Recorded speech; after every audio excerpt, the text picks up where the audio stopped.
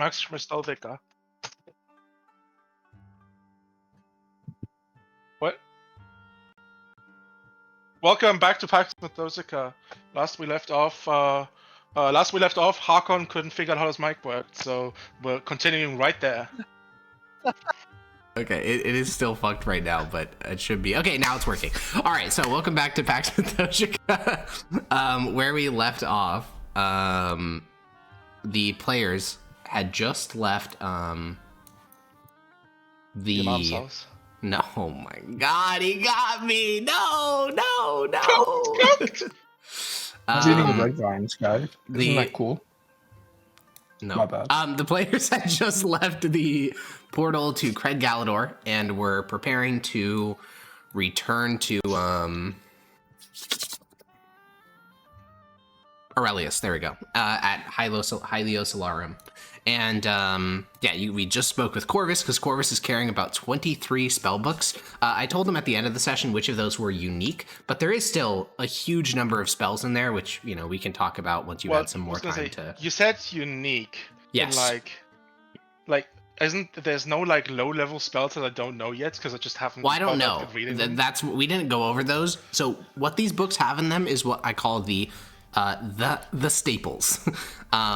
Because the majority of these books were for low-level mages in the city of Colonnade Tempestus. And Colonnade Tempestus is not a normal city. It is a front-line, colonial bulwark of Hathon, meaning that the people sent there, much like in Mythdosia, are war mages, almost exclusively. So we can talk about exactly what's in there once you've had probably a short rest or just some long period of time to start to work through these, because they're not written in code. These are not well, some of them are, but most of them aren't. Most of them are not meant to be my private little journal where I build up my arcane knowledge. But they're not my language, are they? They or are is not. The arcane language they're universal? Arcane language is universal. Hand signs are universal, but yeah, all the annotations are not in your language. They're written in Protonic or Common, but which you do speak, obviously. But either way, this is all going to take more time to read through than you have right now. So the 5 of you have made it out of this leak of Cred Galador. You need to return to Aurelius and report to him the width of the portal. Does anyone remember the width of the portal? 3 feet. Tiny. I think it is 3 feet. Yeah, 3 feet's actually completely accurate. Now it's 3 feet tall, it's only a foot wide, but yeah, 3 feet is, damn, you got a steel trap up there. Less than a square. That's right, eat me up. What? Anyways, don't answer that. No, why would you repeat it? So you guys need to roll a single D100 as you journey back to Hylio Solarum, and then -5 rations from Yogi. So this is just going to be one encounter check, so let's just get... Yeah, thank you.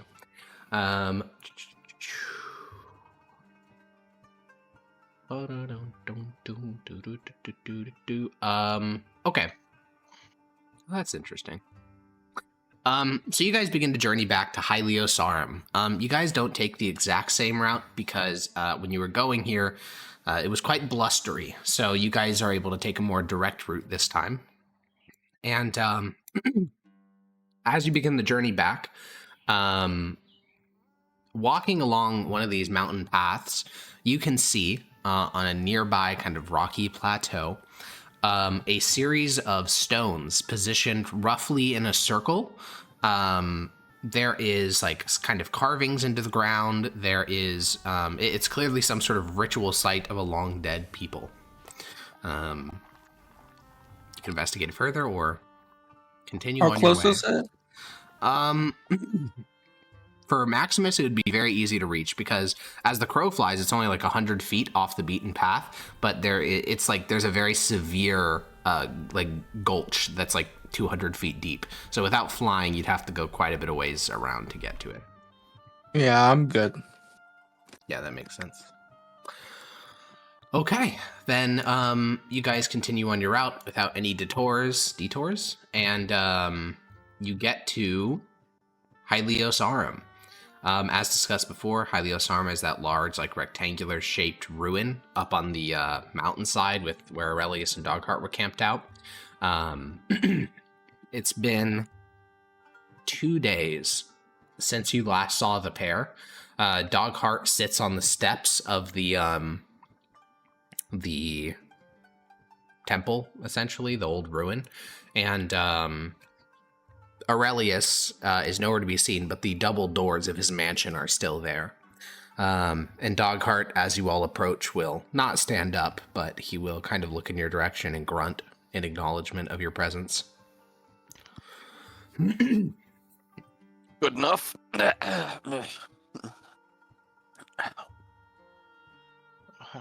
Hello there. Gesture at the floating double doors of the mansion with his spear. He's inside. Yeah, that seems about right. Yeah, I go inside. Yeah, you head into the mansion, the magnificent mansion, and when you enter, it is a unique construct of Aurelius's mind. It's basically like an immense Mithdosian villa, but there's infinite rooms that sprawl in all directions, and you can ask one of the invisible servants which guard this place to take you to its master, and it doesn't take very long. Unlike some mages who use these as their, fortresses of solitude, Aurelius is just using this as a way to stay out of the cold. And you guys walk into just a random foyer. Across this massive dining table is spread there's about 15 books in here, all spread across the table. And since most of them are open, Corvus, you can tell that they're spell books. And Aurelius is looking at all these. He has a kind of pensive expression, and then as you all enter, he says, welcome back. Well, Welcome. we've got the size of the portal for you. I think that problem will actually resolve itself. After you get a night's sleep, we'll start heading back to Thulian. What makes you say that? Essentially, how do I explain this?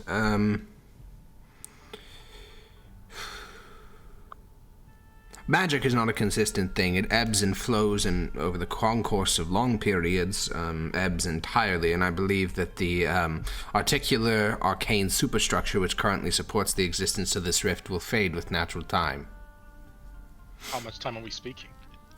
I'm going to insight check because this seems like the inverse of what he was saying before. It does, doesn't it?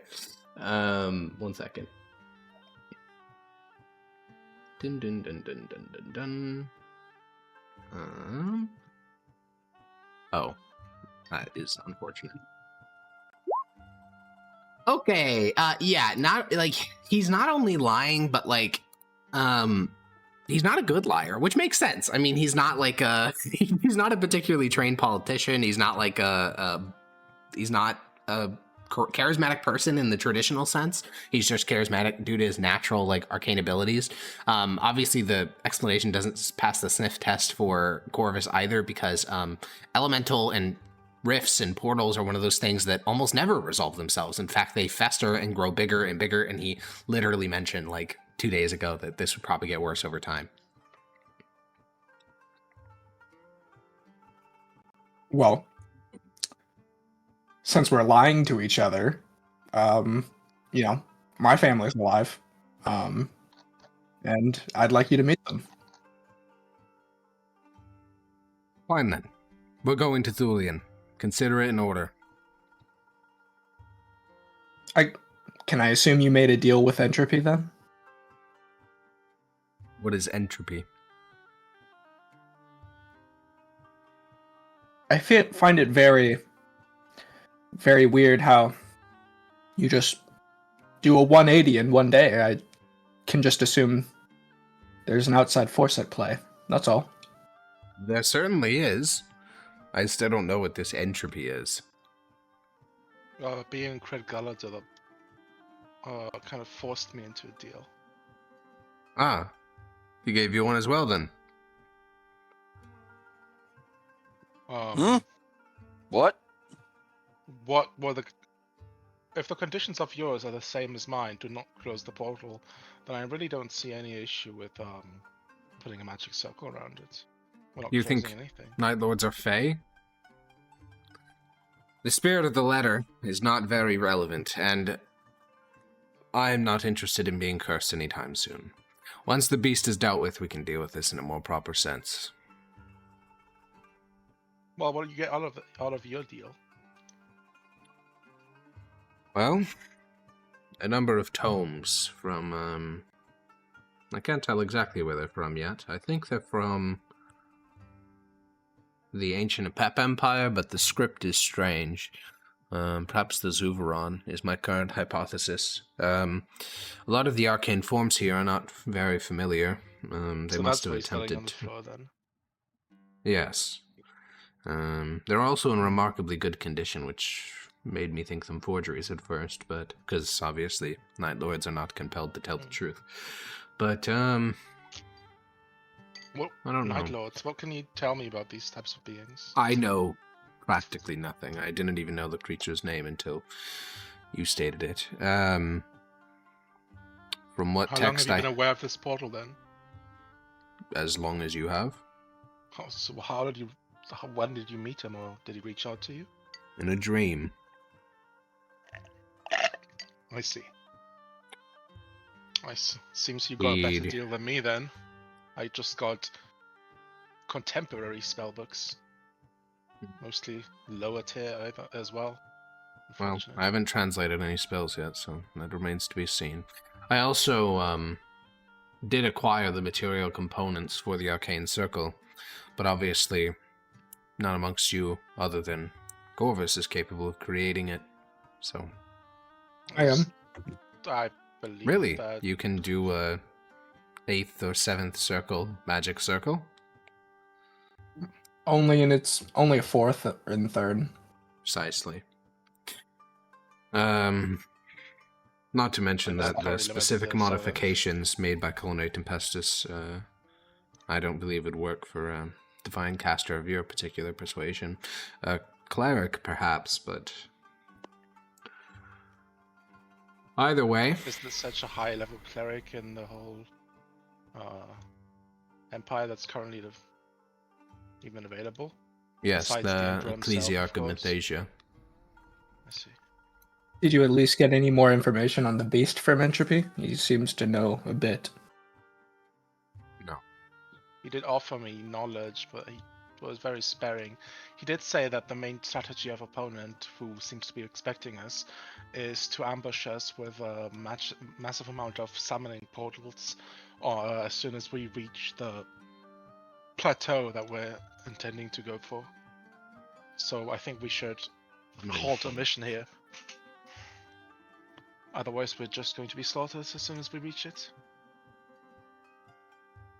We need a bigger striking force. There will be prepared. 30 judges and 19 inquisitors waiting at Thulian for us. Good. I hope that's enough. Oh, it's all there is. That is the entire inquisitorial and judge force of the Empire. They're not myriad in number. Well, what about the Legion then? What about the Legion? If we're dealing with the massive enemies, not all of them are going to be powerful. Just having a mass of Legionnaires there would be vastly If you wish for helpful in dealing legionnaires, with them. such things can be conscripted very easily, but large formations move exceedingly slowly through the mountains, and speed seems of relevance here. But, even if speed wasn't paramount, the average legionnaire is only slightly more useful than a peasant we conscript from a random village. This is... I guess with these types of magics and monsters, they might be more brave than the average person, but they still know next to nothing. I don't believe in half measures. I believe in bringing overwhelming force to a single point, but I think that you underestimate the strength of the Empire's core elite. Unless I Unless think they I'm have just some way of... overestimating the enemy. I doubt it. Unless they have some way of mass teleportation, of separating out. If our force is centralized and fighting together, I do not believe anything summoned through a portal could defeat us.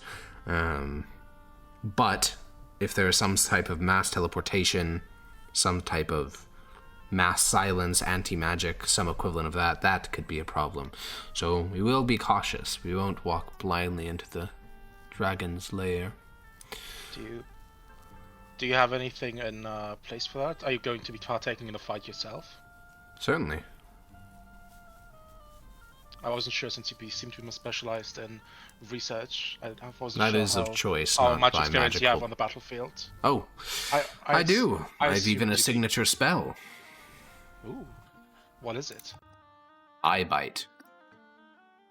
Ah, vicious. But the dragon has no eyes to bite. No. I keep forgetting that I'm not muted. And also that's a joke. Alrighty. So, Aurelius will nod and say, well, if you can think of any countermeasures to avoid this, speak of them. The most obvious thing I can think of is detect magic. Obviously, there will be many magic users amongst those coming with us, but a line of detect magic wielders walking up front. Obviously, no one... These are judges and inquisitors. They can be expected not to step on wards, not to do anything stupid. Thinking, is there such a thing as a potion of dispel magic? Potion of dispel magic. No. There are scrolls. Like, I was just wondering if there's a delivery method that doesn't require... that would work inside a zone of silence, for example. Ah. We could also try luring it somewhere else. What is your strategy? I attempted to use the city of Rapola as a sort of living bait, but it only worked on monsters, never the beast. Well, what is it attracted to? We could don't just know. lure it. We could just lure it to a different portal, try and recreate what happened the first time. What about the Great Copper Dragon? Bronze Dragon. The one it used to be comrades with and now hates. We Yes, know the by- one that you contacted, Kovash.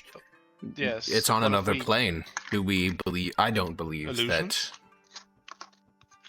Well, You might I be don't think bitter illusions and- would work on the beast. You might have true I mean- sight, I'm not sure. Well, Mass even illusions. if it didn't have true sight, we think of this as a hyper-intelligent, or at least normal intelligence creature. If you had killed something, as Kovash stated he was dying, and you then saw it full strength, we also don't know its size, we don't know what bronze dragons look like, it would all be ad hoc, and I'm certain that it would be poorly convincing.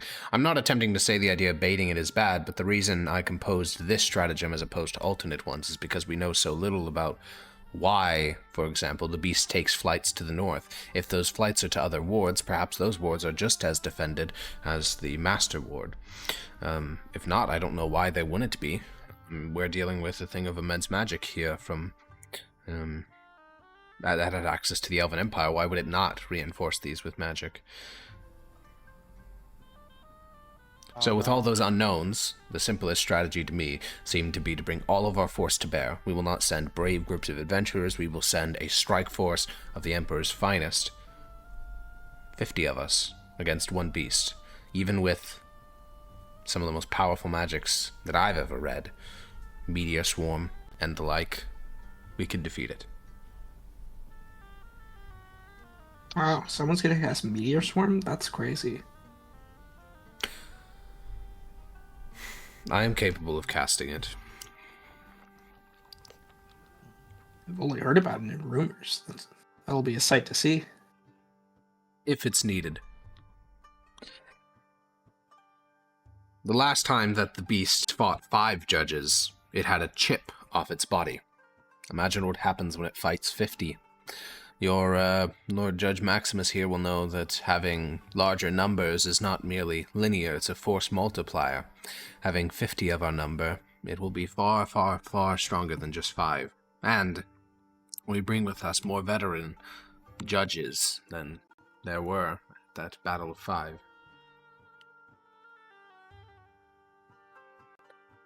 So, if you think of any further countermeasures of how to avoid this trap, feel free to let me know. But other than that, get a good night's sleep, and in the morning we'll begin our travel back up to Thulian.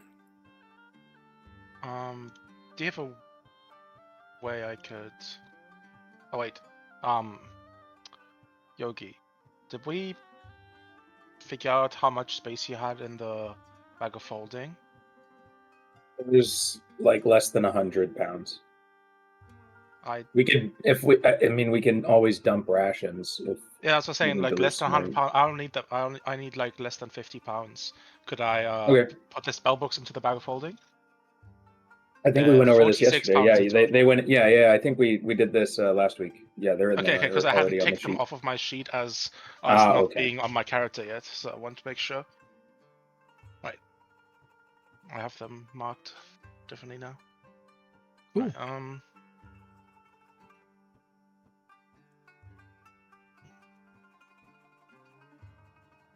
Well, you guys can take a short rest if anyone needed it. I don't think you did. Your journey think through we the were mountains exhausted. was. There is that, yeah. But your journey through the mountains was no violence. You guys managed to avoid killing the fish people. Smile. So I don't think you got in any combat encounters. To give you a breakdown, Hecko, of what spells are in those spell books, you're obviously not going to be able to read all of them, but you'll be able to get through. I think, again, should probably mark this on your sheet, but there are 3 spellbooks here that were clearly the personal spellbooks of very powerful mages. These would require, like, dedicated days or weeks of, like, decryption, because they're written in a shorthand. The arcane script is written in a cipher.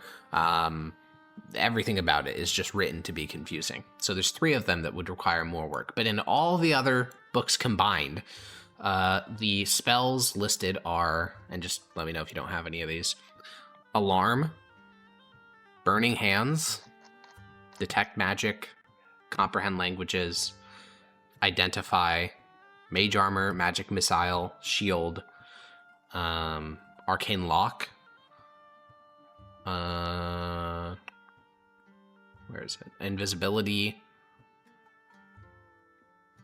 Locate Object, Magic Weapon, Misty Step, Mirror Image. I don't know if you got those. I already do, yeah. And then Fireball and Lightning Bolt. Okay, so far the only ones of those I don't have, I believe, is check my spells. I don't have comprehend languages. Okay, that's pretty good. That's a classic. A nice one to add because it's a ritual. Yeah. Can you ritual cast unprepared spells? Yeah. Yes, that's the nice thing about being a wizard. That's why Wanda has access to like a bajillion things. Arcane Lock I didn't have. Okay. And Lightning Bolt, but Lightning Bolt is not a huge priority. Okay, so Arcane Lock and the other one, let's think. So those are level. So yeah, you could transcribe those this evening without getting exhaustion. I don't have any ink on me. Okay. Oh yeah, because you gave all your ink to your apprentice. So Aurelius will loan you some. And by loan you, I mean gift it to you. If you would, yes. Yeah, okay. I mean he's getting it for free because he's the deputy Autarch of Faith. So, sorry. Yeah, if he doesn't get it for free, then nobody does. Yeah. Really. So yeah, you can transcribe it. And then also those unique spells are all within the 3 ciphered books. I think this evening, after you finish copying down those 2 spells, you read the cipher, and the books belong to 3 different archmages. 3 different mages.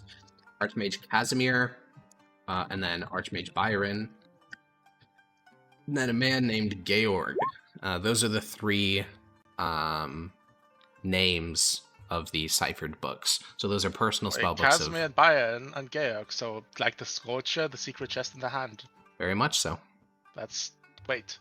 It's their spells. Wait, isn't Casimir like an actual? Were some of these player characters at some point? One of them was a player character. Ah. Really? Which one? Byron. Georg? Oh, Byron. Byron was a 682 character. Oh. Yeah. Jesus Christ. That's really old. That's like 800 years old.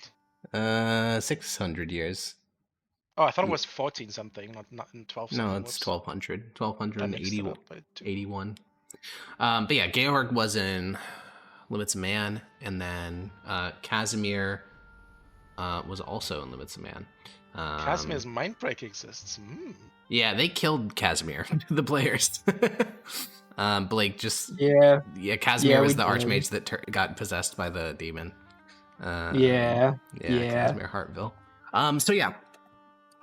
Now it's journeying time. So we are going to technically roll encounter checks on the way back, but if they are combat encounters, they're just not going to happen because Aurelius and Dogheart exude a certain aura to them. Dogheart is terrifying to most mundane creatures. Like for animals that don't understand like what magic is, Dogheart's fucking terrifying. And for things that do understand what magic is, Aurelius is terrifying. So we are going to be making some encounter checks, but if there's, there's not much that happens, that would be the main reason why, because your two compatriots are essentially aura farming. Holy shit, they're aura farming. How do I get to that level? Gain another 4 levels, I guess.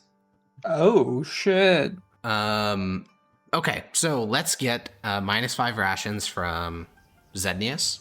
Then let's get a D100 from who rolled it before, Blake. And then Ethan, you may move the little token. Oh, wait, no, you're on an iPad. Dota, you get to move the little token. You could fudge dice roll? And what? Oh, I was doing the dice thing on D20 and below the D100 it says fudge. And I was like, what?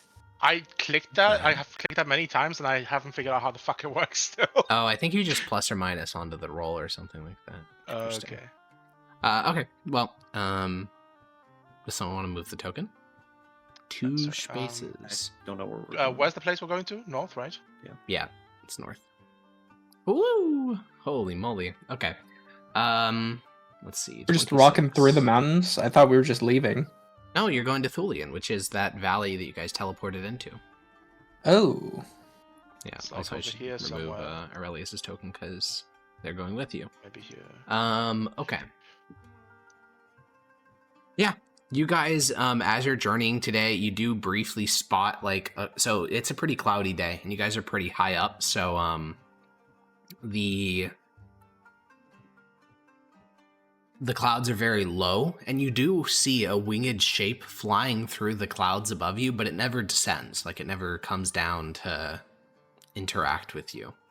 So Aurelius kind of remains on alert, but when it doesn't come down, I mean, what can you do? Throughout the time I'm we're spending traveling, I want to try and establish some rapport with Aurelius. Okay. Like, I hope maybe we have some common interests that we can talk about and. Most certainly, yeah. You guys are both Arcana nerds. Yes. Yeah. I think some of the main things you'll learn about Aurelius is that he really likes the Empire, but in a very different way than most people you meet. Most people you meet, like Primius, love the Empire for religious reasons. That is by far the most popular reason to be pro-Empire. Occasionally you'll get like a Maximus where they don't love the Empire in particular, they just kind of like the status quo. Aurelius loves the Empire because it is the single greatest preserver of ancient knowledge in the entire world with like no comparison. The Empire, when it conquers new lands, doesn't destroy its history and its like books and the like. It actually copies them and preserves them. Even things which are heretical, like all the holy texts of the Captios Creed, for instance, are still preserved in some, vaults within the Department of Faith. And to him, that is like a moral good that again, it's not super obvious until you're doing this like rapport establishing, but he really likes the Empire because of that. He views them as superior to any other people in the world because of that. How does he? Can I slightly prod how he feels about the actual bureaucracy of the Empire and the religious side of it? Without being suspicious, I want to prod a little bit. If there's a tiny chance that maybe roll an insight check. he could be into the Virginian Republic, Insight, I'm not very good at these. Okay, yeah, 16? luckily Oh, for that's not you, bad. he's also not very good at these, so he doesn't seem weirded out by your questions at all. the vibe you get is that, again, he really likes the Empire. That love does seem to extend to the Reginian Republic as well, because it had very similar policies when it came to memory preservation. He also doesn't like outright decry Aurelian Vara Sol, who did burn knowledge, but he doesn't like that he did that. He thinks that's like a bad thing to have done. As for the religious side, I mean, it's not that he's a-religious, because that would be insane, because obviously Aurelian Sol is like exists, so to be atheist in a traditional sense is insane, but he also is not heresy, super fanatical about it. Also, heresy is like a crime which somebody of his status can't afford to be accused of. Yeah. Well, and also like it doesn't make any sense to be an atheist, but there's like Aurelian Sol is performing miracles literally every single day, observably with human eyeballs. So he believes that Aurelian Sol is real. He obviously believes the Emperor is Aurelian Sol, because he's met the Emperor. Like, when you meet the Emperor, it's kind of hard to say that he's not a divinity. Well, for most people. I think even for Corvus, there's like the tiniest bit of like doubt at the back of his mind, where it's like, even if I were to become like an incredibly powerful illusionist mage, I had incredibly vast magic items and stuff at my disposal, I could possibly fake to be a divine. True. But that's not really something he thinks about much. When I'm to be realistic. And I think you find that Aurelius is quite similar. Like, his view of the bureaucracy is a very practical one of like, I want to preserve knowledge. The way to do that is to have influence in the bureaucracy. So he is not a revolutionary. He's not the type of person that's going to throw their life away for the Sons of the Republic, but he's also not the type of person that's going to like root your organization out and like turn them into the government. He's much more like preserve knowledge, preserve like the government, whatever that government may be, and just keep trucking on. Obviously, I'm not going to reveal himself to me, and I think... No, I know. It's just he doesn't seem to be the personality type for the Sons of the Republic. They're a very particular batch of people willing to like I think as Paul has lives. grown older, he's only really like still part of it, because it's like his family, it's like his heritage. Literally his family. Like, I don't think if his uncle was in it, he would care that much. Yeah, I imagine that the Third Boyers Revolt and all those burned villages kind of beat the revolutionary spirit out of him. Yeah. So, you guys continue journeying into the second day. -5 rations, D100. Wait, do we have to use rations? How often does he open his mansion? He cannot cast the mansion every single day, I don't think, unless it's a ritual. I'll go check. Yeah, if it's a ritual, he's doing it daily. It's not. Okay, yeah. He cast that once because he knew he was gonna. But nah. Yeah, he knew he was gonna stay at Hyliocerum for several days, but no, he can't be doing that daily. That's a 7th level spell. He can do those. He can do that very sparingly, actually. Once you get up the ladder, the highest level ritual is a 6th. Yeah. Okay, that makes sense. So you guys journey north, and as you guys are nearing, like, as you guys are basically making camp, Aurelius is casting like alarm spells and like doing all that stuff. Dogheart will walk over to you, Maximus, and say, When we were on our way through this valley, headed south, we killed something. You want to see it? Yeah. Cool. What a silly question. And he'll lead you. So you guys are currently in a valley, and he'll lead you towards something rather odd. So this valley, like the entire Atlian Mountains, is green until you get to the snow line, where there's little specks of white. Like to your southwest, you guys can see lots and lots of white. Hell, there even parts of this valley have snow in it, because it is, I think it's March, so it's still winter. But the edge of the valley here has a square hole cut into the side of it. It's about 25 feet high, and it is perfectly rectangular. Okay. And he starts to walk into that. I'll follow him. Yeah, you see footprints in the dirt leading up to the entryway, which for these footprints to be here after a long time, because clearly they've been here a very, very long time, is odd alone. And then the footprints themselves, they are, again, perfectly rectangular with like treads in them, which is also very weird. Either someone has rectangular feet or they were wearing shoes. The perspective, yeah. They're also huge. They're also very, very, very large. How big? About 8 feet long. Jesus Christ. Yeah.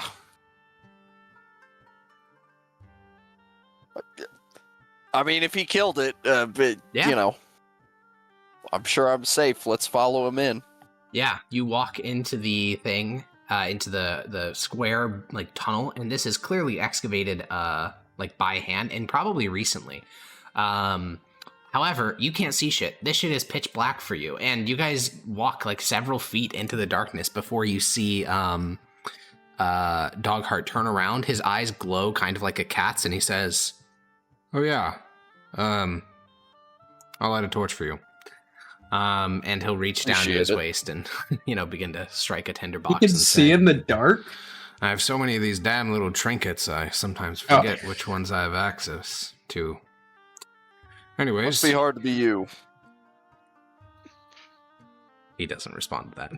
He finishes lighting his torch, and instantly, you know, the torch fills the tunnel, and you see what it is they defeated. At first, you're not really sure what you're looking at. You see this, like, angle of, like, metal in front of you, and you think you're just looking at, like, a scrap heap, and then slowly you start to break out shapes. And what is before you is a thing of bronze with, like, long stone faces that are intricately carved with murals and imagery. This is like a walking art piece that is humanoid in shape, 25 feet high.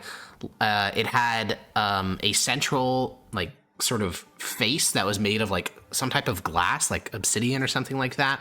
And the golem, or construct, whatever it was, had steam. It had, like, a large central steam reservoir, though now there's been a massive hole, like, ripped open into it, and just, like, water sits at the bottom of this. So this was like, it was like those constructs you saw in Golgotha, but 1,000 times more advanced and about 25 feet tall.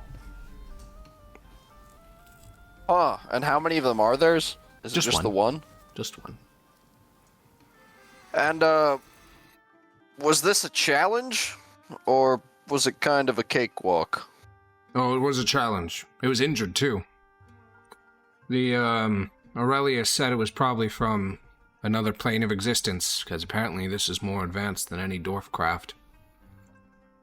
It's more advanced than the ones we saw in the desert, that's for sure.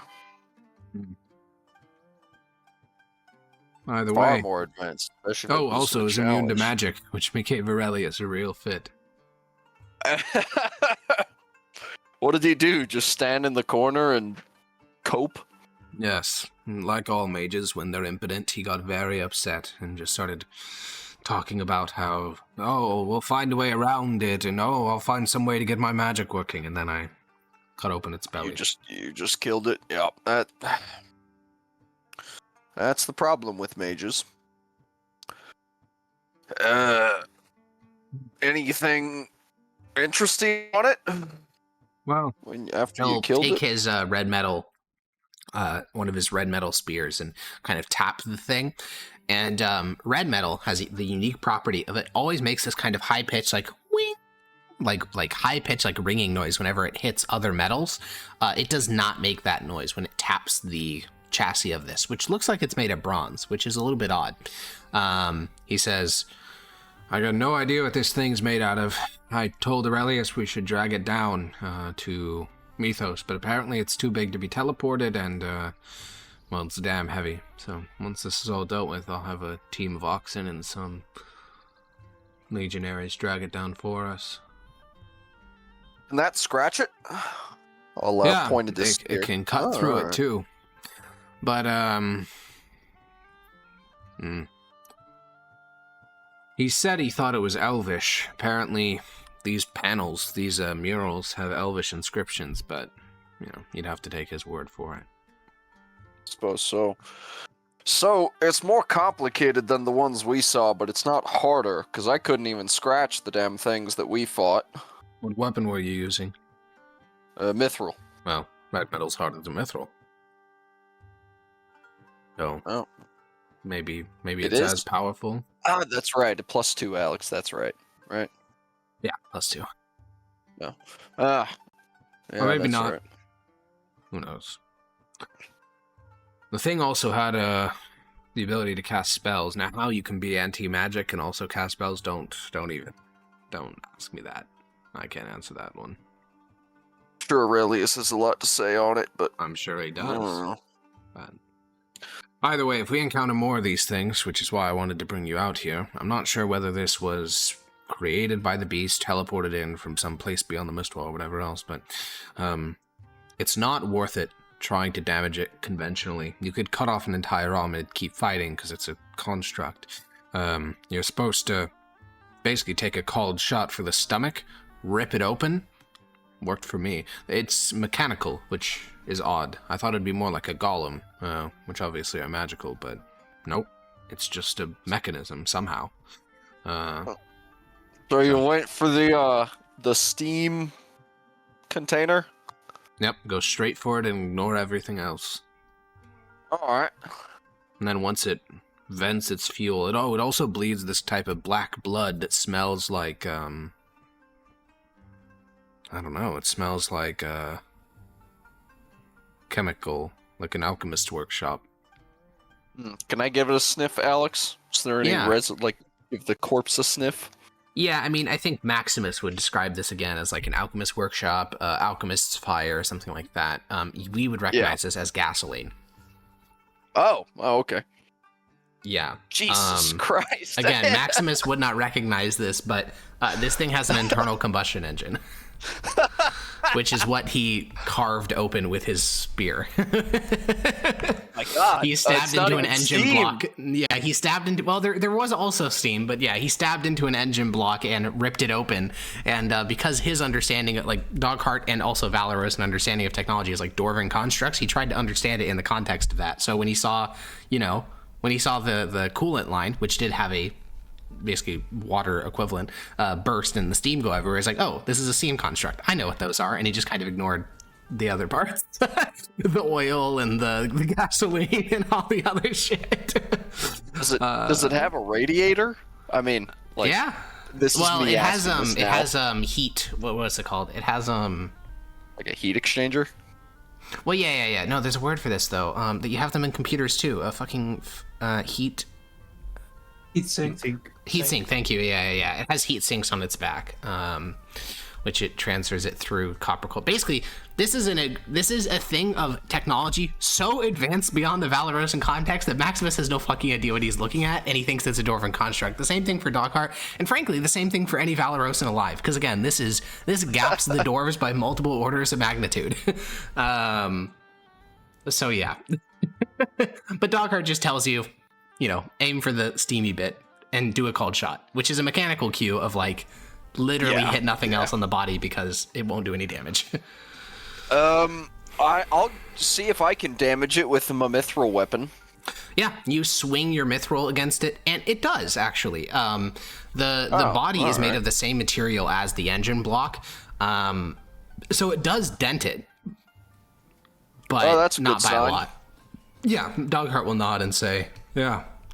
I will say, it's a lot harder when it was moving about. It's, One would imagine. yeah, it moves weird, though. Jerky-like. Jerky-like. Yeah, you ever seen a golem? I've seen a construct. Nah, I don't think I've ever seen an actual golem. I, fought a couple golems during an expedition to the west many, many years ago, and, they move like men, and they're centered around an animating stone in the center. I thought it was going to be like that, but it does seem a lot closer to a Dwarven construct than anything else. It moves with these great jerking motions of its limbs and makes this kind of, this almost thrumming noise. Very loud thrumming noise. Loud thrumming. Yeah. It seemed to be digging for something, but I wasn't sure what. It also said something in Elvish when we fought it, but I don't remember. I'm sure Aurelius would know. Elvish? Elvish.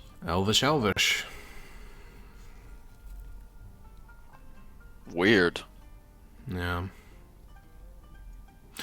Either way, if we encounter them, you know how to kill them, and that's what matters. Yeah, I suppose... Well, I suppose the other... a couple of the goofy magic boys do have, like, melee abilities of some kind, then so pass it I'll relay along. it onto them. Yeah. When we get to Thulian, there will be about, I think the current estimate is 50 judges and inquisitors. Obviously, I'll be doing a briefing, but pass along that as well. Again, we may not encounter one, but if we do, it's worth knowing. Yeah. He'll walk with you out of the tunnel, and the two of you realize that the stench of the black blood of the creature kind of clings to you as you walk across the valley back to the campsite, and your nostrils kind of like are singeing from the smell. Yeah, damn. Quite pungent. He nods. I took a bath several times in the creek after we fought it, because I was covered with the stuff, and it didn't work very well. Wasn't until Aurelius finally used his magic to clean me off that it worked. Alright, I'll get one of our guys to do that. Yeah, then you guys get back to the campsite. Did it explode when you hit it? Explode. Kind of. It was more like, I stabbed into it, the black blood started pumping onto my face, steam kind of whizzed out of it, and then its whole body began to sporadically jerk, and it kind of like started to seize up all of its mechanisms, and then there was this kind of like multiple little, like, dong, dong, dong, and then it got louder with each thud, and then the whole thing seized up entirely. It didn't. We fought some kind of construct thing that exploded when you killed it. No, it didn't explode like blew that. up. No. Oh, okay. It did have lightning, though, which was Lightning? not fun. Yeah. Is that part from of the its magic hands. it cast? Yeah. Hmm. Aurelius said it was something akin to a lightning bolt, but I don't know. I got hit by 4 of them, and I've gotten hit by lightning bolts before. Those are much worse. Alright then. And you get back to the campsite, and Aurelius and Corvus are sitting down, chatting. Grania is teaching Zednius some sign language a bit reticently. Premius is off in the corner, praying to Aurelian soul. And I assume you get cleaned off, and is there any conversation you want to have with another party member, or are we continuing on to Thulian? Yeah, I'll let's see, both Zednius and Premius probably could stand to benefit from that info, so I'll wander over to them. Sure. Yeah, you walk past Zednius, kind of wait for him to follow you, and then over to Premius, who's praying. Dogheart showed me this thing they killed. Oh, It was and how was it? well, it was kind of like those constructs, the steam ones we fought in the desert, but it just seemed far more advanced. He said couldn't use magic on it at all. It just won't work. But I tested the mithril, and that seems to be able to damage it. So don't even bother trying to kill it with magic if we encounter one. He said go for the stomach area that seems to be able to knock it down. Don't bother to hit any other part of it. Just make some called shots on its stomach area. Understood. Alright then. Cool. And you guys get some sleep, continue on your journey the following day. This is the last day of travel till you get to Thulian. So let's get -5 rations and a final D100. Okay, today strong winds and rain force you to seek shelter and lose a day of travel. So -5 more rations, D100. The classic. The classic. Okay. Then Dota, you may move the token. I didn't move it last time. Oh, we moved it last time. Wasn't that Hecko? Oh. It's this way, right? Or was it north? Even north. Sorry. I'm just gonna let you. Was it this or this way? I'm gonna let you vibe. It's like, we all know this. I just don't remember. Yeah, we all know if this. it's further enough. I'm just gonna go this way. I mean, isn't the forest area easier to travel in? Yeah. Yeah, there we go. You can move through 8 forest tiles for every 1 mountain tile. Oh, so I can do like this and then this? Yes, and then all the way to Thulian. Yeah. Okay. All right, so you guys, Sorry.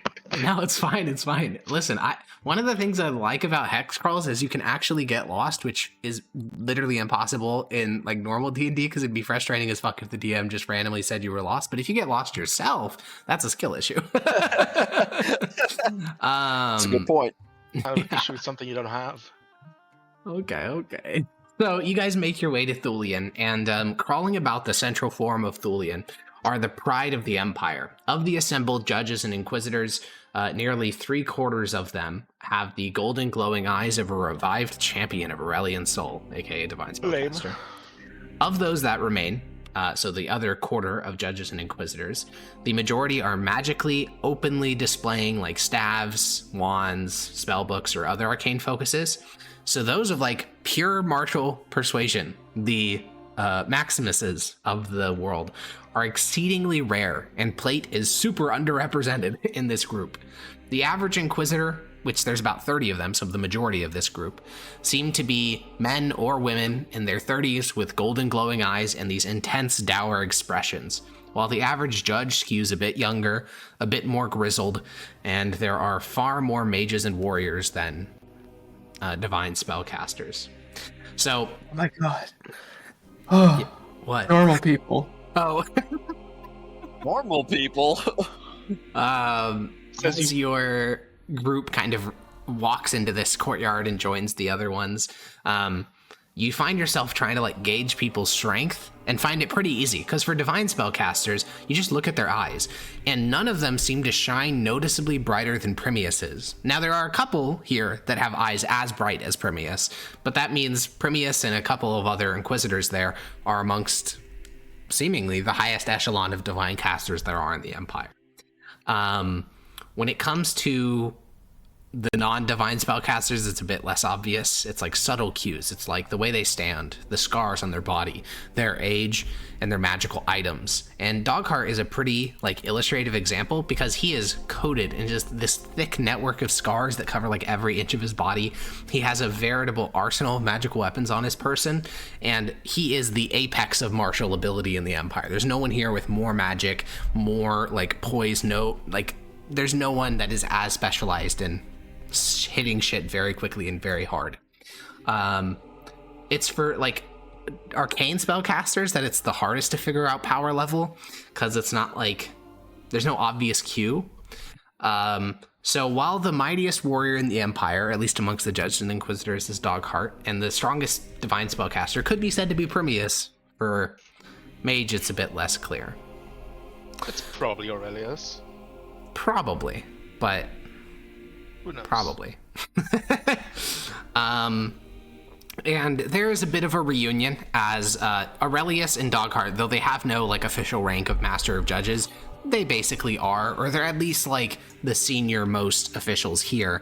So inquisitors and judges alike kind of default to their commands, and Aurelius will begin to greet the group and make sure everyone's okay. You guys yourselves can actually just take a moment to rest, because your group was the last one to get back, essentially. And is there anything you guys want to do in the very brief time that you're here before you get back onto the road? Besides me and Dogheart, how many other martially people are there? Well, there is Helquith, who is the knight from Berton that you've met many times at this point.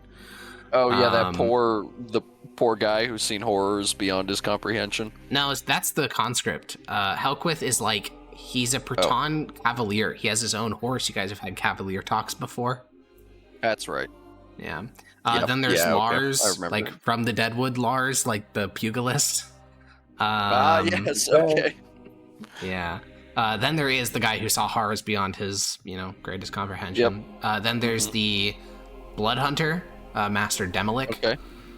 And that's it. I've met all of them already. I know you have. That's how few of them there are.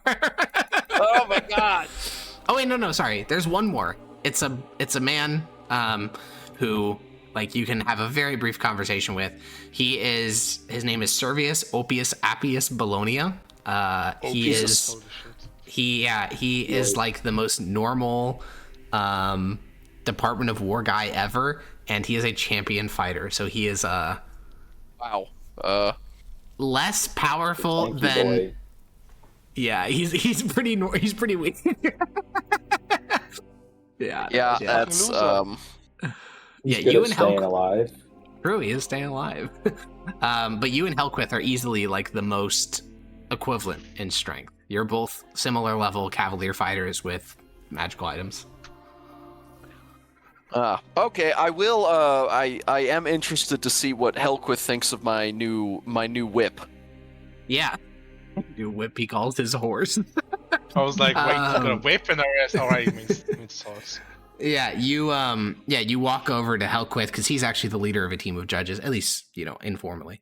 And he sees you astride the Pegasus. He looks at it, he blinks, and then he stands up and without really talking to you, kind of holds out his hand to the Pegasus's nose so that the Pegasus can sniff him.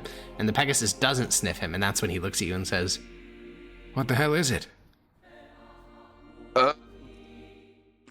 Our divine caster summoned it for me. Well, it doesn't sniff. It doesn't really act like a normal animal. It doesn't smell or eat or fly, and I really get scared of it. And I can bring it to. Wow. And it follows your commands. It what? It follows your commands? Yeah. Here, watch this. Rear up on your hind legs. yeah, it does it in a very robotic way. It's very concerning for horse enjoyers such as you and Helquith. Start Stick your standing on tongue two out. legs. Yeah, basically. Yeah, it's a bit weird, and I mean, I still prefer my Mickey, but I imagine like I it's said, nice, stabbing with your lance from above, moving at the speed of the wind. it certainly makes a lot of things easier. I'm jealous. My horse couldn't easily traverse the mountain, so I've been walking on foot. Yeah, you might not want to. I mean, I've been told this many times, so I know it's hard to hear, but you might not want to bring it. Oh, I already brought it. Oh, Many that's of my compatriots, he gestures towards a quiet-looking assassin behind him and says, many of my fellow judges said, oh, it's going to slow us down, it's inconvenient, your horse will break its ankle, but I don't care. It's working, the horse is fine, it'll work out. Yeah, that's basically what I tell them. Exactly. And he'll ask more about the logistics, and unfortunately you actually haven't used the Pegasus in fights that often, because most of your encounters in the mountains have been non-violent, which is odd. Yep. Or underground in some or form. underground in a nightmarish hole. Yeah. Shout out to the basilisk. But eventually Dogheart will get everyone's attention. He'll he's often Aurelius's shadow. Normally, Dogheart just kind of follows Aurelius, but he kind of takes command in this moment and steps atop a ruined pillar and kind of lifts his hand and claps his hands together, and the whole crowd of judges and inquisitors begins to grow quiet. Judges, inquisitors, hear me. Each and every one of us here was selected by the Almighty to serve his empire. Since the end of the Pax Mithdosica, each of you has fought and bled and shown your worth. Where cults of foreign gods have risen up, we have slain their worshippers and smashed their idols. Where necromancy has reared its vile head, jealous of our glory, we have chopped off its appendages and sent it back into its fetid wood.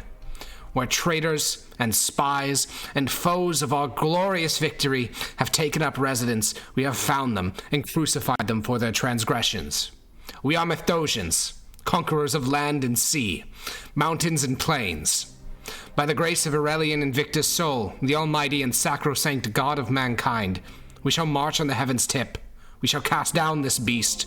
We shall grant the people of this most glorious and sacred empire the peace that they deserve.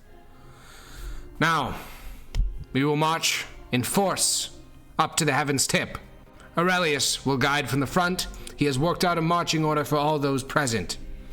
Move with the grace of judges and inquisitors for the empire and for Mithdosia. And he will, alongside... Bro said, sure. Well, I said, inshallah. Oh, he said, sure. It's like, that is really funny. So Aurelius and Dogheart together will begin to organize this column into distinct groups. You guys will be taking up the rear guard of this column of 50 or so people. That evening, you guys will be eating rations and the like, and basically the logistics of how to actually get to the Heaven's Tip will be worked out. Aurelius will invite several different judges to help him out. None of you will be invited there. He forms a sort of like impromptu war council, like plotting out the logistics, and y'all ain't invited. Sad to go. They even invited the Master Hunter Demolic, but they didn't invite you guys. Sad to go. Didn't invite me? No, sad to go. No. Can we just go anyway? okay. Chad? You what? Can we just go anyway? You can. Just I mean, set yeah, you down can and just go to the just war council. pull They up? can't stop you. Yeah. We should send somebody so we know what the plan is. Yeah, basically. So, I mean, if you have any more specific questions, Spoiled final boss. It's over. you didn't see anything. No, I didn't. Yeah, I mean, if you guys have any more specific questions, feel free to let me know. But basically, the general gist of it is that you guys are, 50 of you are gonna march up to the Heaven's Tip. The most powerful people are up front. The second most powerful people are in the back. The shitters are in the middle.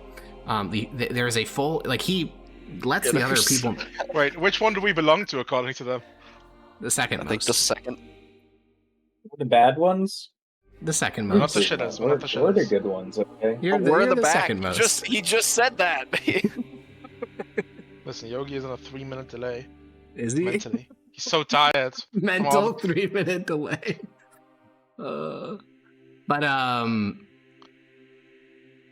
Yeah, so you guys are in the back. The general plan is, since there is risk of summoning and spells and rock slides and all that stuff, Aurelius and a bunch of the other mages are going to be up at the front. And the plan is actually quite simple. When you get to the Master Ward, it's been like divined in advance. He knows what to expect. You guys are going to spread out. Then you're going to basically plan then, because things like detect magic and other stuff may reveal aspects of that area that are not currently known.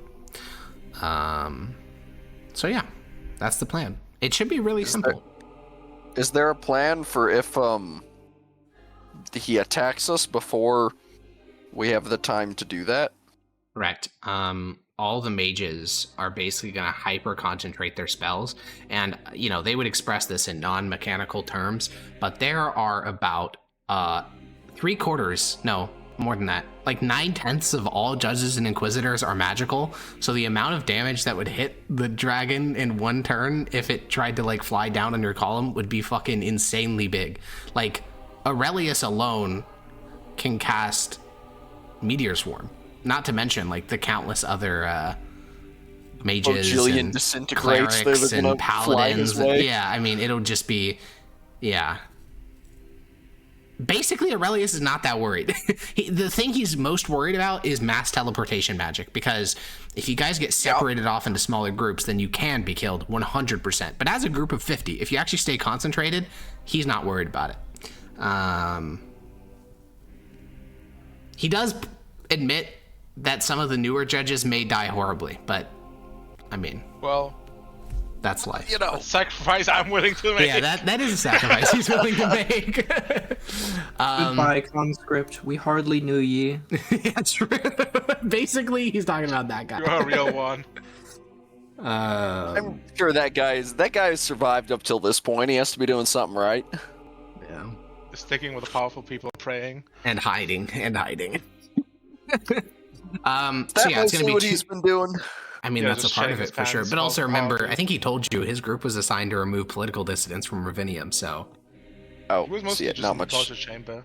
Yeah, basically. Well, no, he went. I thought he went to the Deadwood. He also did that. Yeah. Oh, okay. They were assigned to basically, what's that province called? Regionova. They were assigned to the province of Regionova, and they just dealt with all the problems there. So they tortured dissidents. They found a bard similar to how you guys did in that province. They found a foreign infiltrator from the Son of the Dragon. They fought another attempt by the Necromortis to kind of push into the world of the living. So yeah, he's done some stuff, but none of it's been super dangerous, other than the Necromortis thing. But you know, they're zombies, whatever. So yeah, whatever.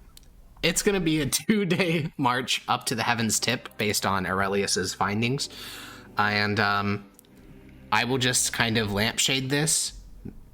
This is your last chance to do any major stuff before you go to fight the beast, essentially. One more question. Yeah. Do they know how to fix it, or is that gonna be done on the fly? They have an idea. So the site has been scried by Aurelius and directly and other people like the Grand Ecclesiarch. No obvious problem has been found with the Master Ward, which is kind of a problem because there should be something wrong with it for it to not be functioning. So the current theory is that there's either an illusion covering it, similar to how, like, when the first group of judges died, there was some type of illusion that non-detection illusion. Yeah, something like that. Or there is like a part of it was rewritten by the beast to be different. Oh, okay. Those are the two theories, but the answer is there's something that's going to be wrong with it, because there has to be, elsewise none of this should be happening, is the current understanding. And we know all the others are good, right? All the that other is kind of the belief, yeah. We know that we're heading out like the next morning, which means I can't change my prepared spells, right? Correct. This applies to only you. I don't think cleric paladins can do it on a short rest. No, I cannot. You cannot. Wizards can't. Okay. Wait, let me check if I can actually. What'd you say, Yogi? I don't think paladins prepare spells. I think that's clerics. Oh. Or is it the other way around? I don't know. No, I know I'm clerics on. do. I'm on. Oh, okay. Well. Yeah, when you finish a long rest. So unless okay, in the new world it's different, which I would love it to be, no, but it's I assume not, it's not. Yeah, of course not. I would like to lead the religious people in a prayer before we leave. What are you going to pray about? Bringing victory upon us and delivering this awful, inhumane Dick Nozzle. Okay. To just. All right. Let's do a prayer, Blake. The Dick Nozzle. Our Holy Father who art in heaven, hallowed be thy name. Thy kingdom come, thy will be done, as in the Trinkeline halls, as on heaven. You're talking with the same cadence as Trump. You're like, our Father who art in heaven. our Holy Father, who art in heaven. Greatest father. I saw him. He arted in heaven. He did. So true. He farted in heaven. I smelled it. I saw it. Alrighty. God, that cadence in like a third grader like argument on the playground. Okay, so I was on the Logging your slide. opponent. he who's melted dealt it. Okay, so Is Tullius in this city? Or let me just ping him on the ring. in this city, no. Yeah, you can ping him on the ring though. What do Okay. you want to send? See on the other side. It seems like we're about to make our final journey. Is there anything I should prepare to stay alive? The reply will come. If your body is still even remotely intact, whether it be ash or a single arm, I will bring you back. Okay. And I don't know. I don't remember how the ring works. Can I reply again, or is I think it's once a day? Nope. But It I'm casts not the sure. sending spell. So, no matter how you die, much- he'll bring you back. That's his promise. Well, as long as I Well, don't. Yeah, I don't know how bad I could die. You could die I guess get really, eaten by my really, own really orb. badly. You can get disintegrated and you'll be fine. I Yeah, think you'll be fine. your orb would do it because that literally shreds your body into nothing. Getting teleported to another plane of existence and then dying would probably do that. Can I what city are we in? You're One last time? in a ruin called We're Thorian. in fucking nowhere. Okay. Yeah, in the middle of nowhere. So I don't have a tuning fork attuned to this No, plane. unfortunately not. Oh no. I will go to Corvus. Okay. Corvus, well, actually, you might not be the best one to ask, but maybe you know. Do you know how much a scroll of, whatever the highest resurrection magic is? You know how much it costs? Well, are we? Pretty sure it was like highest would be like 200 million or something. Yeah, what is Highest- it? You True you raised resurrection? that. Yeah. Oh, that would be of the ninth circle, which would be Oh, hundreds Priceless. of thousands of gold. Yeah. What If about the there one- exists such a scroll, then I assume the only way to obtain it within the Empire is by petitioning Aurelian Sol himself. what about the next highest? raised dead. I think that just Remember At the level teleport 5. scroll you sold? Yeah. There's one in between raised dead and there's the seventh level one. Yeah, resurrection. It would be it would be about as expensive if there is one available, which there might just not be. Alright, no point in worrying about The it then. deputy, the ecclesiarch. Yeah, ecclesiarch whatever. might be able to cast I'll walk such a away. thing. Oh man. Based. Hard to believe this party is like at each other's throats. You know, it's a special type of at each other's throats where, you know, you guys will work together until the world is saved and then you all kill each other. You'll acknowledge, you guys will acknowledge that Zednius might be a demon worshiper, but it's chill for Yeah, now. it's chill. It's what's that fucking He's a tweet? useful. It's like plug is weird, but he chill though. Where okay, so you guys begin the journey up to the heavens tip, and Tips out for heaven. Oh god.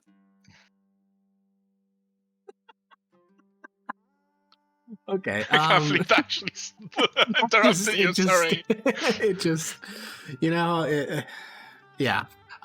You guys make your way up to. You guys begin to march the following morning. It's going to take 2 days of travel to reach the heavens tip, and much of that time is spent just following. Because again, you guys are at the back, so you're getting like dust when it's dry, or as you guys head onto the glacier, you're walking through like fucked up snow that, you know, 48 other people have already walked through already, or 49.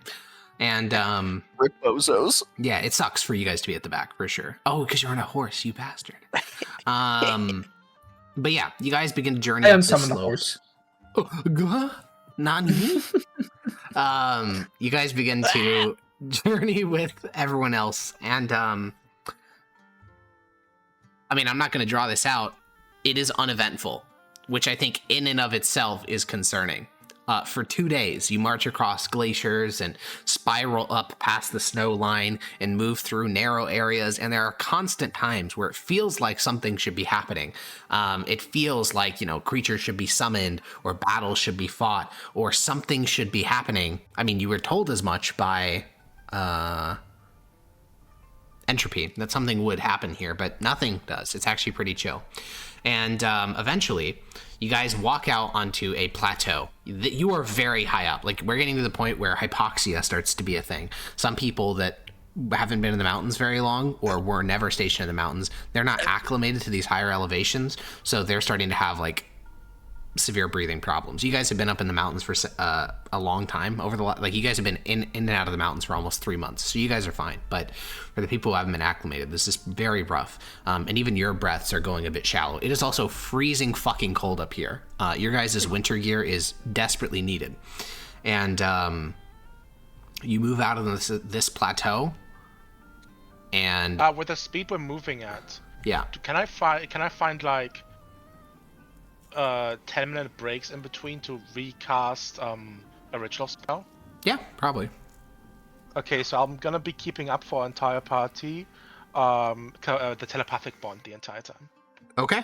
In case any shit goes down, it might just be helpful. Okay, I think Assuming having it on everybody's okay with for... that. I hear no objections. Yeah, I'm gonna assume there's no objection. Yeah, after having it on for 2 days, I think you guys will be quite proficient with this and being able to like send only stuff that you want other people to hear rather than just like whatever thought enters your brain, which is certainly a problem at first. Like, Maximus is flying on his Pegasus, and the first time you cast this and you just get the thought that like, oh, my groin is uncomfortable because I've been sitting on this horse for like a fucking month, basically. My balls age. Yeah, it's basically. Like, oh, those types of thoughts are getting transmitted, and it takes some, thought discipline to not have those types of thoughts go through.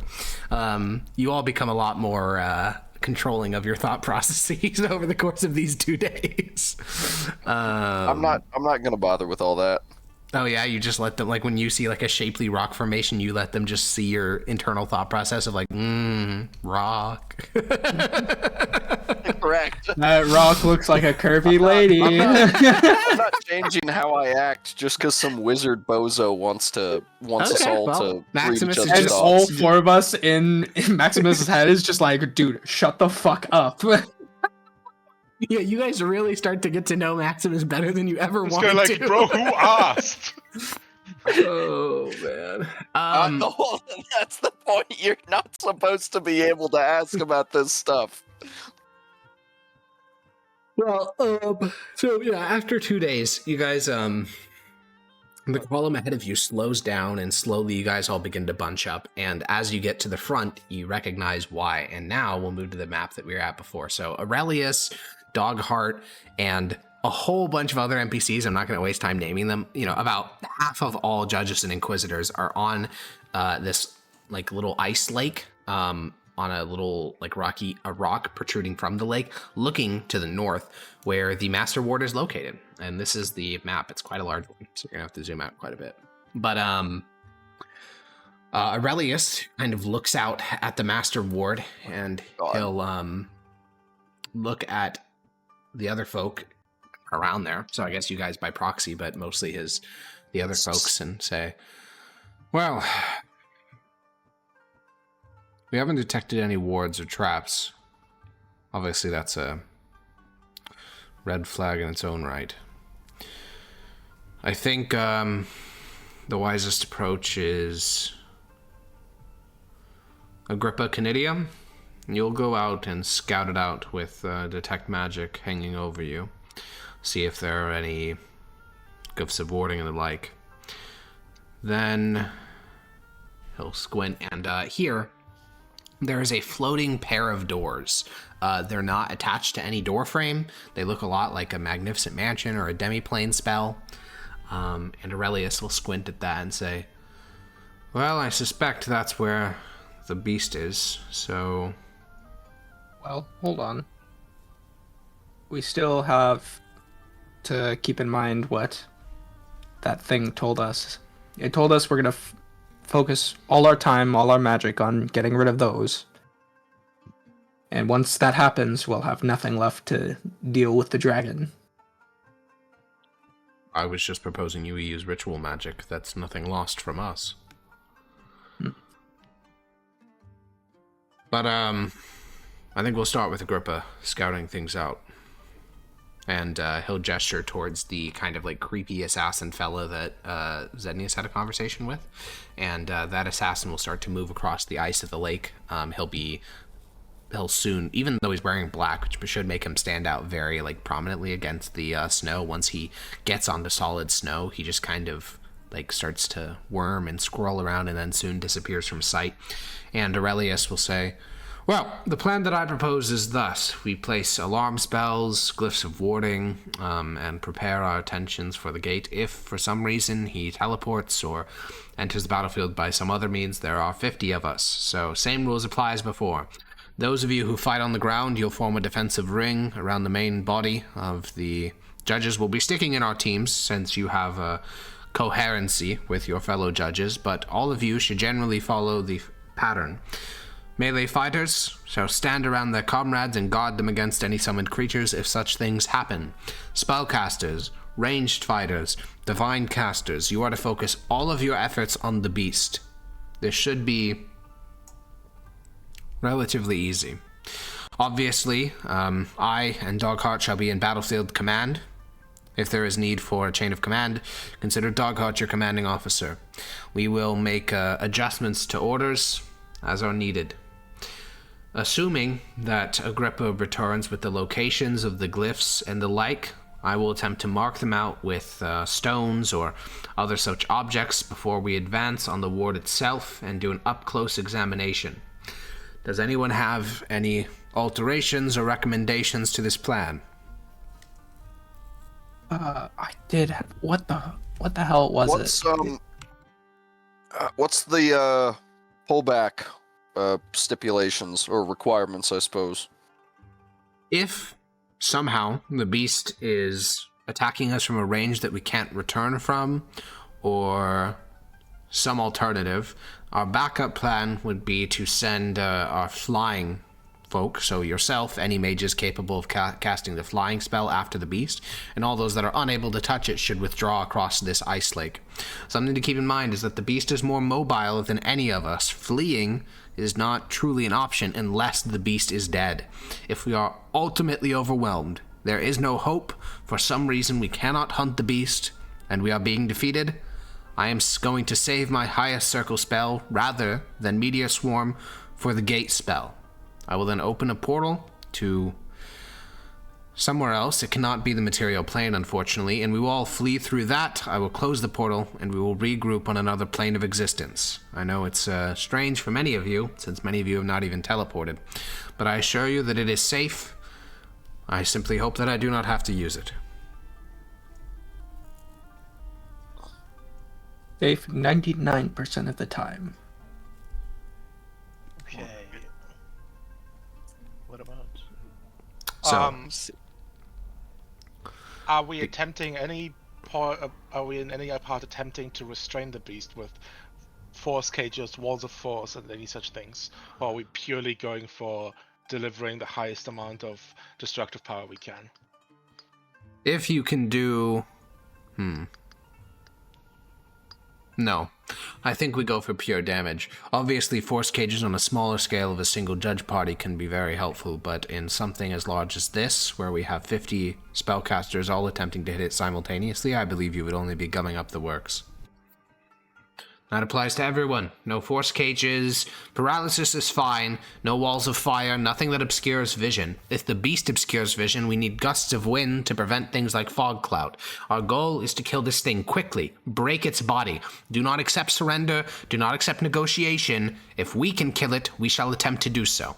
I and the mages I have assigned with me will be working on fixing the rune while we battle the beast, but if we cannot fix the Master Ward, our backup plan is to kill the beast outright, or at least disable it so it can no longer halt our operations. This is in his mind, obviously.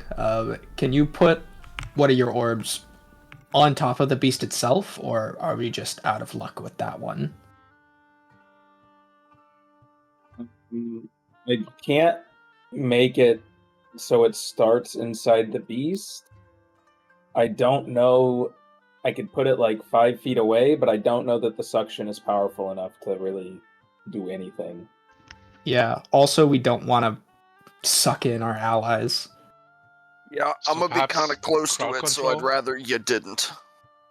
If there's a way to force movement, you could. I could put the hole somewhere you could shove it into, just for a turn. At like max power, would be a huge spike of damage, but sustainably no. Can you put it And in I the don't know air, or if does it would have to be on the ground? That's, I think, the ground, but that's up to Harkin. I believe it's the ground, yeah. Is You it were like a thinking point? put it above it so it can't fly up? No, the problem with so I thought about this when I was making the feature. I think I even added this in after one of the Frontier sessions.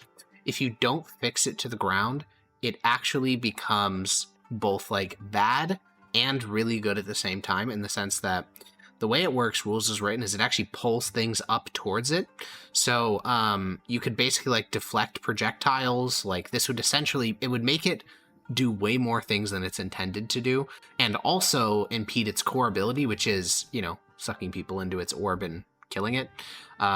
So no, it's the ground. Also, it makes the math really fucking complicated when you start putting on like slopes and underneath the ground, or in it gets too much. So, you know, it gets put down in an unoccupied space on the ground. But Okay. does that mean it can be used as a form of cover from physical projectiles? It still can, yeah, but if you position yourself like directly behind it, like so. The problem is, to get close enough for it to be cover, you are also close enough that it's actively pulling you in. Well, I'm just saying, like, if I stood on one side of it, yeah, no matter how close, they would and just an lob it archer over. stood on the other side. Yeah, if they did direct fire, it would be in the way, but That's true. I suppose I've done lobbing before, so yeah. And that's only for like material projectiles, not like an Eldritch Blast. Yeah. Do we have any way to like force move the creature? Is it too big for Eldritch push? I think no, it's not. You put actually, Technically, Eldritch Push has no limit, right? Yeah, I don't think. Yeah, but I was gonna say I don't think house rules for it. Yeah, so I do have a house rule for it. The answer is you don't actually know how big it is because you guys haven't actually seen the thing itself. I think generally the understanding is that because there's going to be so many people targeting it at once, Aurelius doesn't want people moving it if they can avoid it. Instead, the goal would be to paralyze it with things like Dominate Monster and stuff like that to get it to fall to the earth so that all 50 of you can beat the shit out of it at once. Again, the goal here is not to fight like an honorable combat to save the world. It is to bring overwhelming firepower and nuke it in like 6 seconds, basically. Like he's telling everyone to use their highest level spell slots. The orb is like my biggest nuke, so yeah, well, if we could use it, yeah, no, it's shove fine. action. If there's a way to do it, then yeah. If it hits the earth, again, he is telling like so multiple. Dominate Monster is a classic cleric spell, so he's telling a number of like clerics to just cast that frame 1 because it'll probably pass like most of them, but you just need 1 to succeed for it to fall to the earth, hopefully. If it even has normal flight. You can try to shove. I think Grania did get Power Word stun, but that's very unlikely to work on the beast because it says 100 HP if I recall correctly. 150. 150. Yeah. 150. Yeah. Sure, that's also unlikely to work on the beast. Yeah. Well, beginning, maybe yes. if it works. Maybe it works after like 2 rounds. Oh yeah, no, that's distinctly possible. Yeah, but it's just the full HP beats did Well, yeah, slaughter him. Yeah, it definitely has more than 150 HP. Then that would be a pitiful boss. Yeah. Okay. So, Alex, is there a size limit to where I can stop attempting to take the shove action? yeah, man. I think it's like one size larger than you. Yeah, when something is one Worth a size shot. larger, it gets advantage. When something is 2 size larger, it gets basically Just doesn't immunity. happen. Yeah. Because I mean, you remember Ben's But the exponential strength enlarge- formula. Yes, The enlarge yeah, Maximus I and do. shrink the dragon. That Then is we've got a based. chance. And then put them in a wrestling match. I do need to have a conversation with the 2 other martial folk Yeah. of our party. Yeah, feel free. This is preparation for the final battle. How I'm ranged assuming I'm one of the focus- martial folk nowadays. Yeah, you are. Yes, you are. Oh, Yeah, if it's not clear, this is for Zednius and Primius. Menoriel, let's go! I imagine the plan is for you two to at first focus on the dragon if he shows up? There is a here's what I think is if there are any minions, I should be in that wave first, so I can like get an easy boost. Yeah, you have Oh, the you whole get- boost thing. You get strong? I can- Oh, that's right.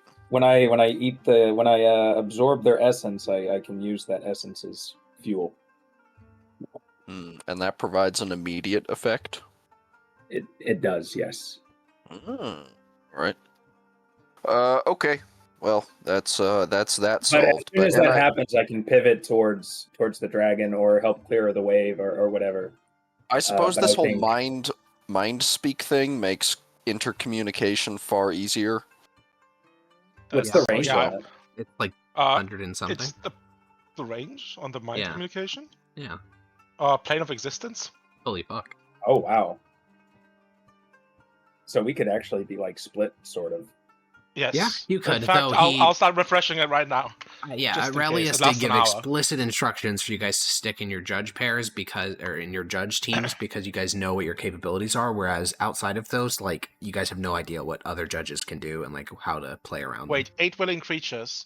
I'll walk up to Aurelius and ask him whether he wants to be linked in case we get split up. No. Or is there anybody else that would like for coherence sake where it could Does- be You could let 3 other creatures. No, I think every other band is more than 3, and you don't want to be giving conflicting mental commands to.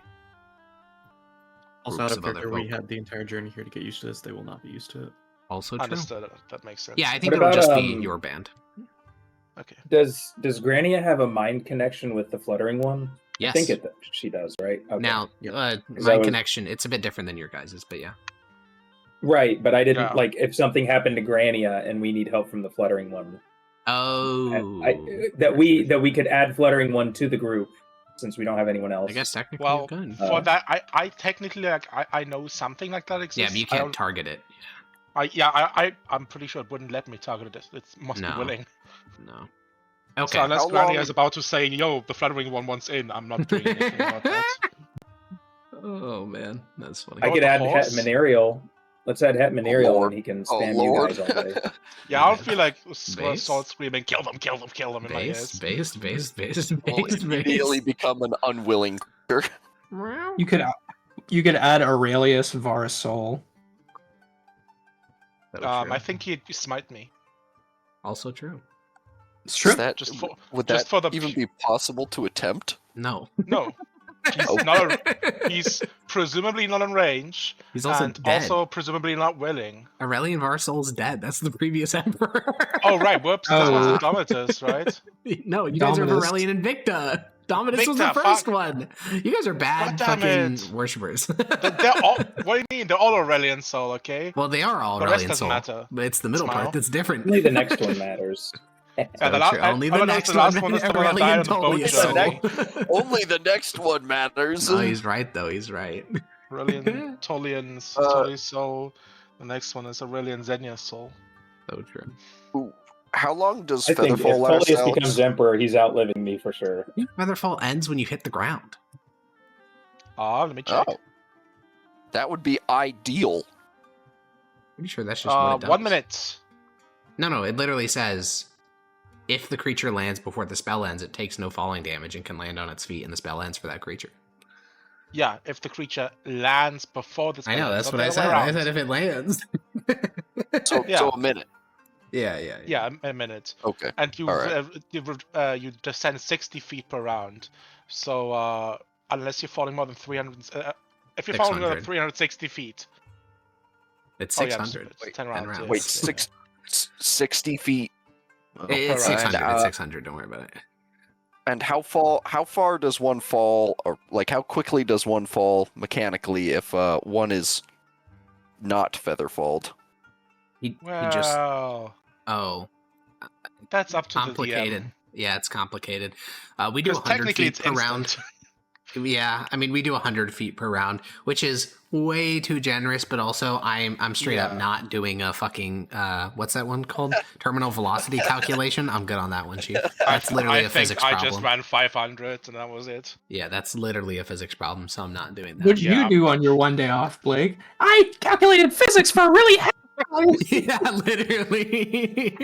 For a That really is niche some shit scenario, they that do was in, probably like, not gonna happen. That's some shit they do in a war game, for real, for real.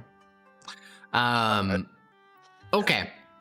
So, I'm just going to review the overall battle plan. Aurelius is going to assign judges to particular quadrants. The general guidelines are that each group of judges should be 120 feet away from all other groups of judges to prevent mass AoE. Amongst a group of judges, you guys can be spaced out however the fuck you want. He's thinking of this as a battle, not like a tactical engagement. So he's spacing out like squads, not worrying about like squad placement. So I'm going to put you on the battle map, but I want to note something, which is that, actually, you know what? I'm not. Basically, I'll ask this. Who do you want to be closest to the ward, and how spaced out do you want to be? Those are the only two questions I care about, really. Spaced out between each other? Yes. Well, probably Maximus closest, no? Okay, sure. I mean, it doesn't have to be a line. Like, you guys can form like a diamond shape or whatever formation shape you really want. I would say I wanted Corvus to be closest to the ward because he's the most valuable to have closest to the ward and to know what's wrong with it. Well, no. So Corvus is so there is a dedicated team of mages that are going up to the ward, including Aurelius, Dogheart, and a couple of other people to literally like investigate it and fix it. He is not one of them. Okay. Yeah. In which case, Corvus my spells and Zednius and Grania, their job is all to shoot the shit out of the dragon. We could put like the 3 people who are going to be focusing on the dragon in sort of like a semicircle kind of, and then have me and Zednius in the middle, basically, so that we can respond to. Yeah. No, I did mean me and. Oh, you meant Zednius? I did mean How me is and Zednius. Primeus gonna hit the dragon? Bow and arrow, presumably. Well, no, that was the second part of my question far earlier Primeus about is on minion duty, no?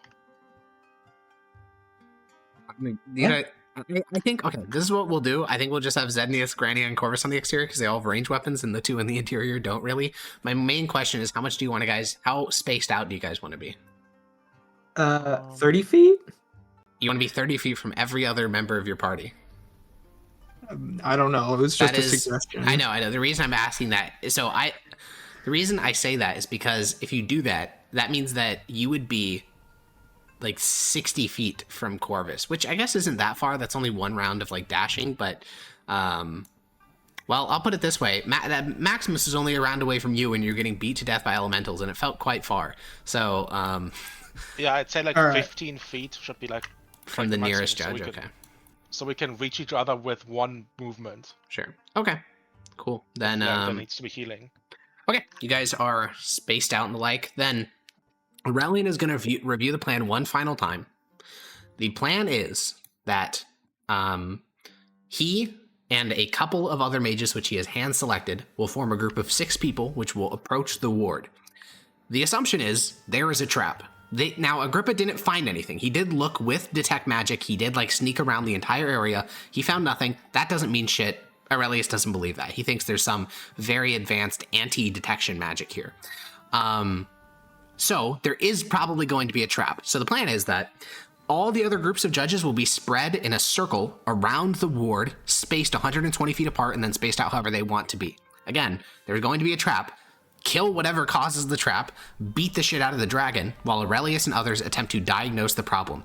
If something unexpected and horrible happens, find Aurelius and he will gate everyone out. Gate opens a semi-permanent portal which he can close, so that is essentially the escape strategy, because everything else involves... What has he said where the gate would take us to? He hasn't decided yet. Okay. Basically, he's hoping he doesn't have to use it, and he'll figure out it at the moment of time. I mean, there's really only like 3 options, which is water, air, or Feywild. Those are the only 3 that are like... I guess Earth, too. Yeah, 4 options, yeah. Because everything else is like instant death. Alright, I have 2 potions of lightning resistance on my sheet from way in the beginning when we Yeah. assumed this was an actual bronze dragon. Would anybody like Yeah. one of those? I got I- one of those Potion of too, what I think. resistance? I do I have have one of one those, too. yes. I think lots of you have them. So, I mean, how long does that last for? I think that's a great question, actually. Resistance potions, 5e. My guess would be an hour, just because that's like 5e templating. But yep, it's 1 hour. Oof. Oh, sheesh. Is this happening today or tomorrow? Right now.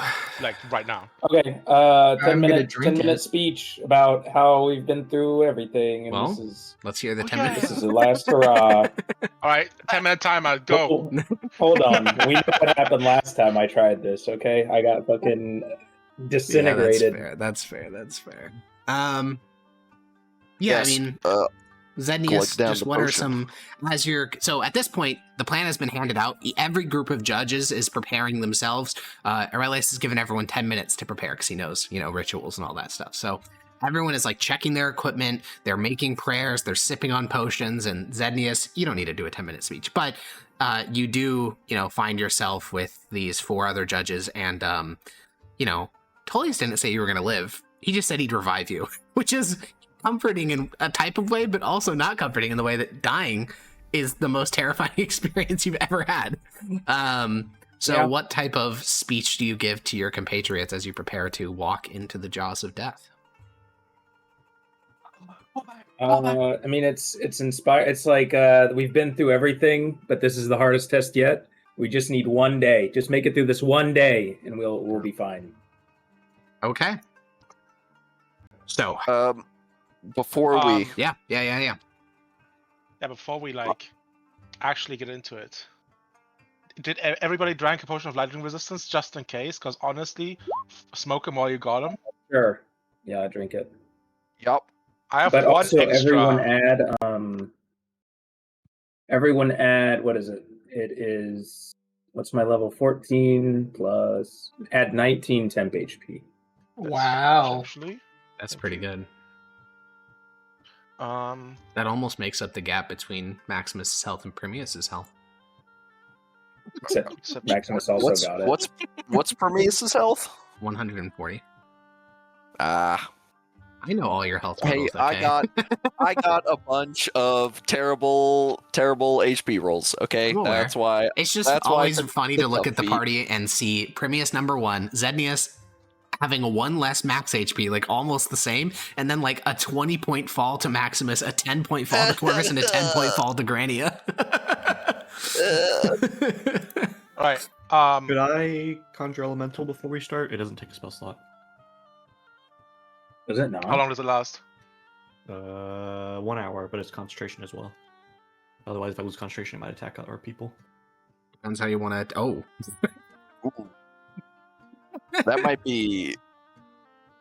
new minion dropped for this Beast of Atlia. It's elemental summoned by Grania. Honestly, I think with the amount of people here, it shouldn't be a big issue. I'm also gonna ritual cast detect magic. Okay. Go to summon or not summon it. I would Don't say, give- I would say wait until we're wait until it starts. Okay. But then it's an action. And also, okay, serious memes here. Okay, Yeah, I look around. curious memes. Yeah, serious memes, very very clearly. I look around. If I happen to perish, and I'll point at my spellbook, have this sent to my apprentice. His name is Titius Aurelius Appius Fabricia. You've seen him a bunch. He's been researching in my place. Yeah, the guy living in my house for free. Yeah. Yeah, I think I know where to find him. Yep, in your house. Yeah. Give him my spell book and my pearl, my crystal ball. Let him know to get in contact with my uncle. All right. Do the rest Sure. of you have last will and testaments you'd like to share with your fellow judges? It's not as if any of you have formal ones, so this could be your only chance. Obviously not for Zednius, you think you're going to live, but for the rest of you. Kind of. I do have something to say to just Grania, so I'll find a... And I will turn on the whole not let my thoughts go to anyone else thing. Yeah, I mean, there is no really, like, private corners. This is a muster field, but you can, walk to Grania, and other judges are busy with their own preparations, privacy, so, yeah, no one's really, like, trying to ooze. Grania, if this whole thing goes sideways, I basically got room on the horse for one. So if you're a good distance away from the gate, I'm gonna come and get you. So try and...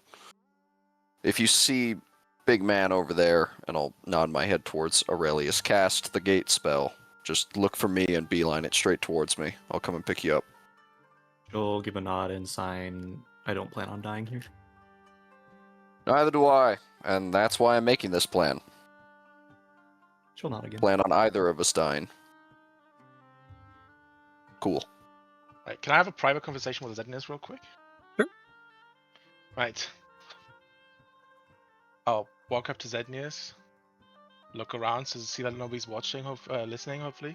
Yeah, I mean, you crunch across the snow. I mean, you guys are well above the glacier line here, and all the other judges, like Primius is currently, like, blessing his armor and anointing some of the other judges that are non-divine.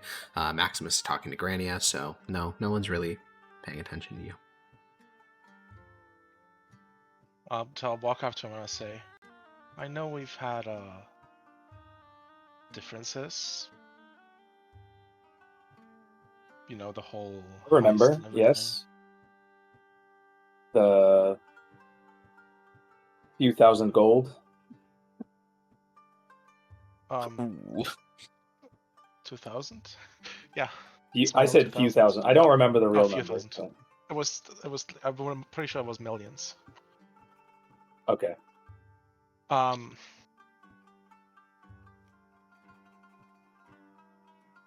I think that at the end of the day, we don't see things too differently. We might have different ideals, but we still want the best for this country in our own ways, so let's have each other back, shall we? And I'll extend a hand. I'll give you a nod. And then go back to what I was doing, I guess. Oh, shake! I didn't hear you say you put your hand up. Yeah, I extended my hand, yeah. I didn't hear that part. Gives me a nod. Yes, sure, buddy. Listen. He's wearing that ring that reduces in intelligence. Give him a chance, okay? Okay, so you guys all group back up, and Aurelius doesn't, unlike Dogheart, who gave a, rather... On. Yeah? Oh, sorry, you want to do something, for sure. Yeah, I is Father Hyperion close to me at all? Yeah. Yeah, Rixion, Lars, Hyperion, a lot of familiar faces are here. I'm gonna go to Father Hyperion specifically. Yeah, he has he's been partnered up with one other Inquisitor. He is have you met him before? I mean, obviously your character has, but have you, like, met him? Like, do you know what he looks like and stuff? Oh, okay. I believe I talked to him briefly during the when we went to Mythos, but no, I don't think. Okay. One sec. I gotta... What's that? Weird. So yeah, he is Hyperion is a man in his late 50s. He has golden glowing eyes that are not quite as radiant as yours. He wears red Inquisitor's robes. He's with a woman that is probably in her 40s. It also has golden glowing eyes. The two of them are, like, adjusting their equipment. He's, like, kind of polishing his silver censer, which is a magical item he carries about. But when he hears, the crunching across the snow and then the sort of golden bathe of light, he'll glance over and say, Lord Judge. Father, it's been a while. Yes, maybe Lord Judge isn't a fitting title anymore. Perhaps I should be calling you Imperial Lord or something like that. Jeez. Why? Well, you've achieved much, and the Imperial family is small these days. You could be the next emperor for all I know. I guess Premius will kind of be a little uncomfortable by that thought of, I guess, replacing someone he has looked up to. Yeah. But if today is the last day for me, I wanted to talk to someone I can trust. Well, of course, I don't think it will be. It is the will of the Almighty that we've proved triumphant, and even if you do die, we have a great many Inquisitors here capable of resurrection. I know that. In the slim chance, I wanted to ask someone to burn my body. Just to be sure. I know. We must always do our due diligence, even past our death. Though I am certain if you die, you will find yourself at a treasured place at the Emperor's side in the Tranquiline Halls. A member of his own family, a devoted servant for much of your life. It is a rare accolade. Father, do you think I've done enough? Do you think I've served enough? No. I don't think any mortal alive can ever serve the Almighty as he deserves. Our lives are too short, and the enemies of our faith are too myriad. During my stint as the head jurist of Gnossius, I killed almost 400 heretics, and yet I know that that city is filled to the brim with thousands of more. The great work of divine liberation that we conduct is something that cannot be finished in the life of one man. So none of us do enough. It is the church which must complete the work. It is a great feeling that has weighed upon me. No matter how far I walk, all the roads I've traveled down, I still feel the need to give, and I just can never repay him. He's done so much for me. You cannot. I can't stand the thought of that stopping. What great sin it would be to die and to stop worshipping him. That is why I suspect he shall not rid the Empire of you, or any of the rest of the judges and inquisitors here. I mean, look at the assemblage here. These are some of the finest people the Empire has ever seen. Many of them embraced by him himself. How could we be defeated here? Perhaps some shall die, but total defeat, a slaughter of the Empire's finest, he would never permit it. This is true. I've wallowed enough. He will kind of bow his head and then swing his censer, which is a large kind of container that holds incense and other things like that. And he'll just kind of lightly swing the censer, and it will kind of billow out holy incense across your form. Divine sense? Celestial. No, it's whatever. It doesn't smell good. It does smell good. Yeah, it smells like frankincense. Oh, hell yeah. Hell yeah. Jesus Christ. Yeah, he will kind of close his eyes. You can see his blood vessels in his eyelids, and he will say, Heavenly Father, all spark,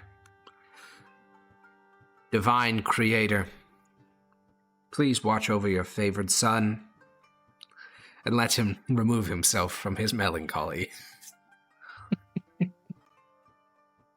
Praise be upon you. And on you. And he will go back to speaking with the mother he's been assigned to fight with. Do I spot Placentia here, or is she not here? No, she is not a judge or inquisitor, unfortunately. No. I know. Okay. Well, 10 minutes has passed. Aurelius will begin to order out the various groups of judges and inquisitors to their positions. Soon, the Master Ward is surrounded by a ring of the finest of the Empire. I think that, the warning of entropy echoes in your mind. I don't know if any of you have like total convictions in victory, but it's hard to imagine total defeat as well, because just looking at some of the people here, I mean, the average person here is your level or higher, though not by much. You guys, you definitely are in like, you know, the upper 40th percentile. But still, that's an absurd amount of like power concentrated in one place, and you're spread out. You've taken various steps. Like, you're not just walking into some room to get like mass slaughtered. Aurelius will then send a final Agrippa, basically as his messenger, will run along, making sure every group of judges and inquisitors is ready and understands what their job is, which is all the same thing, which is kill the fucking beast.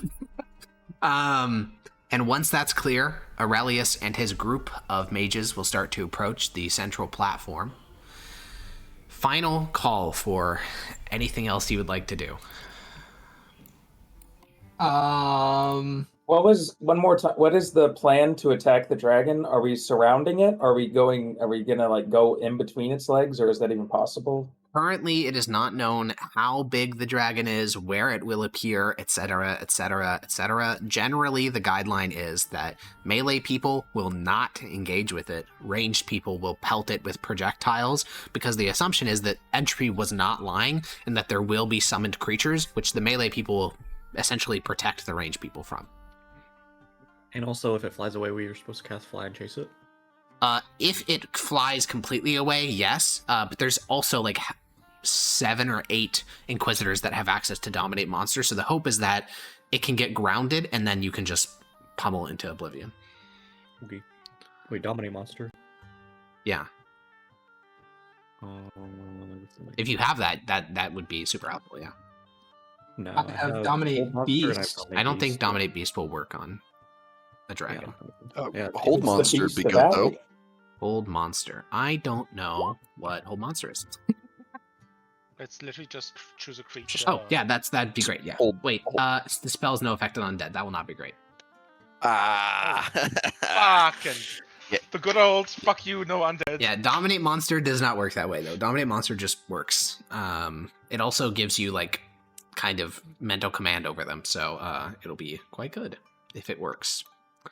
Anyways, one of them's got to go through, surely. Dominate monster. It'll burn to the legendary saves. I mean, even if it has some legendary saves, the hope is that 8 would just overwhelm it. Okay, so you guys walk out to your quiet patch of snow, and Corvus, Zednius, Grania kind of space out. Maximus atop Michael, you hold your lance at your side, looking out at the glittering armor of the other judges and the holy glowing eyes. This is the most clerics you've seen in one place in your entire life. Behind you, Permius is getting ready as well, and Aurelius and his group walk to the central ward. So, the moment that a single foot from one of the people of Aurelius's group touches the master's circle, the loud ringing of an alarm spell fills the plateau. This is not unexpected, and so judges and inquisitors alike tense up, waiting for the beast to show itself. Then, up in the sky above you, there is the sound of a great piece of fabric, the size of the sky itself, tearing open. And where once there was open daytime sky, there is now a creature of bone. There is not an inch of flesh on its wing, nor on its claws. Only a hardened, blackened skeleton in the outline of a dragon, easily 4 times larger than the pathetic bronze dragon seen in the representations of the ecclesiarch. This is a massive creature from a dead age, writhing invisibly with power. It's not purely invisible, though. Small arcs of visible magic are along its skin. Magic is almost never visible by the naked eye, but such is the raw potency which flows through that floating figure that even almost 1,000 feet below it, you can see arcs of prismatic light leaping from rib to rib. The dragon's jaw moves as if speaking, and then the entire glacier goes dark. So, I'm going to move us to a battle map. Grania should be the only one that can see anything. And Zednius, I believe. Everyone No, else should I also be... have it now. Oh, you have it now as well? Okay, so everyone but Grania and Zednia should be completely blind. What's with all the light glowing Inquisitors? Magical you, darkness. Can I cast a spell? Or does Grania have vision on like her local? Okay, there I go. I see. There you go. Okay, so those are the only two that should see anything. With that, we are going to roll into initiative. It'll make more sense in a second. One of these bozos can dispel it. I only have like 3 spells. Yeah, hey, what's that? What's that, Alex? Called a skittering horror. Wait a minute. Actually, Don't worry about that's it. also a magic card. Yeah. Uh-oh, I zoomed in too far and lost my character. I'll bring you back. Oh, there we go. You're welcome. Okay.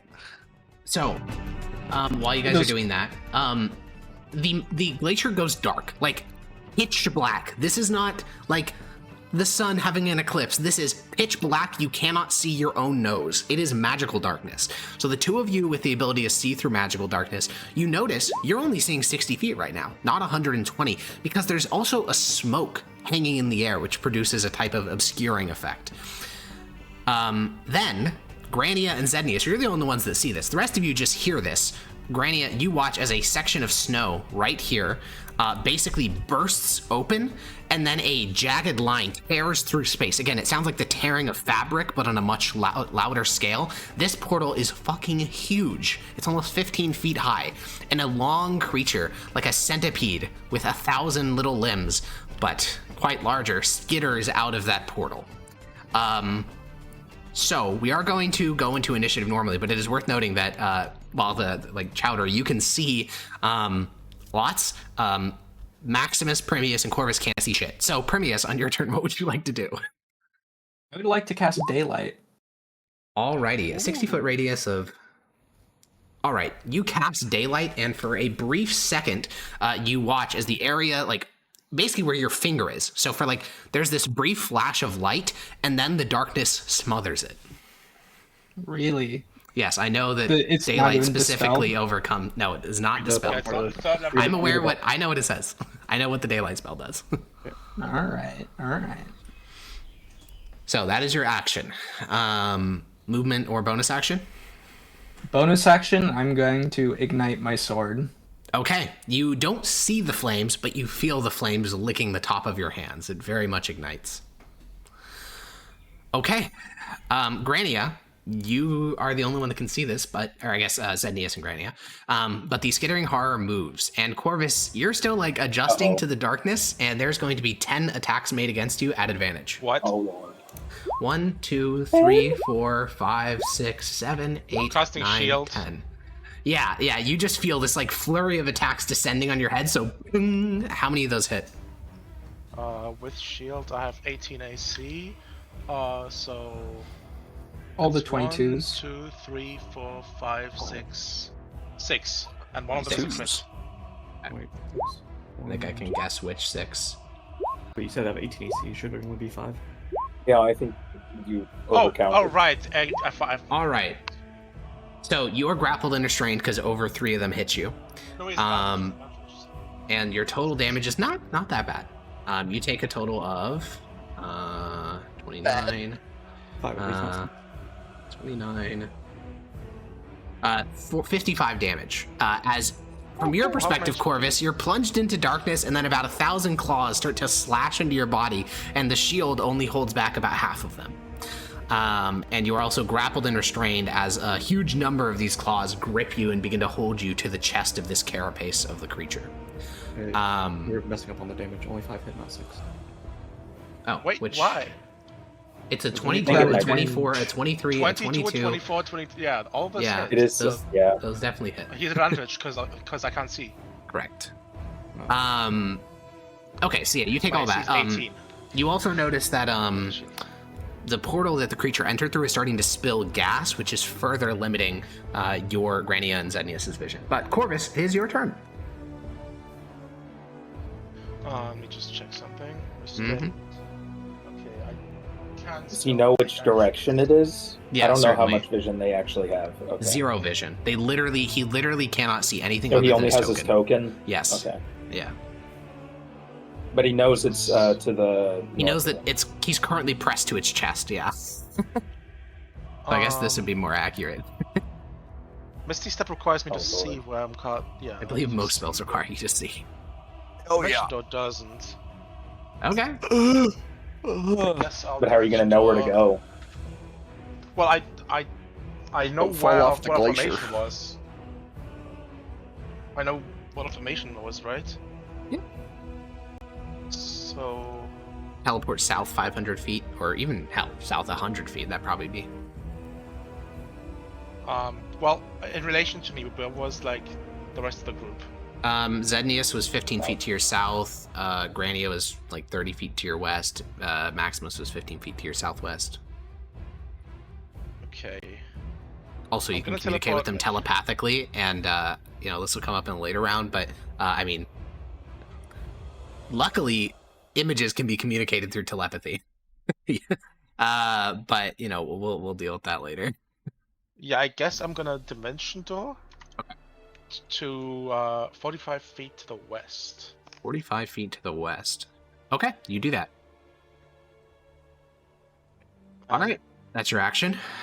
And then anything else? Yeah, no bonus action. Okay, are you communicating through the bond at all, or? Oh wait, bonus is potion a bonus action or action in world? Free item interaction, unless to get it out. Drinking potion. Oh, drinking it action. Oh, okay. In that case, I'm just getting out the potion. One of the Okay. potions I have. Zednius, your turn. Yeah, I'm going to ping the image of this monster to everybody, just to scar them a little bit. Yeah, so for those of you that are blinded, I think the best way to do this is I'm just going to let you see through Zednius' eyes. I think the way I can do this is by... Just showing where the monster is. No. I'm just going to let you see through Zednius' eyes, like straight up. Oh, I think okay. I can just do this, and then where's Blake? Stupid bastard. Okay, can you see now through his eyes? Oh! yeah. Oh. There you go. Okay. All right. Zednius, take your turn. Sick.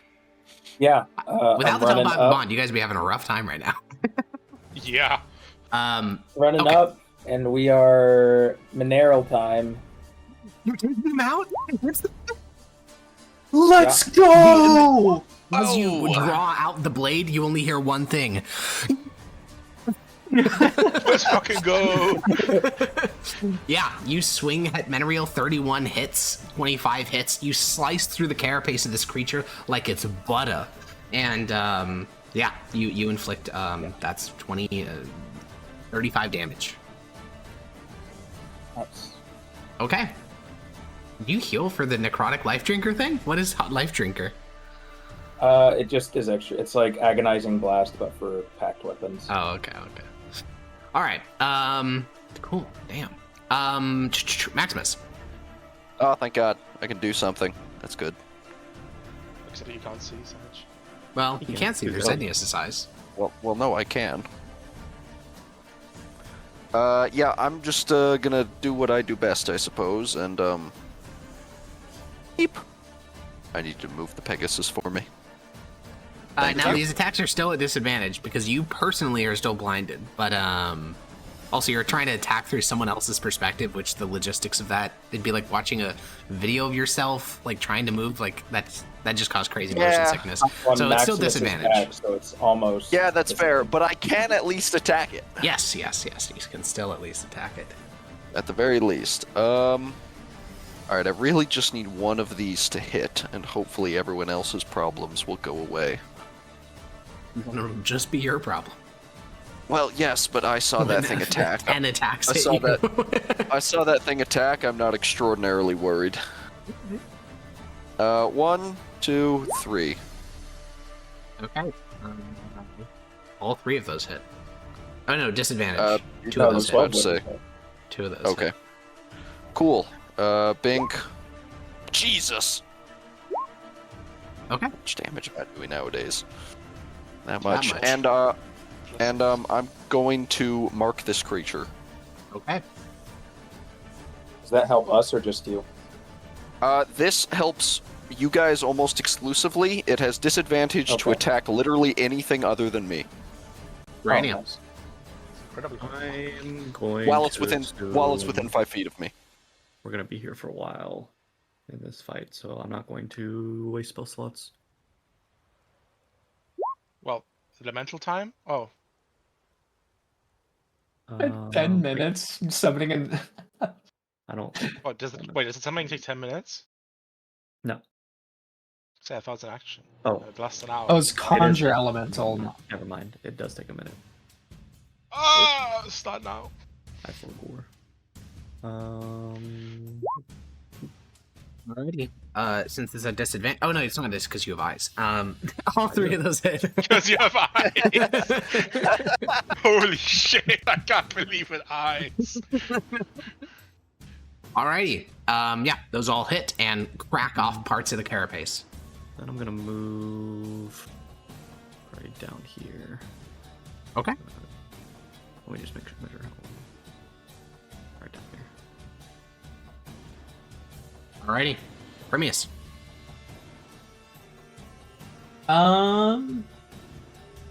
I'm going to move 30 feet to right there.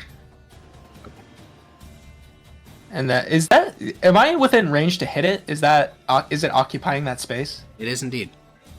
Okay. Yeah, I'll do 3 attacks at Actually, I'm gonna cast Shield of Faith on me as a bonus action.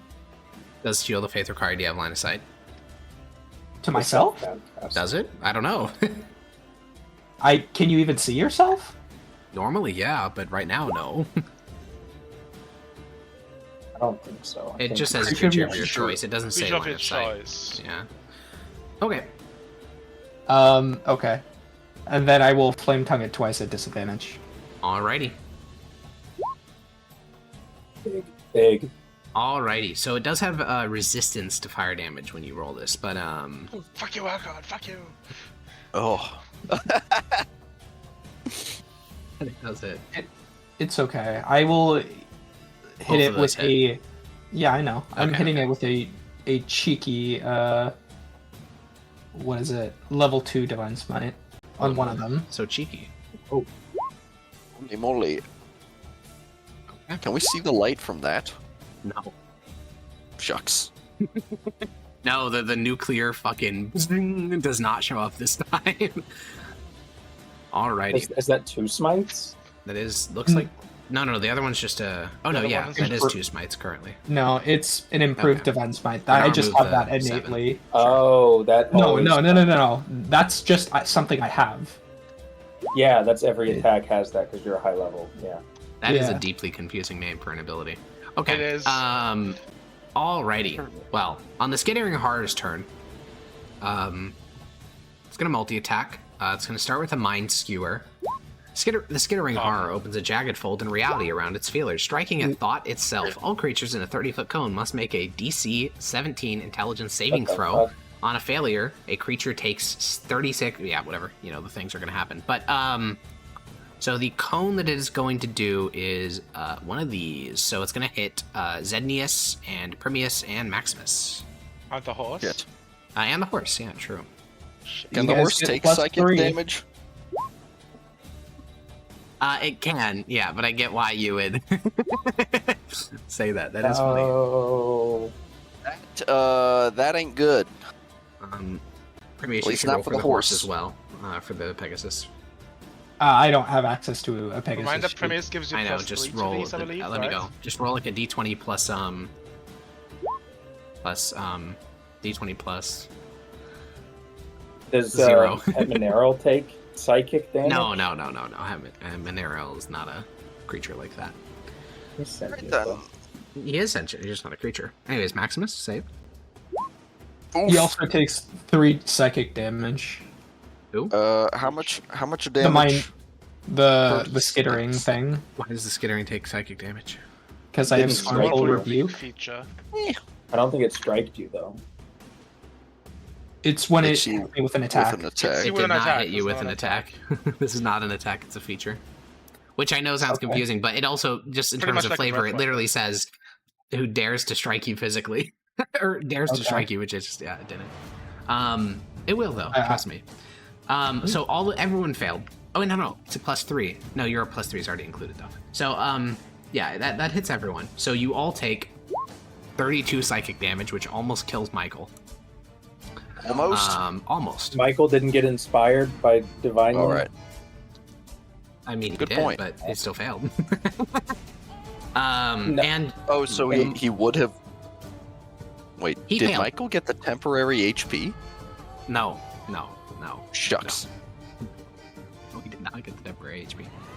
the Also, shot. much worse, you guys are silenced, which is pretty bad. I don't think I that's would that say. bad. Well, Well, don't you we can't have the cast spells. telepathy thing? Yeah, it's bad for spells. Ripbozos. Yeah, for those two. Then the creature is going to take only 9 claw attacks, all of which are going to target Maximus. Yup. Okay, and those are all at advantage. Sure, none of them hit. All right, there's a clang, clang, clang, clang, clang, clang, clang, clang, as Maximus just holds his shield against an unending blow of little skitters. Also, it's worth noting that these types of engagements that you're having is happening across the entire glacier. You can hear the sounds of like other parties of judges like shouting and organizing and fighting against summoned threats. Okay, Corvus. Okay. This area of darkness. Yeah, I'm aware of it. I'm certain it's magical. It's a magical fact within range. certainly. Can I try to dispel it? You certainly can. I'm gonna try and dispel it with just All a right, regular roll third level intelligence. It's slot, at least check. 3rd level. which means I'm. It's at least 4th level. Yeah. Well, yeah, of course it is. But If I I assumed get I a- was gonna roll a check anyway, so I'm not wasting anything higher than third level slot. Yep. Just intelligence straight up. Yep, No intelligence straight up. modifiers. Well, I don't know. That was not good fails. enough. Okay, bonus action or Is movement. there any feedback? Can I feel how vaguely what area of powerful would like what Yeah, strategy so was it like? you have, I believe, what's the highest level spell you've dispelled in your life? Probably like an 8th, 7th maybe? The 0th, because I literally learned this last level. Then you have no idea. But I've identified and detected magic and stuff. Yeah, a but you're lot, not so- identifying this or detecting it. I You're was just wondering dispelling if maybe it. there's like some sort of parallel. If you'd done it before, then sense- yes, there would be a parallel, but you haven't done it before. Zednius. Yeah. Yeah, like- Hi. Since I have what is it? Is that flanking? Detect magic up. It is Do flanking. I know anything besides its school? You do. So you're actually blind in a different way than everyone else here. Everyone else is blind because they see, darkness. You're blind because the magic here is so potent that it makes you unable to see. Ooh. What you see here, Corvus, is that this spell is higher level than anything you have ever seen, meaning it is higher than 9th level. Oh my god. So there's that. Okay, so for Hetmanrill, the 14 misses. The 32 obviously hits. Advantage. Disadvantage. I'm Why would flanking, and I I can know, see. but you're also blind. Oh, so I guess it'd be neutral. Then He's not it does blind. hit. No, He I is can see. blind. You just activated From what? detect magic, no? No, I didn't mean to do that. I Oh, clicked the wrong okay. No, he clicked Eldritch Sight instead of Eldritch Smite. Come on. I Let's protect activated each other. detect magic. Alex. No, I know. He clicked the feature, which is why I thought you did it. thing. No, I clicked the wrong one. Okay. I tried to just add a smite to it. Yeah, I'm really gonna. I couldn't even No, do it it's if I fine, wanted it's to fine. because it's It's actually at will, so you could do it. Smile. I don't think yeah, so. I think it still casts an action. you hit him. But so 15 damage there, Right. then what? 16 plus 5 is Yep, 21. But then I want to add 5d8 crit. So what is that? 10d8 or is it just 5d8 times 2? It is 10d8. 10d8, yeah. It's 10, yeah. I've had a player in a campaign nuke a boss What with the this hell in is one this round. roll? Okay, as you hit, it is bloodied. Wow. Yeah. prone. Is this huge or no? This is not huge. This is gargantuan, right? This is huge. Does Yeah. prone give Advantage. Does prone give it the other is- guys neutral since they can't see? You can knock the target prone if it is huge or smaller. I believe, unfortunately, it does have a feature that makes it immune to the prone condition. Also, it's gargantuan, not huge. It does It's indeed one-sided have but a. huge. It does indeed have a feature that makes it immune to the prone condition. That feature being called 1,000 legs, Well, that would make which is sense. a funny feature name. Okay, so yeah, it is immune to being knocked prone, but it is bloodied as its black ichor has like splattered across the. It is also huge, not gargantuan. And its black ichor is splattered across the snow.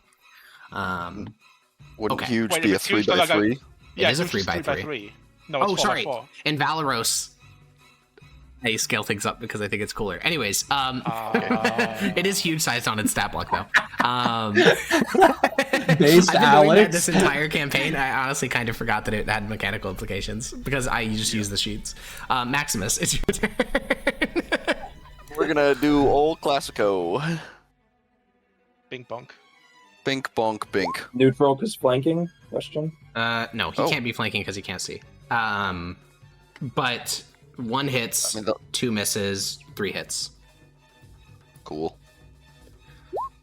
And just assume every time I hit it, I'm going to remark it because I have to remark it every turn. I did assume that, yeah. Cool. All right. Okay. Granny.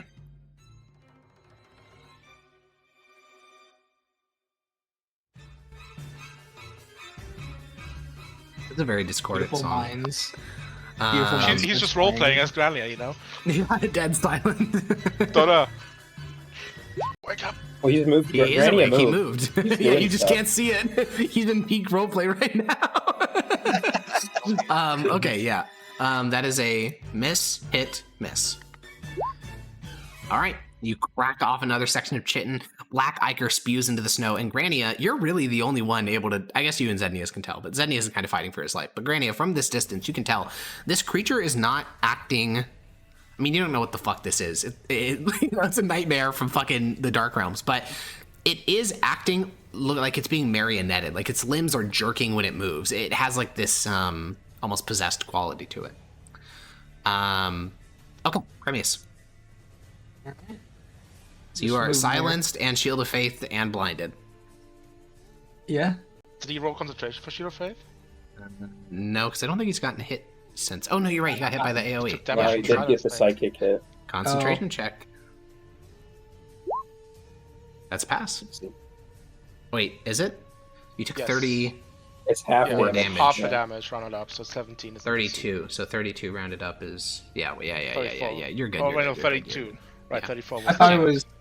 Oh, it's. Oh, whichever one is higher. That's Yeah, right. yeah. It's still going. It's still going. Okay.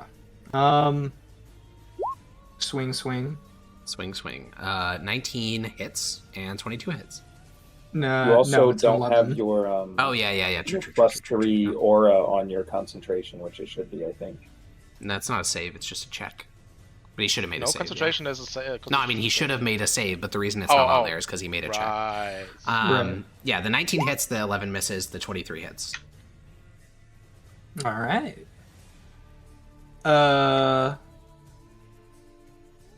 Yeah, I'm gonna do it again. What again? Do it again. Oh, I he's think smiting you know. again. Okay. The fire is reduced by half. And okay. Yeah, you hit for 45 damage. Okay. The skittering horror is going to attempt to recharge. No. That succeeds. No, it did! It is going to move 100%. I just don't know where it's going to move yet. It's only a 15. Oh, it's Might a be only 30. one that would get an Okay, so it's going to opportunity. skitter to here. Whoa, hold on. So It Zednius- provokes an opportunity attack. Well, you can't see it, so actually it doesn't. But it does provoke an opportunity attack Well, from wait, Zednius. can't I can see this thing, just not from my perspective, right? Correct. Which, so how you gonna make an opportunity? Listen, I think that the blinded condition is incredibly punishing, and while I'm allowing you to get around it in a certain extent by being able to see from Zednius's vision, he's also like trying to do his own thing, so he's not sending like a live. It requires concentration to send these thoughts, so he gets So, it bro, because it's he wearing the doesn't have the VR blinded glasses with condition. the lively extreme. Yeah, basically, yeah. You're wearing VR glasses Holy that have cow, like a footage. that occasionally like cut out because Zednius is focusing on other shit. So you Well, have the also- blinded condition, which doesn't allow you to take the opportunity attack. I'm sorry. Is it any different? Because all it has to do is move. It doesn't actually have to move out of my range. No, because the core problem is the opportunity attack, not the method by which you're taking the attack. However, Zendius, yours hits. Yeah. How? Actually, I don't think I can do it because it's once per turn, and it hasn't been my turn yet. Okay, I can't add a No, smite. it's once per 'cause- turn, which means its turn is another turn. Otherwise, it's a once per round. Is That it? is true. Oh, it's round. That's true. That's accurate. It's round. Those are real statements. Does it look like an extra, It's few bloody. damage is going to kill it? I haven't counted the damage, but It's just bloody. he did just get hit with like 50 something. Yeah, it after took like he was 50 bloodied. after it's bloodied, so maybe. Yeah, I'll do a smite. Okay. You swing at its back and you cut off about 6 of its legs, and it skitters into position behind Maximus. And then it is going to scream. Well, more accurately, it opens a fold in reality. So let's get intelligence saving throws from Michael, Maximus, Rip Michael. Primius, and no, I don't think it's gonna matter for Michael, right? no, Michael's fucked. But All right, yeah, Michael's dead. I'm gonna have Can I to use see a the cone? feature I'm in the I've cone never range. used before. Not true. Oh, yeah? No, wait, is I'm it the after the revive horse feature? Cone. No, it's Oh, nothing okay. quite The- that cool. Or am Here, it's I a in the- 30-foot cone. Where does the Land on your feet feature. where does it Yeah, start? Does it basically. start here, or does it start here? Damn it! I mean, it could also move 5 feet closer, so it's not really... Well, it couldn't because the horse is in the Horse way. was occupying the space. That would also... No! I'm sorry. But would like, a cone, that would 100% can I hit, see yeah. the cone? I Yeah, don't you know can if see that the would- cone. Brother, that literally hits all 3 of you. You're gonna Okay, make me got freak it, it, bro. got I it. know the angle works. You're in a cone's position. just, you You're know it. literally Well, shaped like a cone right technically- now. Just wanted to know Technically, it. I just Wait, wanted to know actually, it. technically, Hakon, this would only hit Premiers because in AOE rules and D&D rules as written. I know this. Is Oh my god, cringe. you're talking about the fucking Yeah, it dice needs to page. be- I know what page you're talking about. No, It we're needs to be ignoring more that. than half this the space in the that's like inside the AOE. Mm-hmm. Okay, well, you need to cite more than half of Jeremy Crawford's Twitter feed for me to consider your position. So No, go no. find half of all of his tweets and No, then I'll this is consider it. copium at your generous to I've the read like that it works page both of ways. the DMG. Yeah, I've read that page of the DMG. We just don't play like that ever. Yeah, all just- fireballs are squares, and we're okay with that. Correct, yeah. Which is generous. So Very. that hits... No, that doesn't hit... Wait. Doesn't Yogi get a +3? What's the radius on your saving throw, I'm not Prometheus? close enough, I don't think. 10. Oh! I'm not close Okay. enough. Maximus fails. Yeah, everyone fails. Fail Okay. by 1. You all take 35 psychic damage, and you are all Yeah, I silenced already did again. it. Okay. Oh, it's 35? I took Silence. 36. Which, by the way, I almost took 136 damage. I'm glad I corrected that. Whoopsie. Dies. Okay, Corvus. Kill it! Kill it! It's resistant Oh to my fire fucking damage. god! I Yes. might be retarded. What'd you do? I need to see something. Oh no. Not that. There's not- something you not could have done to Oh, save yeah. Michael's There's a life. thing. There's a thing where you could redirect the damage to himself. I don't know if he'd want to do that. He'd be at like 5 HP right now. Yeah, but Okay. I'd be on a horse. Yeah, that's true. Rip Michael. Question about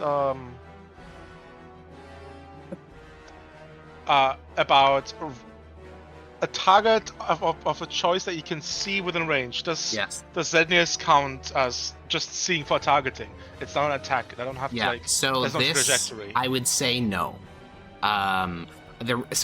There are 2 components to making an attack. One is knowing the position of a creature, and 2 is making the actual attack roll itself. This is If not for the attack. I know. I'm This just is trying to just be target consistent in now. terms of how I apply it. So for martial casters, the way I've been applying it is they get to make the attack because they know where the thing is. What they can't do is they can't do opportunity attacks. They're attack at disadvantage because they still can't actually see it. For you, if you made a ranged spell attack, then you'd be able to do it because you know the position. But for things like Disintegrate, which require you to actually see the creature, you can't see it. And Yeah, if you want, the way we could do this is to make an intelligence check to be able to basically position, like triangulate where to put your own arm so that you can hit it in a straight line, but that means you're aiming through someone else's eyes, which I think would be a very high DC, and if you fail, you'd be wasting the spell slot. I think that's the fairest way to do it. It is also pretty big. It is quite big, but he's also very far. Not even that far, but it is far. And again, if you miss by like an inch, then that, like for disintegrate, makes it do Magic Missile is fairly generous. If I know where it is that fine? Magic Missile is fair. I think Magic Missile may be the least generous because it hyper specifies being able to see. Yeah. No, I mean, yeah, you need to see it. Well, in that case, I'm just gonna drink a potion of greater healing. A potion of healing? Well, greater. Greater healing, 44 plus 4. Alrighty, Zednius, it's your turn. I need to... For Chowder watching at home, the magic card that this centipede is based off of is called a Consuming Aberration. As you move up, Zednius, Hetmenaria will say into your head, "You are I don't like him calling him a predator. I don't like it. There's many. He does like it though. Hetmenaria loves it. You're telling me an ancient man? These damn spirits are so problematic, bro. I can't believe it. Devil spirits are problematic. Or beyond our comprehension these days. Is he trying to cancel Hetmenaria? Okay, the first one misses, second one hits for 15. I'm feeling the like guy we're all from murderers, but this is what shows we're up. getting He's like, cancelled "Do you know for." why I'm here? Do you know why I'm here?" Are you What's his smiting name? again, Zednius? Oh, Chris No. Hansen. Okay. All right, you hit it then. No, I think Maximus or Grania can finish it for me. Maximus, you land on the ground, still sitting on your saddle. The saddle never failed. The horse failed and desummoned itself. Yep. Fortunately, I do land on my feet. You I do, can just yeah. do that. Yeah. Well, that was an odd experience. Oh shit! I never took the damage from that. 35. That other thing. 35. All right, cool. You're also Sick, technically nasty. silenced again, but it doesn't matter. Eh. Yep. Just Thoop. I still don't get flanking, so Correct. just disadvantage. I don't like this whole blinded thing. It's kind of lame. Yeah, it is. Bonk, bonk, bonk. Shit. Hit. My crit turned into a miss. Miss. Oh, Hit. that's so sad. Dink. I What don't is know the where 9 that for? is. I have no clue where that's coming Okay. from. Cool. It's coming from rolling 1d10, obviously. Oh, it's probably from it being a versatile weapon, and that's what would happen if you did it Oh, two-handed, yeah. maybe? Yeah, it's still selected. Yes. Okay, That is yeah, exactly you hit it what it twice, was. you crack several chittens, and you remove, and you feel as you crack off one of the legs of the centipede. And then I'm going to second wind. Okay.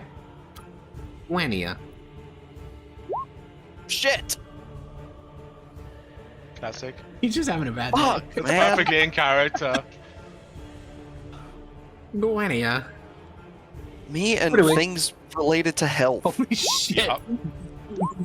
Yeah, all those hit. You break off one leg, you break off 2 legs. You guys have broken off like 20 legs. Obviously, that doesn't really make much of a dent. It but- has like 1,000, so you Yeah. know. Yeah, but you are breaking legs off for sure. Premius.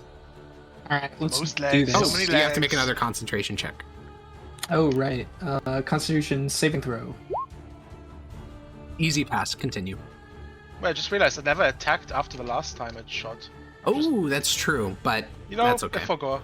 It was a bit busy trying to feel her and go. "Brrrt." Okay, so first one any of those misses, hit. second one misses, third one misses. Okay, I'm 18 gonna misses? Ooh. 18 does miss, yeah. channel divinity. Actually, go fuck yourself. That's a 28. Go. Whoosh. Yeah, that hits.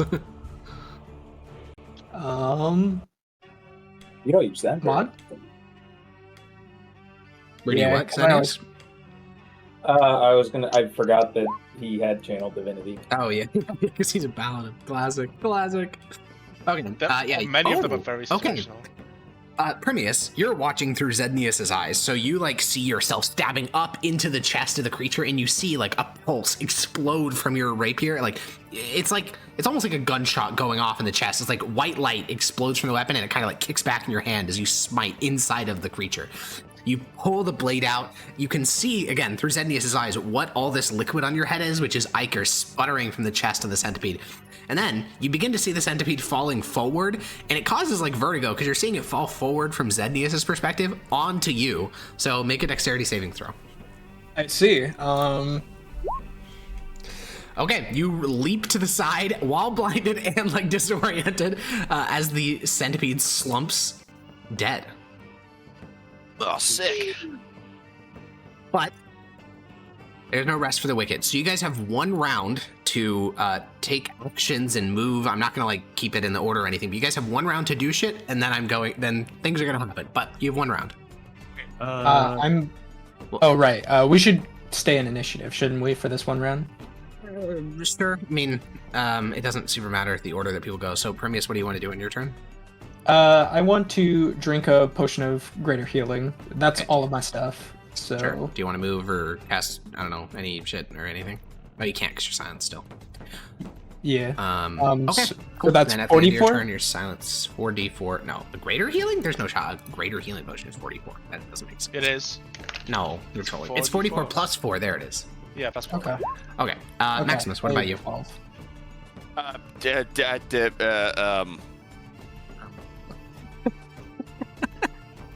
Bro forgot everything. Bro has nothing. Okay, then you just take a breath for 6 seconds. All right. Okay, what's the Zednius. over-under of me having 11 minutes to I cast took something? a potion. Okay, you take a potion. Granny, are you moving, bonus action, or actioning? Does someone either want my potion or just healer's kit? It's up to you guys. So I took it again. I'll take the potion. Who's the most? I think Max is the hurt. Most hurt. Okay. Maximus or Primus both are very hurt. Okay. You We can should move to save the Maximus, potion. hand him the potion. Maximus, you can drink the potion now. Does and that then count as... Can I move still? Well, yes. Yes, you can move Yogi, and it counts as your free item interaction, Dota. So if I dash, I can still go back 30 feet? Yeah. Okay. Okay, I'm fucked, guys. You're kind of leaving me without vision. I don't know where I am. But that's like perfectly accurate roleplay. Like he's like blindly feeling the air, being like, "Wait, where am I?" And Zednius' vision. The drone isn't looking at me. Where am I? Wait, where was I? I was here. You were no. Where was I? You were right here. Can you put me originally? Yeah, right Okay, there. at the top. And where is the crack still open? No. Oh, no, not the one that summoned this thing. And just worry about what you're going to do to recover between fights. Don't worry about too much about positioning. Oh, okay. Then I'm It's gonna going to stay change right anyways. here. I don't Okay, have to worry great. about Now, Corvus, you positioning. have 1 round to do stuff. What would you like to do? You Well, should try and first, dispel that the thing. here where the thing fell? Yes, and you can see it through Zednius' eyes. Well, but I can't see myself. Oh, you can't see yourself. Oh, did the thing God, have that's so So I'm fucking just gonna go towards the Can he not obvious noise of it be- falling. Because I Okay. did see that through Self-awared? Zedna's eyes. Yeah, that's good. Does it tell us Does how the count creature what we have can count a now? spirit? It does work Oh. through you, Dota. It's just you didn't mention you were broadcasting your things. So Also, I was where only are showing you? them Zednius' I perspective. don't know where you are, Dota. Frickin' does the scorpion thing have a spirit? Somebody- Yeah. Okay, I'm Oh sucking yeah, it. yoink. Okay, you suck it. Granny, I bonus know she action. could do that, then I guess she'll start doing that. I don't think she knew. I don't know if she does know it, so Maybe she doesn't. If she doesn't Yeah. know, then it doesn't work. Yeah. I guess. I mean, Zenius is getting broadcast to her, so she can It's just true. do the same thing. it's true. She can do the same thing. Okay. If she's And What is if my I see spell you start mod? doing it, then I'll do Is it. that my spell Alright. attack bonus? Yeah. Is that including proficiency? In which Wait. case that's what? 8? No, I Oh, think wait, you're- no, 9. I think it's your spell save DC and your spell attack bonus, if I recall the feature correctly. Wow. Wait, no. But if it's your spell mod, that's proficiency plus modifier, right? So that's 10. Yeah. Basically, it's just the feature allows him to increase. So when he devours a soul, based on the I think it's size of the creature, he's able Ah. to gain spell attack and spell save. Right. Okay. You can now see through Guania's eyes. Okay, so everyone took their movement, actions, bonus action. Okay. I didn't take any action yet. Okay. I'm gonna try I think you should try and dispel. once more. Yep. Yes, I will. Okay. Intelligence check. Alhamdulillah. God, I wish I had inspiration. I'd use it for this. Where's intelligence? There. That Fuck! face. I'm an idiot. Okay. I will not be attempting remove curse on anyone. The end How of much do you this need to? round, you guys hear shouts all across this glacier. I mean, there are multiple other teams of judges still engaged in fighting. I think there are two voices which kind of break their way above the chorus, mostly because you recognize them. You've heard them before. You can hear Helquith, he's yelling for aid, and you can also hear Aurelius, yelling for aid. I think we run towards Did he say- Aurelius. What type of aid did he Well, say? Helquith is saying, "We need backup! Stop!" And Aurelius is saying, "Group up! Group up!" I think we run towards Aurelius. Can we wait? No. Can we determine which one's sounds real? Do they both sound real? Is there Oh anything my off about god, I one of didn't even them? think of that possibility. Give me an insight check. Can I make an insight check? No. They Let's both sound go. real. Or they both sound. Okay. So, Aurelius? Aurelius. Okay. Yeah, I got no. You I feel guys like begin Helquith to might be- make your way across the battlefield, and Oh well, I guess it's too late. So, sorry, I was muted and was advocating for Helquith. that gun poor help. You guys walk past. Actually, not that far. You it's actually relatively close. I think Zednius kind of leads the stumbling way. You guys stumbling behind him, and you find Aurelius standing atop a rock. You can see the charred corpses of several creatures at the base of the Is that stone. Aurelius? That is Aurelius, yeah. The fuck, he looks way younger than I thought. Yeah, well. He's like wearing like half plate or something. So you guys can position yourself within 30 feet of that rock. As you know, Aurelius will basically be talking to you as you're doing this. He'll say, "There are creatures targeting me, coming from the sky. Position yourselves, be ready." What Wait, how long are we silenced for? It was only a round. It's over. Oh, okay. Can I ask Aurelius, what about this darkness? Can we dispel it? I've tried already. I have been yelling out for others to try it too, and yet it persists. I tried twice. No luck. And then you guys hear the tearing of fabric. Let's roll into initiative as 4 portals tear their way into space. Wait, Granny up. Do the thing with the elemental. God damn it. Takes a minute. She doesn't have time. Yeah, she didn't have. We didn't have a Alright, whole minute. minute. I keep forgetting that. So, 4 creatures with flesh that looks to be made of metal will appear around you all. Luckily, you are fighting with Dogheart and Aurelius, which is it's one hell of a combo. In this combat, would someone like to control Dogheart? I would. Yes. Okay, well, let me think. What- Primius has spells, Maximus just has swings, so I will give it to Maximus. I'm pretty sure his sheet is more complicated than yours. One would assume. You have access to him, Ethan. All right. Alrighty, cool. So let's look at, make sure, okay, I did Holy initiative. Jesus. Grania, Primius, Maximus, Ennius, Corvus. Okay, 200 strength. Dogheart gets So- one shot. that would be really funny. One of the creatures will act first. Dogheart randomly decides to give Maximus all of his items. Vase? Okay, this creature will act first. It will run at Grania, and it will bite. Claw. This is normal, because you can see. Why can't I just choose to fight before all these things? Oh yeah, I forgot about that feature. How do you... I can just... Yeah, which initiative do you want it? So we'll put the feature in chat so they know what you're talking about. Yeah. Did that work? Yes. Yeah, that worked. Where do you want him to act? Shit, might as well go first. Okay, Dogheart goes first.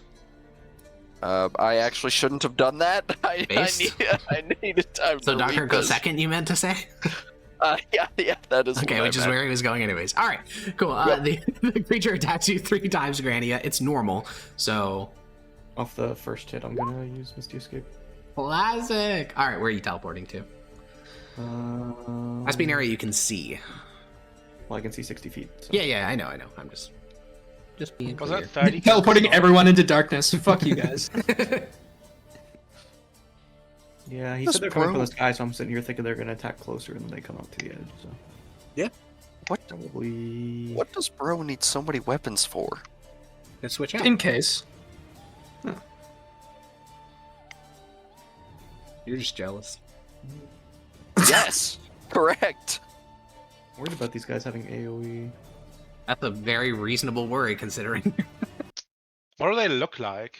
They look like... So each of these is about 9 feet long, made of what looks to almost be a type of living metal that scintillates along their skin. Their jaws and their interior seems to be as type of like darkish gray flesh, but their exterior seems metallic. Quadrupeds, bipeds, Quadrupeds, yeah. They move like wolves. wings. No wings. Okay. Okay, Yeah. I'm just Long, gonna- sleek bodies. Okay. Tail. No tail. Okay, cool. Yeah, after the first attack, that misses. It will... He's just like my dog for real. Made of metal. Yeah. Yeah. Those things. Yeah. Dog Heart, it is Dog Heart turn. Yeah, I see that. Did you say these things were in the air? No. Oh, all right, perfect. Aurelia said they were being attacked from the air before you guys came there, and there's a number of corpses on the ground to indicate that that was where the previous attacks were coming from. These are not from the air. All right, cool. Let's just book it over here, and I'll Alright. bonk this thing 3 times. With? I suppose Pike Smasher. Okay. Based. Bink, bank, boonk. Yeah, he takes out a runic Dwarvish Warhammer and bing, the first 2. So he is also blind, to be clear. Can he see? He can see, not through Aurelius's eyes. So he does get disadvantage on these attacks. So that is a miss. I thought he said he could see in the darkness. Not magical darkness? No. Ah. Wait, 20 doesn't hit? No. Oh, fuck. Any bonus action or reaction? I do have bonus actions. You do. Who's most likely to hit this thing? I will say that feature requires him to see, which he can't. Wait, actually, Oh, okay. Reposition works. I think that's the only one Most- that works right now. most likely to yes, see that is almost does certainly that specify is, right? here. Yeah, it specifies here, which you can all hear him. Yeah, I can't see. So, doesn't matter. No, I don't think so. Okay, cool. Someone else's turn now? Like you're done, is what I'm asking.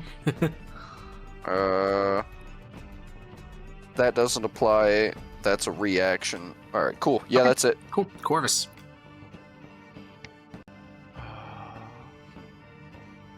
This is movement speed. Good God. You like a monk? No, he's not. He's just a fighter. He just has he's fuck a tons of magical items. He's a dex fighter, which I wasn't quite expecting. He is a dex fighter. That's true. He has Looking back 24 on dex. it, that does make sense. He is 25, actually. 25. Okay, my bad. Alright, I'm gonna say, I'm gonna call out mentally, back up to the rock. Oh. I'm gonna back up to here. I see. On wall of fire, it never says I have to see, just says a solid surface within range. Absolutely. If it doesn't say you have to see, you don't have to see. Okay, so I'm gonna create a wall of fire. 60 feet long. Good one. I think the odds of metal creatures having at least fire resistance are Yeah, probably but it should somewhat hopefully be a high. deterrent. If you could, That, you that couldn't will be hurt you damaged. because you're within 5 feet of it, right? He's going to position on the outside. Doesn't only hurt. No, it only on one the side. outside. Only on the outside. Was any damage for Pike Smasher rolled? Oh, they all miss. No, they all They all missed. missed. A disadvantage, unfortunately. Also, it's the... So where are you putting this? I'm drawing it. Oh, he's drawing. Okay. Can you do that? That's the outside. 60 feet long, 20 feet high. Wait, does it have to be a straight line? I think it has to be a straight line or a ring wall. This one is not one of those that comes down in segments. It comes down in 2 configurations.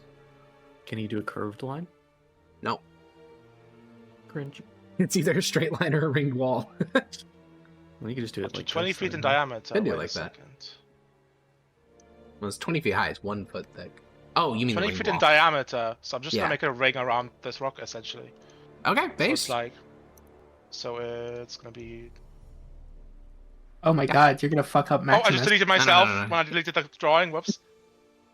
Deleted myself, Morty. Does sculpting mean that you can bend it like at will? He or is can it- avoid. He can avoid hitting Well, Maximus. can I with run this. through it? Is what I'm asking. Oh no, I don't believe so. You really did just say go back to the rock and then give anyone a chance back to the rock. Anyone else from going back to the rock? Dude, that's so fucking based. I fucking love Corvus. Okay, you make a wall of fire surrounding you, Aurelius. Also, you're blocking Aurelius' line of sight because this is opaque, but you know, whatever. Wait, you it do that. is? Yeah, it's opaque. I'm pretty sure that's in the description of You the not spell. remember Oh, yeah, what the it fuck, you it is did in? opaque. Don't use wall of fire, it blocks vision. Aurelius did explicitly say that during the He did briefing. explicitly say that. I'm so sorry. That's okay. I forgot. I just assumed you could see through it. No, you can't. Do you want to take that Can back? Can I? Yeah, I would like to take You it back. can if you take let it me. back. I'm so sorry. It's fine. It will happen again. It will happen again. Fucking, it's another Dispel Magic turn, I guess. Okay, sure. Intelligence. All these guys. 99% gamblers Check, stop it's just not before they hit a That fails. big. Stop God, down! Oof. Next time. Granny, for it's your turn. sure. Next time Minus for 1 sure. spell slot. This is giving me Von Die vibes all over Oh again. yeah. Oh yeah. I think all high-level wizards just default to being like Wanda. He's the prototypical wizard. Is there any penalty since I can only see like portions of these two? No. I'm gonna help out. Don't necessarily want to make myself a target, so I'm gonna shoot the one that Doghurt's fighting. Okay. Yeah, I feel like most of these are gonna miss because 20 AC is really high. Miss. Hit. Okay, so it's actually exactly what it All is. right. Force, I believe, is not one of their things. Yeah, that hits. Okay, cool. Yeah, you hit him with force. Do you push him back? Because these are smaller than I the. don't have them. Okay. All right. Cool. Alrighty, let me read all their features, just make sure I'm not missing anything. I am not missing anything. Yeah, cool. Does damage. Big. Permeus. Let's go, Dog Heart. Let's go, LFG, dude. LFG. I'm gonna hit it. I'm totally gonna hit it, guys. Okay, disadvantage. Early. Oh. That is You a did miss. hit it. Miss and hit. LFG. Take this level 1 smite, you fucking idiot. All right, you strike this steel predator, and you do full damage. No, it's not resistant to radiant or magical slashing or piercing, I guess. Cool. Congrats. Where's your fire damage? If he I hit with my Mithril Rapier. Yeah, I had to it's do true. it. He did do that. Okay, this creature goes. It is going to move 20 feet. It is going to attack Bebnius. Yeah, you guys really just left Sennius right there. He has like No, he's the 25 tankiest member of the AC. party. He'll be fine. He has like 20 something AC. Do those hit you, Xenius? Miss or hit, miss. Hit, miss. Okay. All right, you take a bit more than the other one was dealing. 37 He drank the damage. lightning potion. Go Oh, fuck true. yourself, Dude, Alex. That's true. No, that's actually so true, though. That's fucking base. That's gonna be so helpful in this fight. Okay, you take 11. You take 27 instead. That's genuinely Well, gonna can you tell me the lightning first because Yeah, I do have the lightning 10 is HP. 11, Okay. and then it's 16 from the Then- force. Clutch, Bigly. guys. because That is we actually knew quite it. nice. We knew Alex was gonna send metallic dogs. What can we say? You knew it, What can we you knew say? it. We knew it Yeah, this whole time. I read his notes. I'm gonna be honest. Go ahead. He pre-read my like prep for the session, but somehow didn't know about like what the Pre-watched. trap would be. Okay, cool. That is the creature's entire turn, is doing all that stuff. This other dog is going to oh, this is the one next to Dog Heart and Primius. So it's just going to attack Primius twice since it has advantage, or 3 times since it has advantage. That's a 28, a 28, and a 24. I see. Or sorry, 29, 28, 24. Oh yeah, that makes a big difference. How I actually have injured is 30 Aurelius AC, look, by the Alex. I just want to let you know. What about Yeah, Aurelius? Does he look injured? And if yes, No, not how at all. much? He's fine. Okay. Okay, you also don't know how he got here, because last time you saw him, he was down near the ward, but, you know, he'd probably walked. So Primius, you take half of the lightning, so you take 13 of that, and then 32 force damage. They only do 32 the lightning force. damage once per round, I guess. Yeah, it's only their bite that's lightning. Probably did. All right, Ah. I'm not doing well, but I am Okay. alive. Zednius, wielder of Het Menariel, the great warrior, the predator. What are you going to do? Right. Chris Hansen shows up and he's like, "What are you doing to those dogs? You want to take a seat?" You should be asking that to the dogs. I'm gonna What are we move doing to Zednius? here, move into there, and then we are gonna orbit up. Orb! I want to make a box. I'm gonna post it in chat, and you can help me with the size of it. Yeah. Where do you want to place the center of it? I want to get the edge right on me, so it'll suck that guy, but not me, and also suck the lower one, because I want the one on Maximus like lower, below, like Okay, at the sure. bottom. I'm of just the gonna. So screen. that's the center orb. The diameter of the sphere is 20, I believe. Let me double check that. No, it's a radius, 20-foot radius. So radius Yeah. would be one of these guys, and then one of these guys. I believe that this is correct, and then the orb would be right here. Let's do some measurements and adjust. That's a little oblong, isn't it? I think that is a little bit out. Is that acceptable? Yeah. Okay. Can you just measure out from the center of this fella, and it should be 20 feet in all directions. Okay, so that's 20 feet. I think the bottom is the one that's too long. Yeah. Okay, so there we go. All right. Okay. Perfect. Now, where do you want it, the thing you know, position? actually, yeah. Can I move it? Am I able to? Yeah. Oh, I don't think you can mechanically, but you are allowed to change his position. Yeah. Left So one one, to left, down right? one. Yeah. I know where you're thinking. Or You're thinking- no, I don't know if it might hit You're thinking Maximus one if I of do these to guys, the right? left one. I was Like one trying of to see these? if I could hit all three. Oh, I don't but know think if that's it's like possible. literally possible without hitting Maximus. Up Ouchie. 2 right now would hit max. Up What- 2. Up would- 2 It would hit would- Maximus though, because it would hit his toes. Oh, right, it's the which would be tiniest to the right bits, one, right. to the right one, to the right one. to the right one, but then it doesn't hit Is the that- dog next to you. Oh, What about half a... I'm joking. We are not doing Yeah, half let's steps, just- bro. Wait, can we let's do it on just, like corner of squares instead of the center of down a square? one No. to the right Okay. one. So that way Maximus can go around it and hit the dog, but the dog is funneled to only hit Maximus. Down in run right one like direction. this. Left Down run right one. I'm Left one. no, Okay. left. So left Left 2. up. So the edge is right on me. So we're hitting the bottom 2, and there's like a wall on the top one. Okay, like this. There we go. That's what we want. That's what we love to see. I don't know why that was so. Okay, all right. That You was place way this more one. complicated Yeah, than it needed to that was be. so complicated. All right. So, you are Yogi. No, you are strength check. Do they make a strength check? Remind me. It's been so long. It's in the chat, right? Okay. Any creature must make a dexterity saving throw. They have advantage on this because they have magical resistance. Both of them Fail. fail. Well, is okay. this a magical fact or is this just physics, you know? It doesn't matter. It's from a magical origin point, which means it is magical. Checkmate, liberal. Okay. Okay, so, yeah, they both fail. And they both get Euro?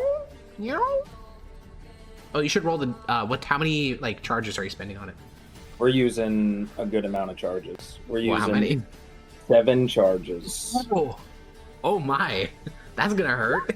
Ouchie. I mean, it doesn't hit them this round, but if that does, then that'll hurt. Do I for leave sure. that or do I roll every round? I don't remember. We've done it differently in the past. I think for the sake of this combat, we should just roll it. Like, we should just keep the 48 because re-rolling it every turn will be cumbersome. Well, And these 48 are is a very complicated nice fights. roll, so, you know, we That is a good one. take That's why. those. Alrighty. So you did action. Anything else?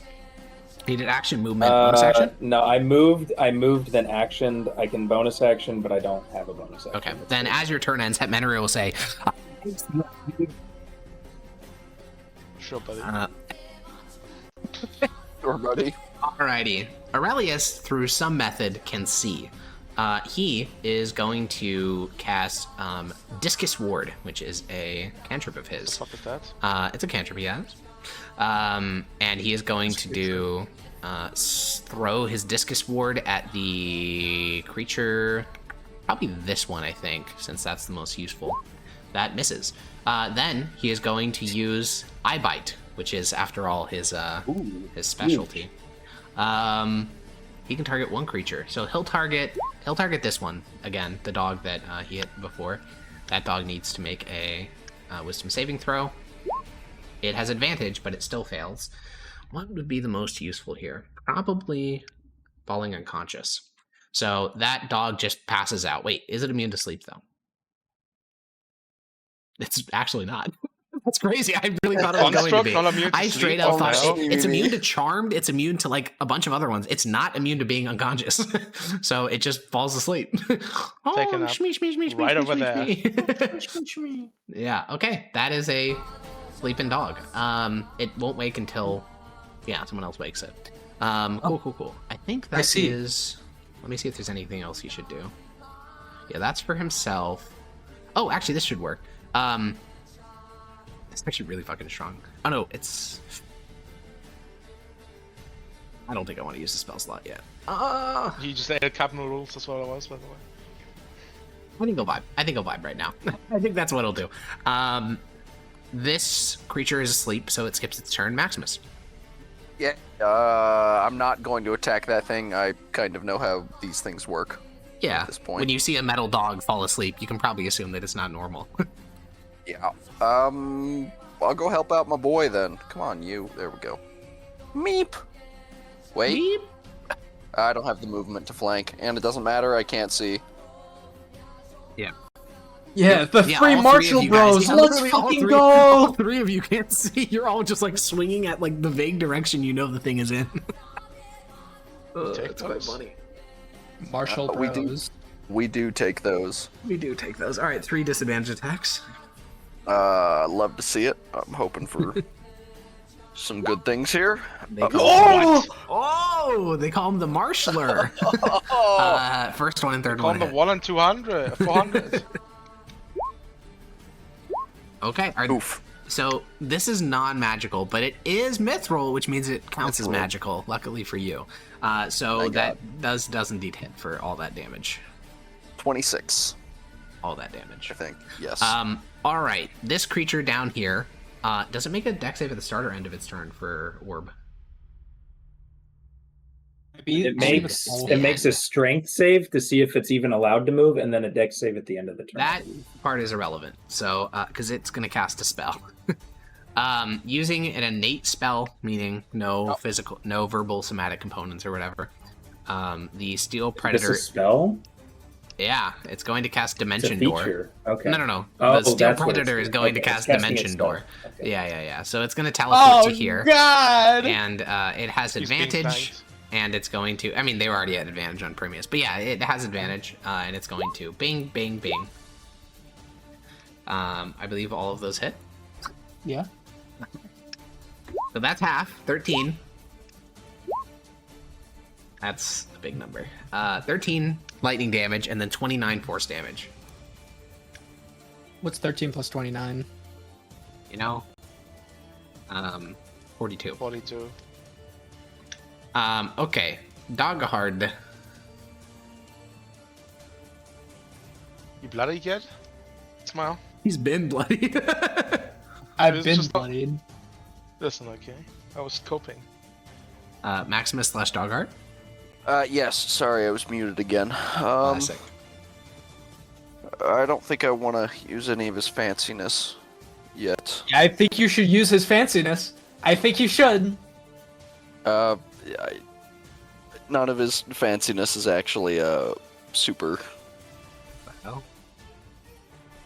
For helping Premius. Oh yeah, no, he doesn't have healing in his fucking kit. Yep. Yeah, That's not what he does. Also, his lack of sight is a rough one for sure. Yeah, this, well, I think we're just gonna do, let's see. Is he dual Yeah, wielding? I'll attack with Pike Smasher again. No, not normally, because he's getting versatile. No, he just has 4 weapons. All right, Dex Pike Smasher it fighter is. with 4 weapons that doesn't dual wield. Yeah, So you because use he's shield two-handing them. One of those hits, right? Miss, hit, yeah. Okay. Wait. What? Yeah, that. Oh. Yeah. Let me see what I did. Yeah, it's supposed to be bludgeoning. The damage is correct though. All right, Well, it's cool. the one target It's type. for, What do you mean? it's for 17 damage. It's a fancy damage that just kills you if it does 1 damage to you. So true. Corvus. Corvus. Schmorvis, all of those, yeah. Schmorvis. Morbus. Dude, Corvus, you know more what like you should do? Corvus. You should put a ring wall of fire around the martial characters and then put it inward so it bakes them and the dogs into like a fused like pie of flesh. True, I should cook them. It's so real. Last elf be like, Last elf, that's a good one. most normal elf maneuver right there. What if instead I just fuse all my allies into a All my flesh shit ball? relies on vision. It's Space, so space, awful. space. Everything relies on vision. It's the best. You're telling me that you walked into a dragon lair and that dragon made your life miserable? No way. Dispel it again. That just sounds plain old unlucky. If I dispel it again, I'm out of 4th level slots. I'm already out of 3rd level slots. Well, then use your highest level slot. It's not gonna be enough. I don't have a 10th level it's slot. not. Does the DC get easier the higher spell slot No. you use? No, It doesn't. no. Unfortunately, it's entirely stupid. It's based purely on your intelligence. You know, Surely you Can I hit the just throw 5% up- this time. can I just throw a firebolt at this thing? Yeah, absolutely. Disadvantage.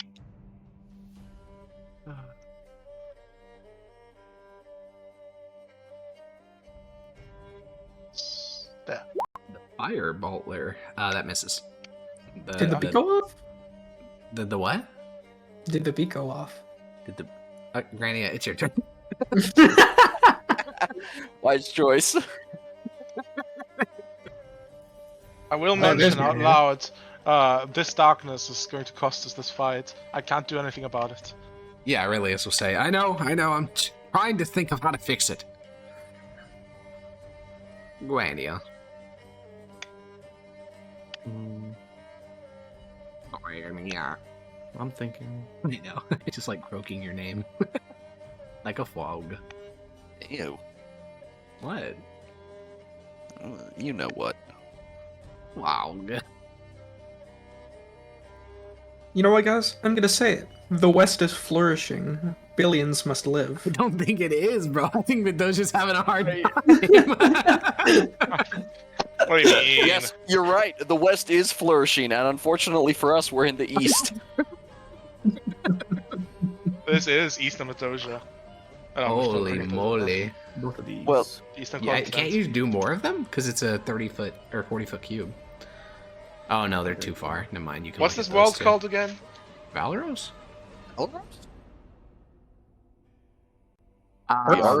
We are Okay. in Eastern Valoros, yes. Yeah, these two creatures will Valoros. make. How did I forget that it's called Valoros? Western Mithdosica. Wait, what is our continent called? Eastern Valoros. Our continent. They don't appear is to be Eastern, very but we're on the creative. west of it, so we're in Western Eastern Valoros. Yeah, you're in Western Eastern Valoros. Yeah. We're Mendoza, okay? Grania. The first one passes. The second Yeah, one fails. fails. Yeah. It's slowed. That's unfortunate for it. Okay, I'm gonna use that token to mark this. Actually, I'll use that one to mark the slowed one. Okay, cool. Bonus action or anything else? Nope. Okay. I don't. I mean, hey, slow is good for sure. Hermias. I get 75 hit points. As I think he's late on dancing. Just declaring, I have gained the 75. No, he's cheating. Yeah, based Sauce, in I made the I fuck up. choose to gain 75 HP build. It really does kind of feel like I'm cheating, because that seems like something like so someone who would much, just yeah. just make something. I would be like, actually, I gained 75 hit points. Yeah, it does. You are right. Well, you know what really feels like cheating is when you actually die in combat and you roll the correct res number. Oh yeah, yeah, and you get divine inspiration. Yeah, divine intervention. True. And now I'm going to rapier the slowed one. Oh yeah, you get your. So let me read. I know vaguely what this does. So it has -2 to AC. That's big. It can only use action or bonus action. That doesn't affect it much. It can only make one melee attack. That's big. And oh wow. It can't cast spells at will, which actually is really big for these things because their innate magic is uncounterable otherwise. So that's actually really fucking good. Damn. Okay. Yeah. So make your attacks. That hits. It does an amount of damage. No, yeah. Why didn't you make your normal 2 attacks? Oh, because you land hands. Did yeah. True. Okay. Cool. Nice. This steel predator at the start of its turn is inside of Zednius' orb. It is going to use one of its limited uses of Dimension Door. Yeah. It is going to teleport to just here, I guess. No! It's going to. Fuck you. So they do have AoEs. It just hasn't really come up. Because it doesn't want to hit. And it doesn't need to. I think it is going to come up right now, actually. No, I don't think it will, Actually, no, this isn't a very good... It should probably have teleported here. Let's just attack... Yeah, sure. No! Okay, so it is going to hit an ally, but, that's a sacrifice I'm willing to make. So it is going to cone... This cone is going to hit... I mean, I don't know if you guys can see the cone I'm measuring. I don't think Damn so. it, man. Yeah? But, Yeah, I can see it. You can. Okay, perfect. It is going to hit Maximus Aurelius, Corvus Zednius, and its own dog. So let me put that feature in chat. No, Stunning Roar, which is much worse. Oh, fuck. Okay, so the other dog fails its save, so it is going to Everything take it's full holding? damage. Done for 1 minute? Excuse me? And this is recharge on a 5 to 6? What the fuck are these things, Alex? But meanwhile, no, I don't like monks. Their stunning strike is stupid. AoE 1 minute stunning strike on a 5 to 6 recharge. Yep. Alright, so Aurelius also takes... Oh, I haven't rolled damage yet. You don't need It's okay. to. You don't need... Oh my god. Actually above average by a Wait, lot. I didn't have disadvantage. alright, I actually saved. I saved! You did save. I am indomitable in that. Yeah. Maximus passes. Going You to... pass. You pass. Nope. You get Pass. is the +3 already factored in Yep, there? please, please. Oh, Nope. no, the +3 Okay, is not then yeah. already factored into that. Corvus, Primius Oh, passed. thank God. Both the dog and Aurelius failed. Zednius, now you make your save. Plus Oh, one. Oh, you already made 14. That's a fail. So you take the damage and you're stunned. Okay, cool. And you The drop orb everything, drops. if that's You also, relevant. oh yeah. I don't think that's relevant for Maximus because technically he drops Hetmenoreel, but he can just pick it up as a free item interaction. Well, and fair Maximus, you enough. can't drop his shield. It's like strapped to your arm. Well, right? no, Yeah, well he's not stunned. He's fine. I didn't. Alex Okay. accidentally said Maximus. Oh, I meant to say Zednius, yeah. Okay, it is dog turn. Dog is going to go, and it's going He's also to gonna do do it. bite, claw onto Dogheart at advantage. I'm fairly confident all of those They do, hit. yeah. Now, he does have a reaction that he can do, but by default, yes, they do hit. What's that skull icon, by the way? Skull icon denotes that he is slowed. Or it is slowed. Yeah, he's gonna, I guess, when Dogheart is hit by... I imagine this is intended to be once per, round of hitting. Well, it's a reaction. not for- So it costs but a he can- reaction. Oh, yes, and he can... One per turn. Yep, alright, cool.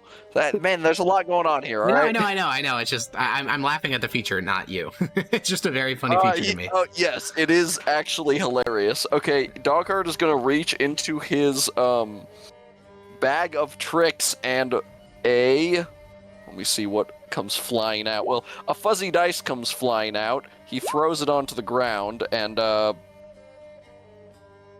giant elk appears. Okay, roll for HP of a giant elk. I will go quickly find it for you. Roll 5d12 plus 10. That literally, I'm not even joking, could probably absorb this entire turn of attacks. I think this will, yeah. 5d12, you said? Plus 10. 40. It almost absorbs the so this elk comes to life. It goes bravely, like standing before, and then it gets eviscerated by this dog and then dies. But 19 damage carries over to Dogheart. The rest gets absorbed. Do I have a way of decreasing his points? Yeah, you just decrease it on the token. It's so fucking funny. Imagining someone like Alex. A dagger, like someone plunging a dagger into someone, and then them being like, "Hold on!" Them pulling out like a bright neon pink fuzzy dice, yeah, blowing on it like the ones you have like around your rear mirror. Yeah, I'm imagining like the rear view mirror meme. Yeah. Ethan, that's the reaction meme. I forgot about that. Okay. Cool. So that's dog turn. That is that dog's turn. Okay. So Zednius, you are stunned from the stunning roar, but you do get a save at the end of your turn. So. Banana tiger? Did you ever think about I'm that? rolling it. Oh, wait. Alrighty. That's a pass. Instantly. So yeah. Next turn you'll be able to act like normal, based. Okay. Aurelius will make a save as well. I should have given it advantage on his original save because he does have magical resistance, but I'll give it to him now. That's a pass. It did make a difference on his first. It definitely made a difference, but I forgot, so. But no, he rolled 14, 15 on his first. Oh, it didn't make a difference. Okay, based. Then I made no mistakes ever. Okay, cool. Steel Predator. Oh, this one's also stunned, so this one needs to make a con save. It's also asleep. It passes. Well, no, it got unsleeped by the taking damage. Oh yeah, because it took damage. Yeah, but it is now unstunned as well. Maximus. That was a creative way of doing that, Alex. Right? That's very rude. El Clasico.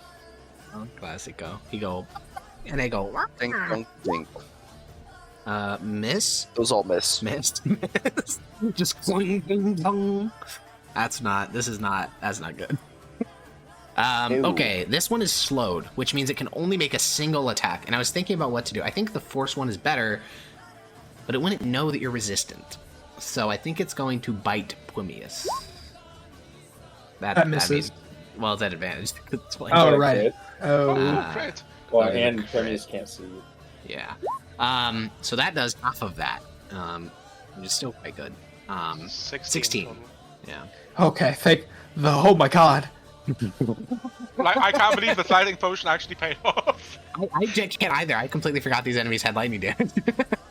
Okay, Dogheart. Did we skip me? Let's No, see here. you're 17. I literally see you in the initiative right now. Well, I didn't do anything since did, you lay on Dogheart hands. was 75 on your turn. Oh, that's right. And then made I'm an sorry. attack. I was brain dead. I thought Dogheart did something when he rolled the dice. Like that was his no. Oh, no. That was his reaction. That was a reaction. Yes. Okay, so what's Dogheart doing? Hit the slow one. So you can see Hit the within gritty. 60 feet of him. Just marks them. First time, one of Dogheart's. Cool. I hope these guys have a little bit less health, because we're getting Pike cut. Smasher 3 None of them times are bloody again. yet. None of them I are know. bloody. Which one are you pike smashing? Oh, that's a good point. The lower one. The one Maximus is next to. Okay. You'll All right. see. You'll see why Second and third one momentarily. hit. Bink. Bonk. Okay. It is. I mean, that's a fuck ton of damage. Jesus Christ. It is now bloody after those strikes. Now, And, it doesn't bleed, so it's more so the superstructure of the metal starting to break, but, you know. I'm gonna bonus action mark that bitch. So the next time anyone deals damage to it, or the first time someone else deals damage to it, it does an extra. That feature requires line of sight. You can see. No. But the reposition works. That's the second time you've said that, Alex. I know. I'm going to give Iran your address. That's crazy. State of Washington. The state of Washington. Okay, Corvus, your turn. Do I see that how badly Primus is doing? Just for context, Zednius is more bloodied than Primius is. Oh yeah, I forgot he Yeah. healed for like a fuck ton, right? Oh, Jesus, fucking Kyle. Aurelius, you're more bloody than Primius is. Aurelius is more bloody than Primius is. Honestly, I'm drinking another potion. Based. Okay. It's 44 plus 4. Yep. Go away, Mbia. Granny, you're so far from the main fight. I forget you're there sometimes. Yeah, it was. Yeah, That's by design. But So that's the dogs. Out of sight, out of mind. Some might say this is intended. But you're not even on. I just realized on the stream you're not even on the screen. Okay, Granny, who's Granny? Yeah. She walked Never heard into of the her. dark mist, never to return. Yeah. Okay. Trying to think if there's any other spells that I want to use. I feel like this entire fight, everything's gonna be going on for a while. Yeah, I mean, only one of them is bloodied, and you guys are like 4 rounds in, and your entire party is bloodied, so. I'm not bloodied. Oh, Would've- I can change wait, that. Fuck. Wait, wait. I forgot to move. Yeah, It's you too did late. forget to move. It is, No one's yeah. done psychic damage to these guys yet, have they? I don't believe so, no. synaptic static. Wait, Sweet. would Prometheus not have done psychic damage to them? Didn't they hit him at some point?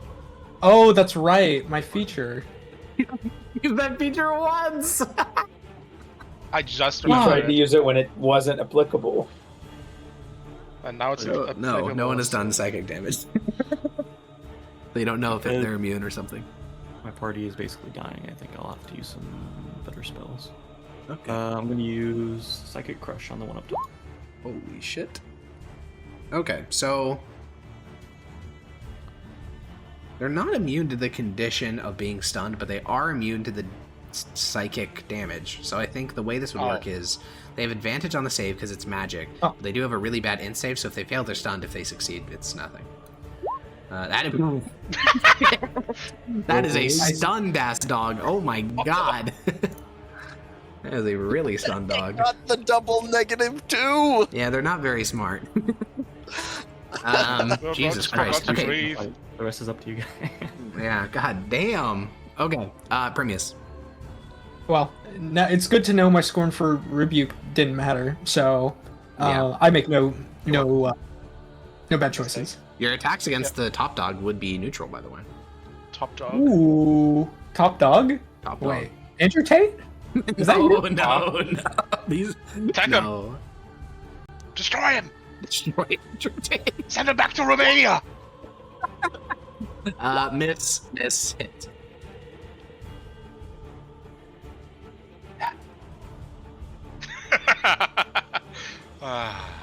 Cancer.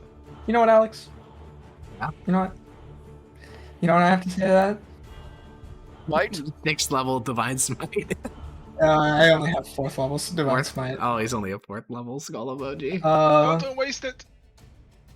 Waste. Yeah, I'm just... I don't have it on my I sheet. think Corvus still thinks If you can there's win a this fight fight. after this, it's gonna be real tough. Oh yeah, it is. Wait, you think there's It's not gonna okay, be a fight it's- after this? We haven't even seen the dragon I don't yet, know. Bozo. Yeah, I know. There's that, and then here's that. Okay. I feel like. Never mind. Okay, so yeah, Primius, you do that. It does all that damage. Bigly, that creature is still bloodied. Okay, this one's going to go. This one just screamed, so it's going to run in, try to eat its prey. It's going to attack Zednius. Bing, bango, boingo.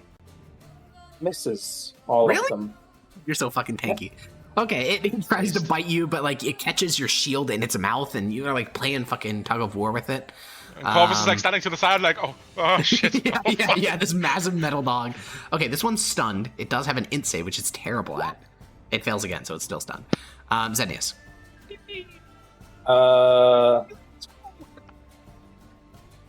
Well, shit. I Oh, was you- wanting to climb up on the rock and shoot the one that's bloodied.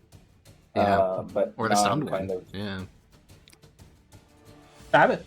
Yeah, I think I have to fight the guy that's in my face right now. Yes, Head Menariel will shout encouragements. LFG, dude. LFG. No. He's saying, and then both your I don't attacks think miss. a 20 hits. Yeah, suboptimal. You should have gone to flank. I should have gone to flank. I forgot. You should have. That is fine. true. There'd be no penalty for that, but you didn't. L Flank ratio. with who? Is the question. You. No, I can't see. No, you can't see, but he can. Oh, and that counts? Yeah. Oh, I thought both had to. No. Okay. Aurelius was gonna kind of discover the darkness, not working super focus. hard last turn, but he can see that this isn't going great. So he's going to use his bonus action to cast Layered Ward onto who would need it the most. Probably, realistically, himself. Oh my god. So the next 5 attacks against him will have their damage reduced to 0 damage.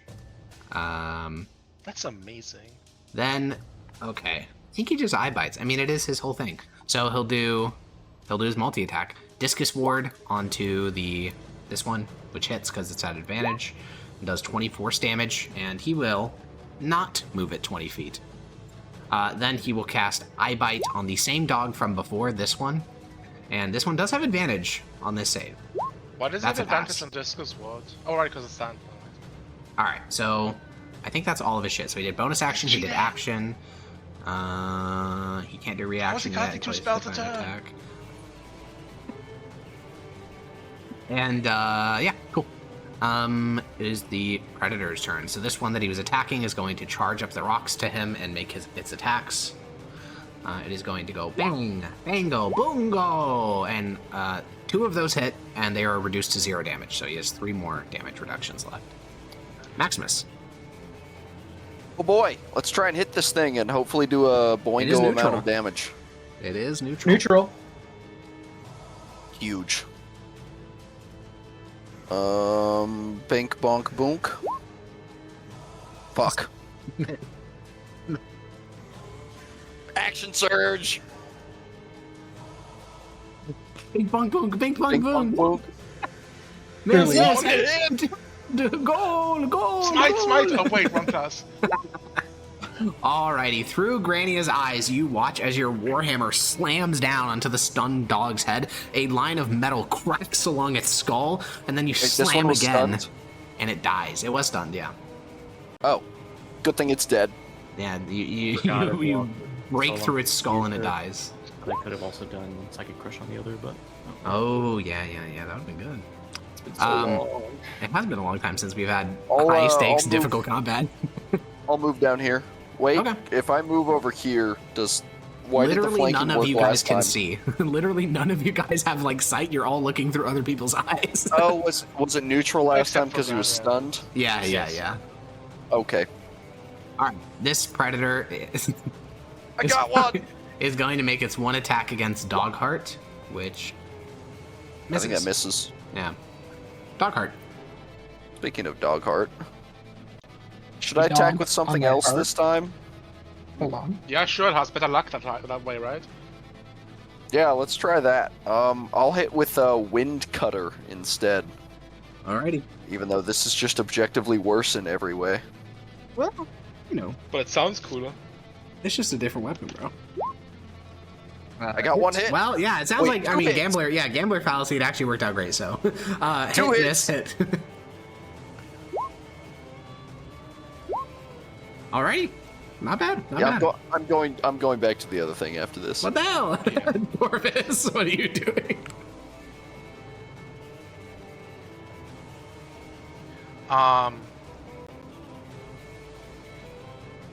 You know, I don't know.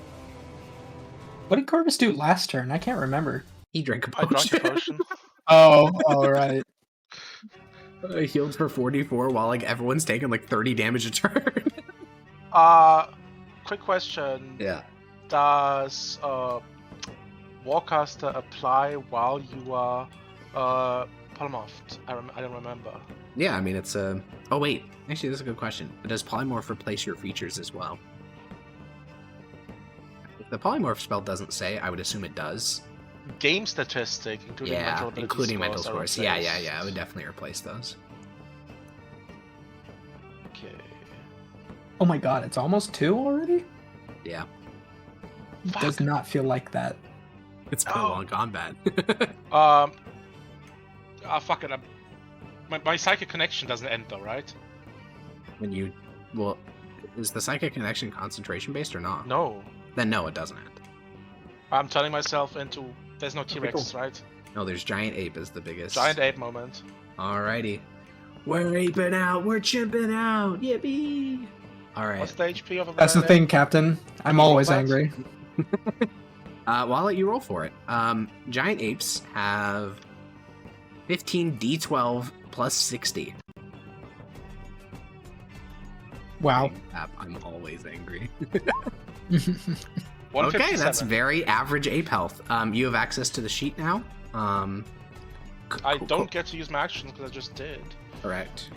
Alright, Um, core vape is in the order. Where's the Giant Core vape? Core vape. Giant core vape. It's- That sounds like a Vaping.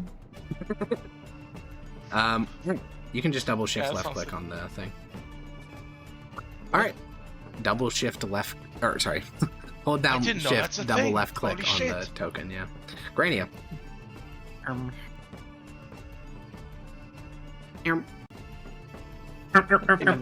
I think they got that one handled, so I'll shoot this one. Okay. He's right behind me, isn't he? No. Miss, hit. Good rolls. Big man, big man. Okay. Oh my god, I just subtracted 270 health back. So. Okay. No. Premius, I it's saw your it. I saw turn. He's dead. He's dead. He's dead. Alright. We got him. Miss, hit. Hit. No, miss. No, it's slowed, so this third one does hit. Yippee! Woohoo! 15. Shabbin. Does it take less fire damage? No. Oh. No, it doesn't. Nor Should have radiant. fireballed, idiot. You're the one that told. I can't see it, bitch. Mods, kill Blake. Okay, so yeah, this one Blind. that attacked Zednius Kill Blake. is going to roll to recharge. Mods It doesn't killed other recharge. mods. Fuck. Yeah, it's gonna bite Ape out on Zednius. him. No, I mean there is a giant fucking ape. Yeah, it's gonna bite the ape. Oh god. Monko. Those all hit. So the ape takes. Does the lightning potion carry over to the That should actually good point. Literally, that's actually a good point though. So core vape takes 41 damage. Wow. You got that, core vape? Sorry, what? You take 41 damage. And how many instances? 3. Cool. That's 3 concentration saves. What are you concentrating on? 20. The polymorph. Polymorph. Oh. Okay. 16. Nice. 10. Barely. Wait, no. No, that He is has barely. Barely. 18 It didn't do in 21. You still have Warcaster? or con? No, no. He Sorry. has his own mental stat, so he's rolling with ape. Well, it's Oh, you're con. right. This is con. Oh, it's It's con. it's con is 18. That's why I'm rolling with plus 4. Ape con. No, he doesn't get Warcaster because he. I don't. I already asked. Yeah, polymorph fully transforms you. There we go. Hell yeah. Okay. so Okay, I yeah, take you pass all of as them and you the take 41 ape. damage. Okay, Zednius. Wait, no, the crit applies, right? So I take more. I rolled the ape. The crit's already there. You take 41. This time we're Lightning going to be 41. smarter. No, the lightning get isn't the halved. The flank lightning isn't on there. halved. It is halved. You drank a potion. Yeah, but on the ape now, does it? Yeah, it carries over because it's like the mental. Wait, that connect carries effect. over, but the Yeah. huh? Yeah, So because it's not a Funko. feature. It's a thing that you drink, just like the mental connection. Okay. I'll take Fucking it. guy. Oh, let's kill him. Technically, Yogi, it has to be a straight line, so it should be here. But I mean, it doesn't change anything. Oh, I thought those, diagonal was straight. Okay. those hit. Both of those hit. Yeah. Damn. God, he's such a good. What a well-rounded character. Disgusting. Okay, so both of those hit, and Menariel just like squeals with joy. Okay. A little schoolgirl giggle. Literally. So Aurelius is gonna spend his full turn discus warding. So he's gonna do 3 attacks against the one that's like on the rock with him. 1, 2, 3. That is May I ask why he gets multi-attack? because he has multi-attack. But why? Because he has multi-attack. Where did he get it from? I want he's multi-attack too! He's going to move the dog. Get to 20th level and we'll talk about it. Okay, and he deals 22 force damage, moves it. Then I think he's vibing. Other than that, I mean, he has higher level spells, but it's just he needs to save them to get you guys out of here if he has to. So we'll do that. Did she say he has advantage?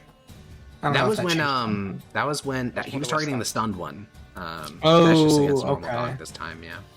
Okay, so this one that got slid away is going to attack the thing closest to it, which in this case is Maximus. So Maximus is going to get advantage attack against him because he's blind. I believe it's 2 hits. Jeez. See. Does a 30 and a 31 hit? Believe it or not, yes, a 30 and a 31 do indeed hit. Maximus takes damage. 37 force damage. Ouchie is Ouchie, mama. what I have to say about that. All right, it's your turn.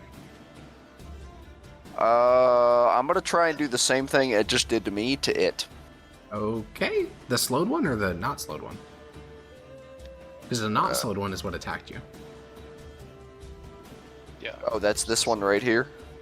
You should hit the slowed one. Yeah. You should hit the not slowed one with me. Well, the slowed one has lower AC And lower health. and lower health. I'm gonna Yeah, hit but the slowed slow. one is easier to, like, it's less of a threat. Rude. So I'm thinking, I need to, attack get, around. as it were, get guns out of the fight before I start spreading the damage around. Okay, so you're attacking the slowed one? Yes. Okay. Bink bonk bink. Hit, miss, hit. That's crazy. Okay, you hit for... It's bloodied, it's bloodied, it's Whoa, bloodied! huge! LFG! Alright, it'll take this... Oh, wait, does it get a save against being slowed? I don't think I've been saving. That's your problem, not mine. What the hell? I mean, he's At right. the end of each of his turns, yep. Okay, what's this type of save? That's also I your believe. problem. Wisdom, okay. That is a fail, I think. It's a DC 19, right? I believe so. Okay, so then, anyways, it'll make its one bite attack against... The gigantic ape! Yeah, actually, that's based. I mean, you were the easiest hit. Oh, fuck, I should have done claws instead! You take 7 lightning damage. Fuck. No! Dog heart. Dog heart. You calling the dogs, and then Dog heart. half the Dog time I heart, think dog it's my heart, turn, and then dog it isn't, heart. and then you say No, it's dog just a heart, dog and I who's don't hard, process huh? it. Yeah, well, he's I'm like gonna go Batman, you know, back he to- views Dog Heart as his true name. I'm gonna go back to Pike Smasher, and I'm gonna do the slowed one. Alrighty. Dink donk dink.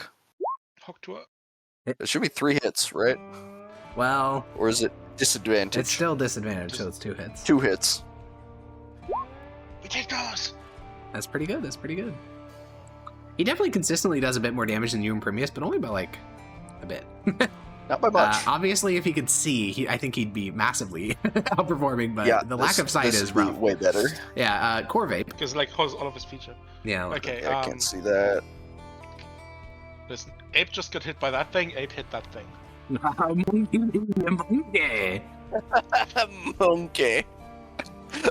Monkey doesn't wear any pants. Pants. Monkey Did I- does ugly pants. Do you guys not know that song? Okay, continue. Yeah, Take your turn, Core I Vape. clicked it and Xander sings it a No, lot. Blake- Yeah, wait, maybe shit, I I should double- Oh, there it is. Oh, there it is. Which one are you attacking? The bottom or the top one? Because they both hit you. The top one. Okay, the- top one, the top one, okay. First one misses, second one hits, because it has slow on it. You punch. Kill wife. That does nothing, because it's non-magical bludgeoning damage. But I'm magically polymorphed. Go. Alright, Yes, Granny, it's your Coca. turn. You gotta just like grapple him, I guess, right? Just Yeah, grapple him. I was wondering if I'd have to, but I thought maybe they're only resistant, in which case it's probably still worth. Immunity. Now that Harkon's remembered, just make slow saves. I think I'm attacking the top. You knew the entire time, Of course. little bitch. You're taking advantage of my dimension. That's not okay. You take advantage of our dimension a lot. That's also true. He's right. He's right when he's It's right. one hit, huge. 13 All right, that damage. hits. Prometheus, it's your turn. Let's do this. Oh wait, did 17 hit with the slow or no? No, 17 doesn't hit with the Nah. slow. Okay, first one misses, second one hits, third one hits.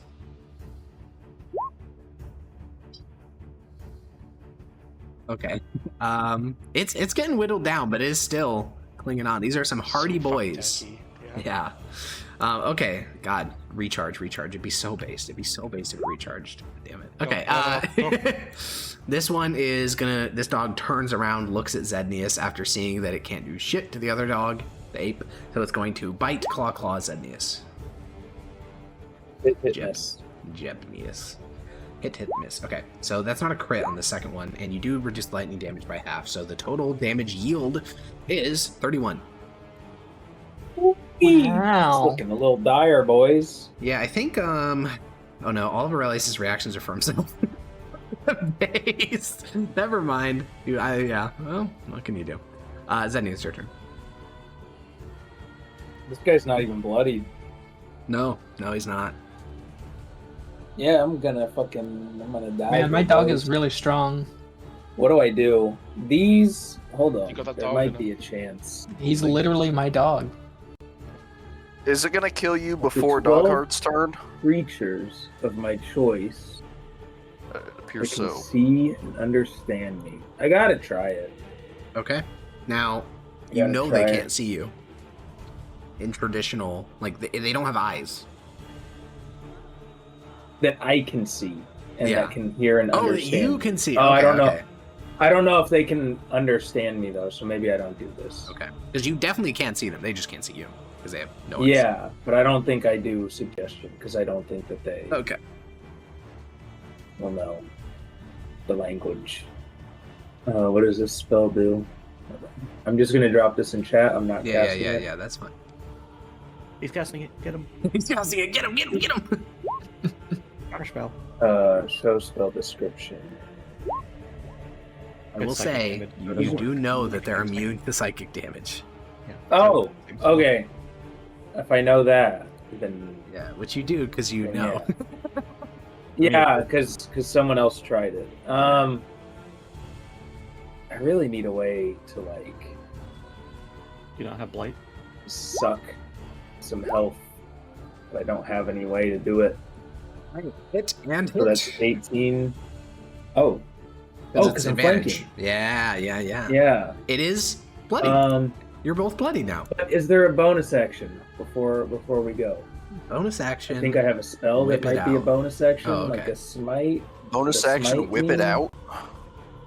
Repeat my words back to I me. could do wrathful. No, wrathful. What? No, Well, need to- can you need do to that live as with a the bonus action, consequences or is of that the a things free you action? say. The mechanics of the game dictate that's a free True. action. That's a good point, Blake. Okay, are you doing Flank anything strike is okay? Yeah, I'm gonna use the smite, Okay. the Eldritch Smite. What are So you the 5 doing over feet. there, Zednius? I'm using my free item interaction. Get out of here. 5d8. Steps in. Yeah, that one. Big that roll, one. big roll. Big. That's not small.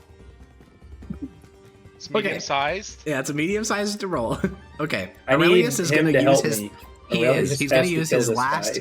He's can't do that, but he is going to use his last 5th level spell slot on you. He gets to do these twice per day, so you now also get a lattice work around you for the next 5 attacks. Oh, Nice. very nice. But it's only you and him, so no one else be, Wait. be expecting those. He only has 2 5th level spell slots? Well, for this, yeah. He already Oh. used a bunch of other ones. So Um, you get 3. All right, he's gonna make 3 discus ward attacks on the slowed one with the intent of killing it quicker. Hit, miss, hit. Okay, so he kills it and flings its body 30 feet. Nice. And his body just like sails away from the battlefield What and does kind of. this one look like? It's so basically it looks a lot like it's like these like golden plates which he flings from his hand, strikes the creature and like skids it in a direction. If he chooses Oh, to. like those one guys in Elden Ring. They do that. I've never played Elden Ring, so sure. Yeah, you're a I loser. can't believe you haven't The done that. fuck? Mods? You're a loser? And then I as his multi-attack, he's gonna use Eye Bite as well, so he's gonna try to Eye Bite this fella. He's gonna eye bite Blake because he made fun of me. No, he's gonna drop boulders on you, you fucking wretch. Okay, the creature fails and is put to sleep. It was nice knowing you guys. Okay, that doggy is sleeping. Maximus. The one I'm staring at is Honk Shmee Me Me? Yeah. Okay. Can I go through the circle of giant ape? There's 2 sizes difference. It's difficult terrain, but yeah. 1, 2, 3 is 15. That's no, that would be my entire movement. It would be, Can I end? You cannot end your movement in the giant ape. No. 1, 2, 3, 4, 5, 6. It's fine. I can get around the rock. There you come. I can get to there. Great. Can he gather up the wild ape to get the advantages of being mounted? If he had Wait a second. That is really funny, though. if he had polymorphed something different, Smaller, yes, yeah. I talked about this with Renesmee once. If she transformed into a giant elk, I could. I remember this conversation. We still have polymorph for later. It's true. It's true. Bink donk dink. Ding dong, ding dong. Oh. Okay. I said ding dong, ding dong. Ding dong, ding dong. First 2 hit.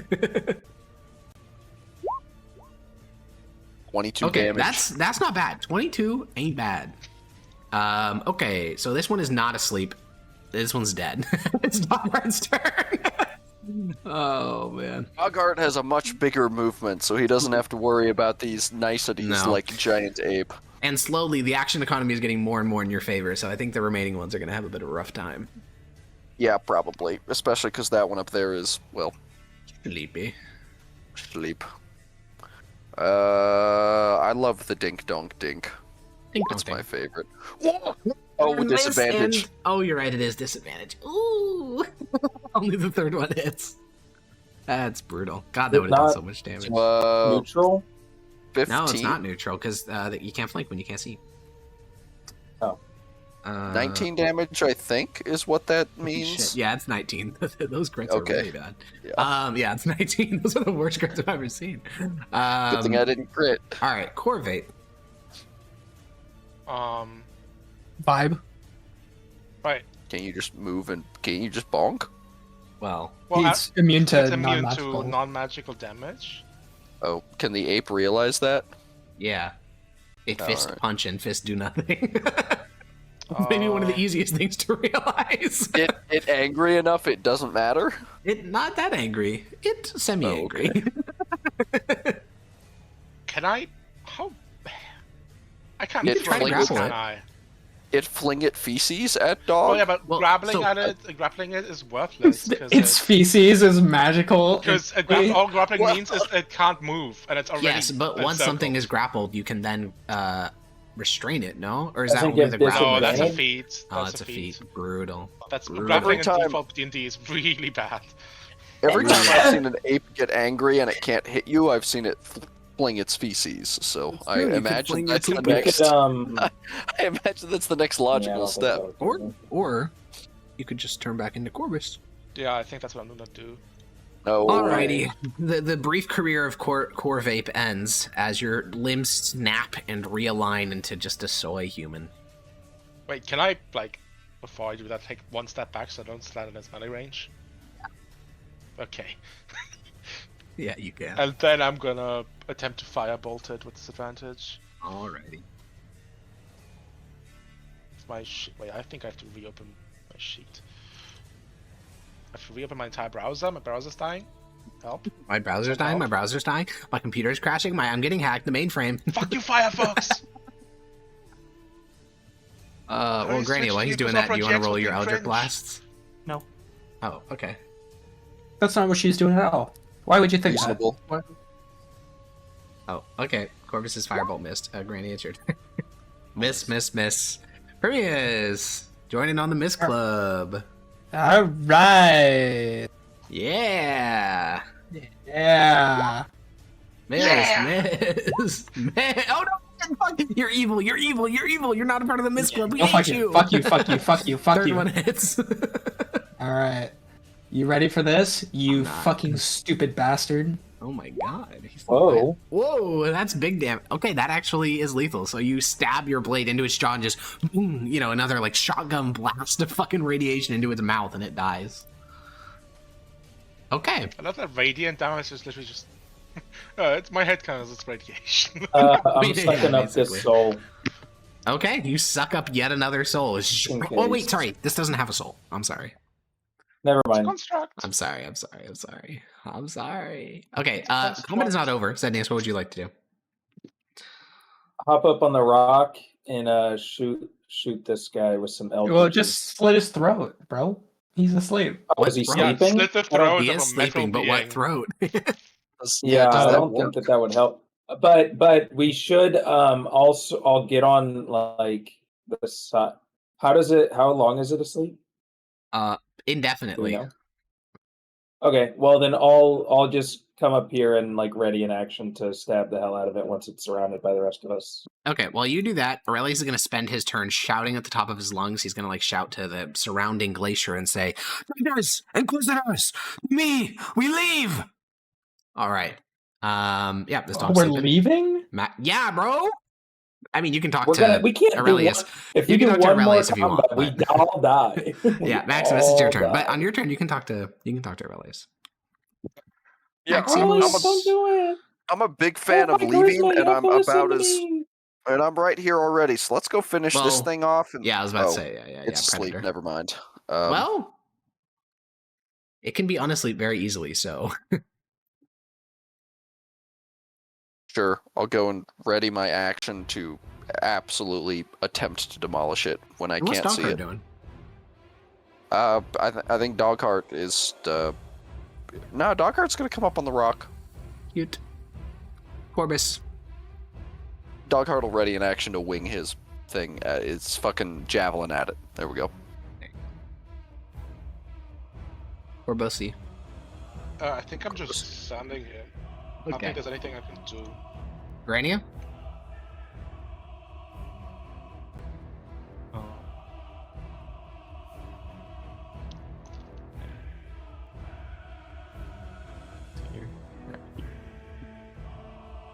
Are you Eldritch blasting? Yeah. Okay. It's sweet, Nah, I mean, someone's got to wake it up. Hit. Hit and hit, because it's advantage, because it is a sweep. Alright, you awaken it, and are that ready to triggers action opportunity attacks from, it triggers opportunity attacks from Zednius, Maximus, and Doghart. Is it 1 or 2 swings? 1. Normal Because it's detect. not an action anymore; it's a reaction. Yeah. Yep. It's for that much, damn. It's bloody. Maximus and Doghart. Oh, Ethan's internet probably died. Syria moment. Okay, I'm gonna roll for it. Doghart will do his... I think Gutter is the dagger that he uses. Oh no, Red Eye. He'll hit for 10 piercing, and then Maximus will also swing for whatever his Warhammer is. Wait, if you're sleeping, isn't the meme that with your melee you're auto crit? Yes. I don't know. I'd have to go look at the unconscious condition. Incapacitated, unaware of its surroundings, unconscious. Any attack Oh yeah, roll that yeah, hits it you- is a critical hit. So, Zednius, you would roll another 1d8, and it's only for melee though, Dodo. And yeah, so yeah, Zednius, you just roll another d8, and then yeah, that's the only one that applies. Does it add any modifiers, or it's just the roll? No, it's just a normal crit. Oh, is it reminder to awake? roll for Mm-hmm. so reminder to roll for Ethan. Yeah, I already rolled your reaction attacks. Yes, I Um, see that. Primius, it's your turn. Yeah, I'll turn to what was his name again? Already? Starts with a G. okay. Galenus? What? Is that his name? What Who? with the hell's the that? wizard? Aurelius? Aurelius? Aurelius. I don't know Oh, why I gee, forgot I his well. name. said that. Yeah. I'll turn to Aurelius and no, we could still win. We could do it. He's talking so You know, hard. I'll let you know they're going to be fighting. You two are going to be talking. So he'll say, "You're out of your damn mind. We can't even see the thing. If you can't get rid of this darkness, we need to leave immediately. You can't even see where I am right now." Yeah, Dispel Magic is not prepared, so. Oh, that means it's your turn. Yeah, we're swinging. We're swinging. He's feeling like a fighter now. Oh my god. Okay, that hits for 20. Damn, fuck. You're doing like as much damage as Dogheart does. What the hell? All right, on Aurelius' turn, he's just gonna hit the dog with like 3 discus words. Oh my god, 2 misses. Ah. And then he's going to use Eye Bite again. Doggo Wisdom save, which passes. Ouchie. Okay, dog attack Maximus. Bing, bing, bing at advantage. Pretty sure all those miss. One I hit. think the last one hits. Oh, sorry. Yeah, The 31. last one does indeed hit. Yes. 13 force. All right, but you do That's still, bad. while blind, manage to block the majority of its attacks. Maximus. Right back at you, bud. Swing, swing. Hit. Miss. And Doghartia. The Cardius Maximus Bologna. Alrighty. Does dagger teleport back into its hand? He uses a javelin and a dagger, and they both do that, yeah. Hit, Nice. miss. No, miss. I remember miss, the javelin. Hit. He remembers the. Yeah, you remember the javelin. Yeah, you remember the Thank God. javelin.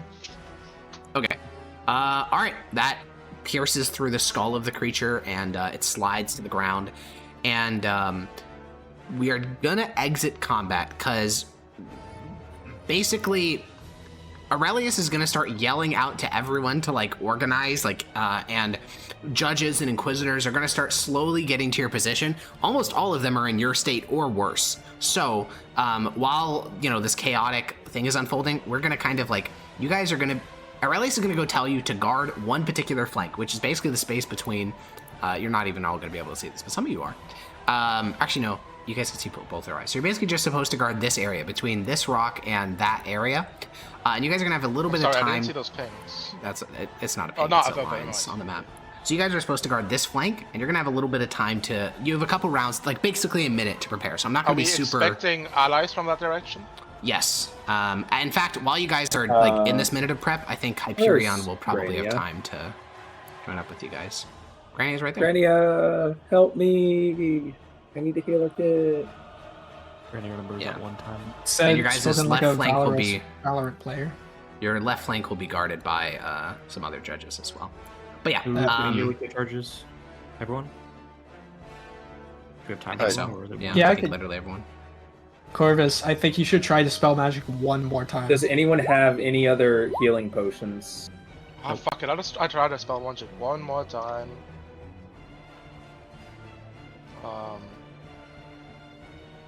If I roll a nat 20, I'm gonna be really upset. That fails. So From as top to Grania bottom. is going around, Does anyone have any other healing potions? well, I was about to say, as Grania is going around. around healing your yeah, wounds, try and Father Hyperion will kind of limp in. He himself is quite injured. His partner that you saw earlier, Primius, is no longer at his side. Oh shit. And he will Not kind with of us. limp across the battlefield, and he will say, Get close. I still have some healing in me. As do I.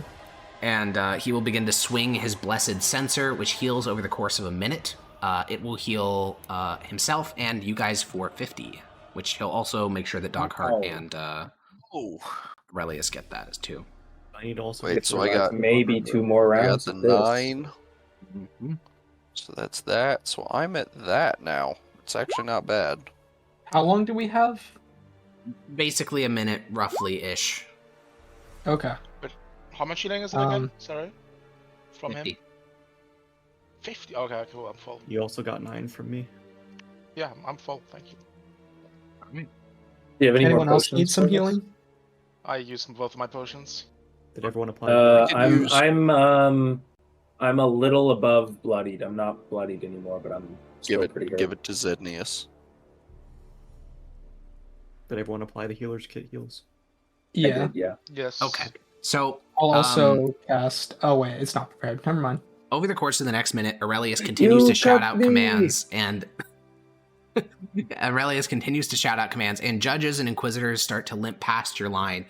It seems like the initial wave of summonings, like that first and second wave, there's now a gap. Like people are still fighting and trying to like work their way back towards a central formation. There's not even, you don't hear the sound of the dragon above, and you're not really having conversations with people. You're just like looking at the state of their injuries, and they're very eclectic. It's not like one thing is killing everyone. It's that there's just like a variety of tons of monsters, and most of the bodies are being brought back because there's a huge number of clerics here. So you're watching, like, you know, I'm not putting all the tokens because it'd be very messy, but at this rock where Aurelius is, there's like a triage station where clerics are using their magics to revive people that have died recently. They can't fight. These are still like 1 HP, but you know, they're alive. However, you guys are told by a couple of fleeing survivors that a creature is approaching from the north. It will be here in, you know, by the time you're informed, you have like 20 seconds. You can't see it because it's moving pretty quickly.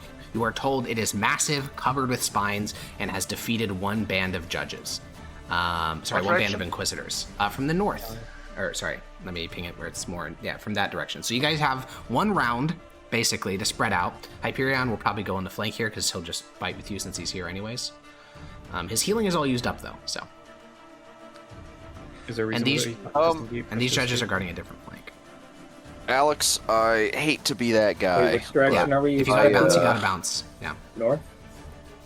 North? Yeah, north. How much longer is this? Well, however long the combat takes. So like an hour? No. Schedule an hour? No, like 40 minutes. Yeah, 40 minutes, I'm gonna bounce out then. If you gotta bounce, you gotta bounce. Yeah, I got to. Hopefully we don't all die. Hopefully. Alrighty. So Before we start, you wanna? What do you want there? One, is there a reason we're not using gate yet?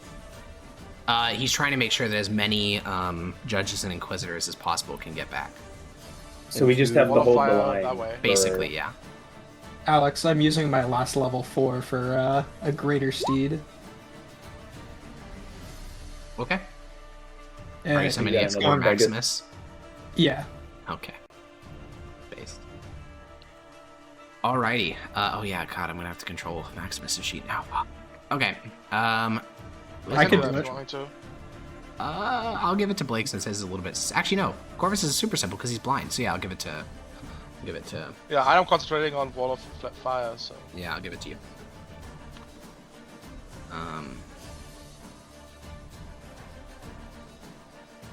Okay. Bing, bing, bing. Okay, cool.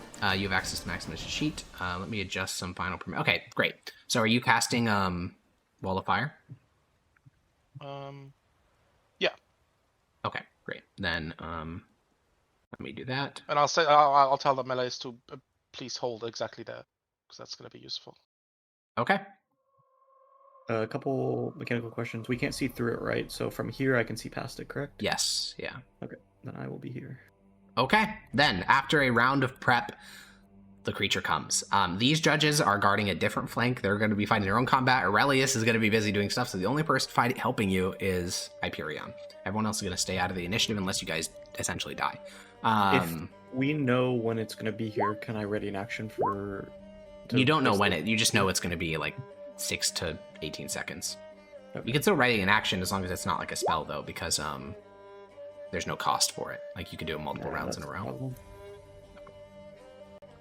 Well, Alrighty. cantrip you can do multiple rounds. Yeah, cantrip you can do. So we can do Eldritch prepared. Yeah, I got something better planned. Okay. Oh yeah, since you put up the wall. Should I be somewhere I can see? Because I can't see. Probably, yeah. I can't see past You this. want to join right next to me? I'll be on Granius side. Oh you my guys god! you guys are the only two sources of vision. So if you're on the same side, then Please, yeah. One of you guys, yeah. Okay, Corvus, are you good with yours and Maximus's positioning? Could I also have Granius vision, and should she have mine? I can't move the Pegasus. So yeah. Oh yeah, I'll move the Pegasus one sec. There you go. Why is Granny all alone? Sad go. I'll start with it. Yuck did. Okay. You can now see through Grania's eyes, and I will let Grania see through yours. He who spills blood with me is my brother. So true. Now, can we all get some? Can we all whatever. roll some initiative, motherfucker? Literally everyone but Grania has rolled it. Oh no, you already rolled initiative. It's mostly Echo because he has so many sheets now. Okay, cool. There we go. So, you have 1 round to prep stuff. I'm just gonna quickly go over what all these modifiers on your little tokens mean so you remember. Corvus is concentrating on the wall of fire. You all have lightning resistance. Xenius, you also get the next 5 attacks against you deal no damage because of Aurelius's ward, which has not yet been procced. And Primius, you are concentrating on nothing. So you were concentrating on Shield of Faith, but that only lasts like a minute, right? 10. Oh, okay. Then you're still concentrating on Shield of Faith. And yeah, okay, cool. Do you want to ready any actions, Xenius? Can I do an action now? Yeah, you can do an action. Can I do an action now? Okay, I wanna pre-orb somewhere up there. Sure, where you orb? I care that much. Should I do it like right in front of us over here? Should I? What did you say? Should not just go around it if you orb. I mean, there's a little bit of control. Like we pre-firewalled. I don't know if the orb is just a control tactic. I don't know how big this thing is either. Yeah, the only description you guys got was that it completely killed a group of Inquisitors, devoured them, and is now coming for you. Like the people who were telling you this were like running, like to to try to get these bodies revived. So yeah, I'm just gonna two power orb so I can recast it later if there's a better like way. Here, or do you want it? Yeah, that's fine. Over that's perhaps here. Perhaps. That's fine. Also, yeah. Okay. Alrighty. Hyperion is, I mean, he's running on fumes. He doesn't have any spells left, so he will just probably. And then prep Eldritch's. Yeah, I think he'll just vibe where he's at. His line of sight's being cucked, so he'll probably just go to here. Maximus / Echo. Yeah, I don't have anything to ready. I don't think Maximus has anything to get ready, right? Not that I'm aware of. I don't think he's gonna be pulling out his longbow because that'd be not having his shield out. No, he's a lance boy. Standing there, shield, hammer, ready. Okay, Grania. Readying an Eldritch Blast, is it only the 1 or do I get the 3 shots? You get the 1. And I still get to act normally on my turn when it comes around? Uh-huh. Okay, then sure. I'll just ready Eldritch Blast then. Okay, Primius. Going to just pray. Okay. And lastly, Corvus. I'm waiting. I'm not doing anything. Okay. Action dodge, I guess. The first sign of this creature is not its vision, but the earth trembling beneath it. Whatever this is, it is very, very large. And then you start to get a glimpse of it. It is a massive fleshy body with a head which nearly extends out of your line of sight. It goes so high up into the sky. That was 25 feet of movement. Yep, that hits. And it does damage as well. And with the other 25, the massive beast will come trundling here. And I think this is where you notice 2 of its effects. 1, when it gets hit by the Eldritch Blast, and 2, when it gets hit by the Wall of Fire, and the other Eldritch Blast, which is, it is immune to magic. So it takes no force damage, takes no fire damage, takes no other force damage. It simply walks through the magic as if it isn't there. It also doesn't need to get that close. It'd probably go here. And then its colossal neck will extend downward and bite at Corvus. It's immune to like entirely immune. As far as you can tell, at least the 3 spells it just got afflicted with, yeah. How does immunity typically work? Like, do effects also get just fully nullified? Or well, no. So the way that magical immunity typically presents itself is either it basically just auto passes checks, or it takes no damage from magical abilities. Okay, what you guys see in practice is it takes no fire damage and it takes no force damage. effects are unclear. But yeah, that bite was onto you, Corvus. Okay. I assume that hits. It absolutely does. Okay. Unfortunately. So it does that much damage, which is 31. But you also need to make a strength saving throw. Oh wait, first I'm making concentration save. Also that, yeah. Oh wait, Pass. have advantage. Was it a pass? Oh yeah, Yeah, I mean, 31. yeah, it so is. it was only DC 17. Yeah. Yeah. Now strength save. Strength save. Okay. You are swallowed by this creature. Just to read through it, fucking a hell. swallowed creature has the blinded and restrained conditions, and it has total cover against attacks and effects outside of the Hurtolod. At the start of each of the Hurtolod's turn, each swallowed creature takes 13 2d12 poison damage from the poisonous secretions of the Hurtolod's gullet. The gullet can hold up to 2 creatures at a time. If it takes 40 or more damage in a single turn, it spits you out, basically. So you're inside of it now. Yeah. Wuna. Ooh, yeah. That was Wuna. Wuna. And you take all of that damage. And you're inside of it. Okay. Wait, do so I it's take small. the 13 as well right away? No. No. Okay, so I take 31. But yeah, you are swallowed by it. Zednius, your turn. Blood for Father, if you insult. Well, I don't want to get swallowed also.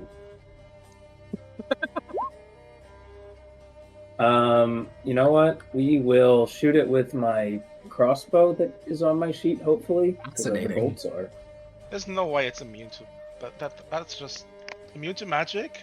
It's just Well, so broken. you know what's crazy is I do not have that item.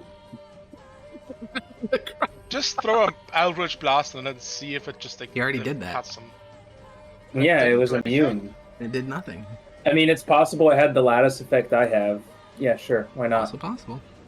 Fuck it. Okay. We ball. 1, 2, 3. All of those hit, to be clear. This thing is not agile. Its skin is not thick. It actually has like a thin, like pink fleshy exterior. All of them hit, and they do no damage. That's fucked up. The magic simply dissipates over its skin. This thing is already. Oh, this thing by default is already CS 17. What the fuck, man? How did you give it immunity? Rose read the stat block skull emoji.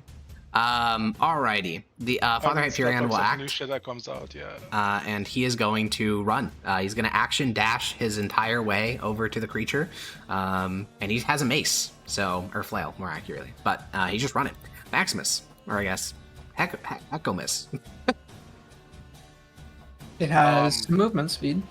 Yeah, how much movement speed does the 60 horse have? feet, and can fly. Well, yeah.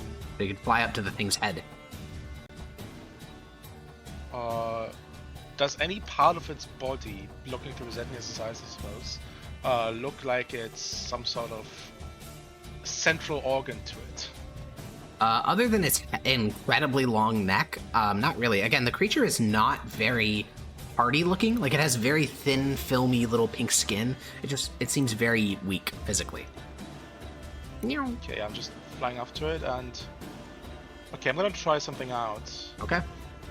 I'm gonna pull out my... I'm sorry, what? Okay, that's the weirdest way of saying bludgeoning I've ever seen in my entire life. Did you say bluggerning or some shit? Blue engineering. Engineering. My king. I'm just gonna Myth of Warhammer this thing, I guess. It's 3 attacks, I believe? Yes?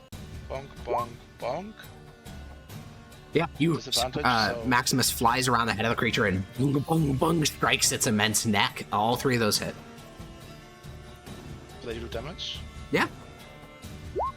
Yeah, this is this is bludgeoning, piercing, slashing, non-magical, in the sense of like technically it's with a magical weapon, but this isn't like force or fire or some other type of thing. So yeah, it all just deals damage and. Well, fire is also just physical heat, you know. Smile. Okay, bro. And it simply strikes the neck and begins to like bleed and bruise, and the creature roars out. You can see like Corvus screaming in its gullet as its neck shakes. Grania. Okay. I know this ability should work because it's not a check or anything. The problem is now is that Corvus is inside of it. So then the question is, does a magical way of transporting a creature transport the things along with it if it's only targeting the creature? Certainly it does. Then it's up to you. Are you ready to take a trip? Do Fucking Do it. bro. exactly what ability that is. Do it. Give him fucking permanent trauma. Send him out of the way. Okay, all right. It does not make a check. It is just. All Trip right, of a so- lifetime. That's a crazy name. Grania extends her hand, her branch of Skalatha, pointing it at the creature, and sends it on a trip of a lifetime. It instantly is thrown from Valeros into Athelloren and roll for the number of rounds it disappears for. Corvus is going to be there for every single one of them, baby. But Guessing surely the I don't five get is the other there for the effects, right? average. Oh, you do. I assume the 5 is just Oh. there for the average, so I roll instead of taking the average. Yeah, roll. 8. Okay, it's going to be gone for an entire minute. That's pretty good. Almost entire minute. And now, roll a d10 to see what effects Corvus and the beast suffer. Some of these are really, really bad.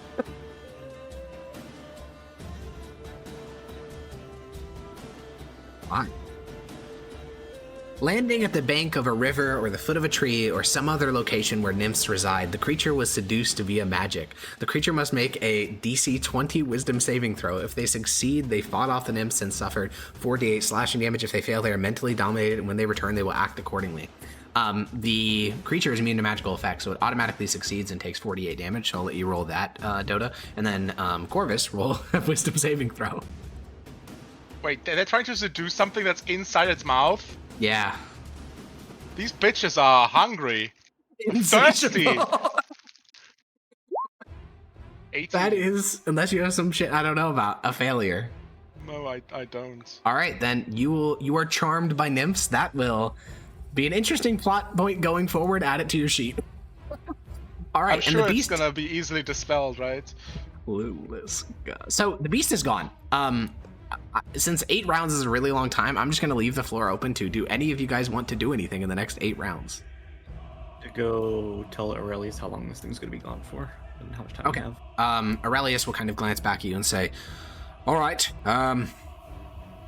We should be able to leave before then." She'll add on the problem is Corvus is still inside of it. Then we shall wait. Hopefully some other judges will be freed up by then. Luckily, it seems as if the beast isn't pressing the attack. It's letting its creatures deal with us, but many more are approaching. Does that mean we're leaving without Corvus? No, that doesn't mean it. It means that you need to kill it quickly because more creatures are being summoned. For all the judges Alright. to meet up around this spot and be ready for it. We know it's Yeah, gonna be back basically. as well. So. Okay, then Primius, Zendius, do you guys want to move it all so you're closer to the thing when it comes back? Yeah, I guess. Important thing, because since I'm basically useless now, I am going to start casting Conjure Elemental. Okay, based. Oh yeah, it's just which type of elemental do you want to summon? Good question. I don't Fire, actually know the- earth, or air? Because I don't have water prepped. I have a recommendation. Yeah, I also would think. What What are you Earth, thinking? Tremor Sense. Which True, means doesn't it need doesn't eyes. have to see. Yeah. Okay, perfect. Okay, Earth it is. boom. You summon an earth elemental. I will give this control to you, and then Add we will. concentration to me.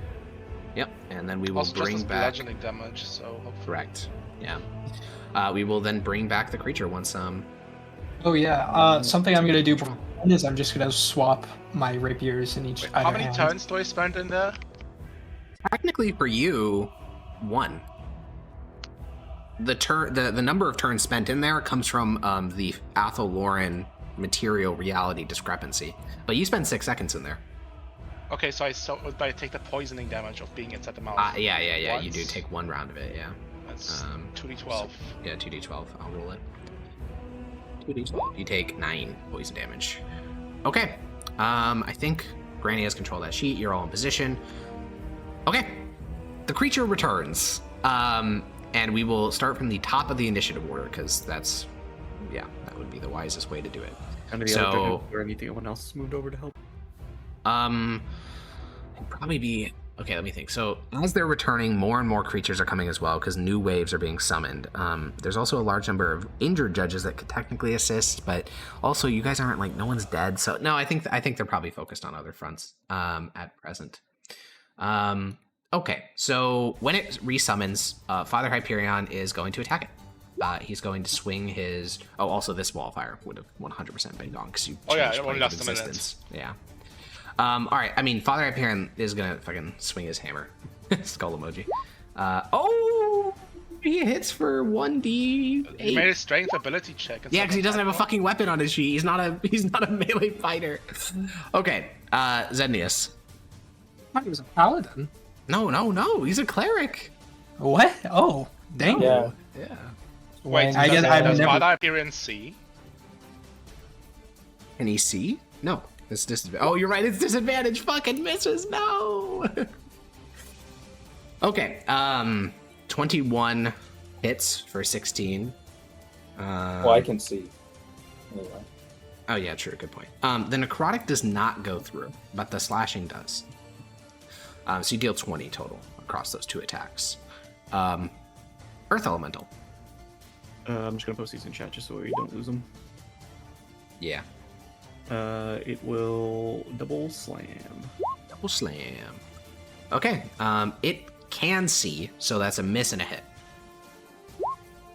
All right. Punches it for 13. Grania. Pass. Yeah, I'm gonna double check and just make sure, but I'm pretty sure it's pass. I've still not used any spell slots. Is there anything?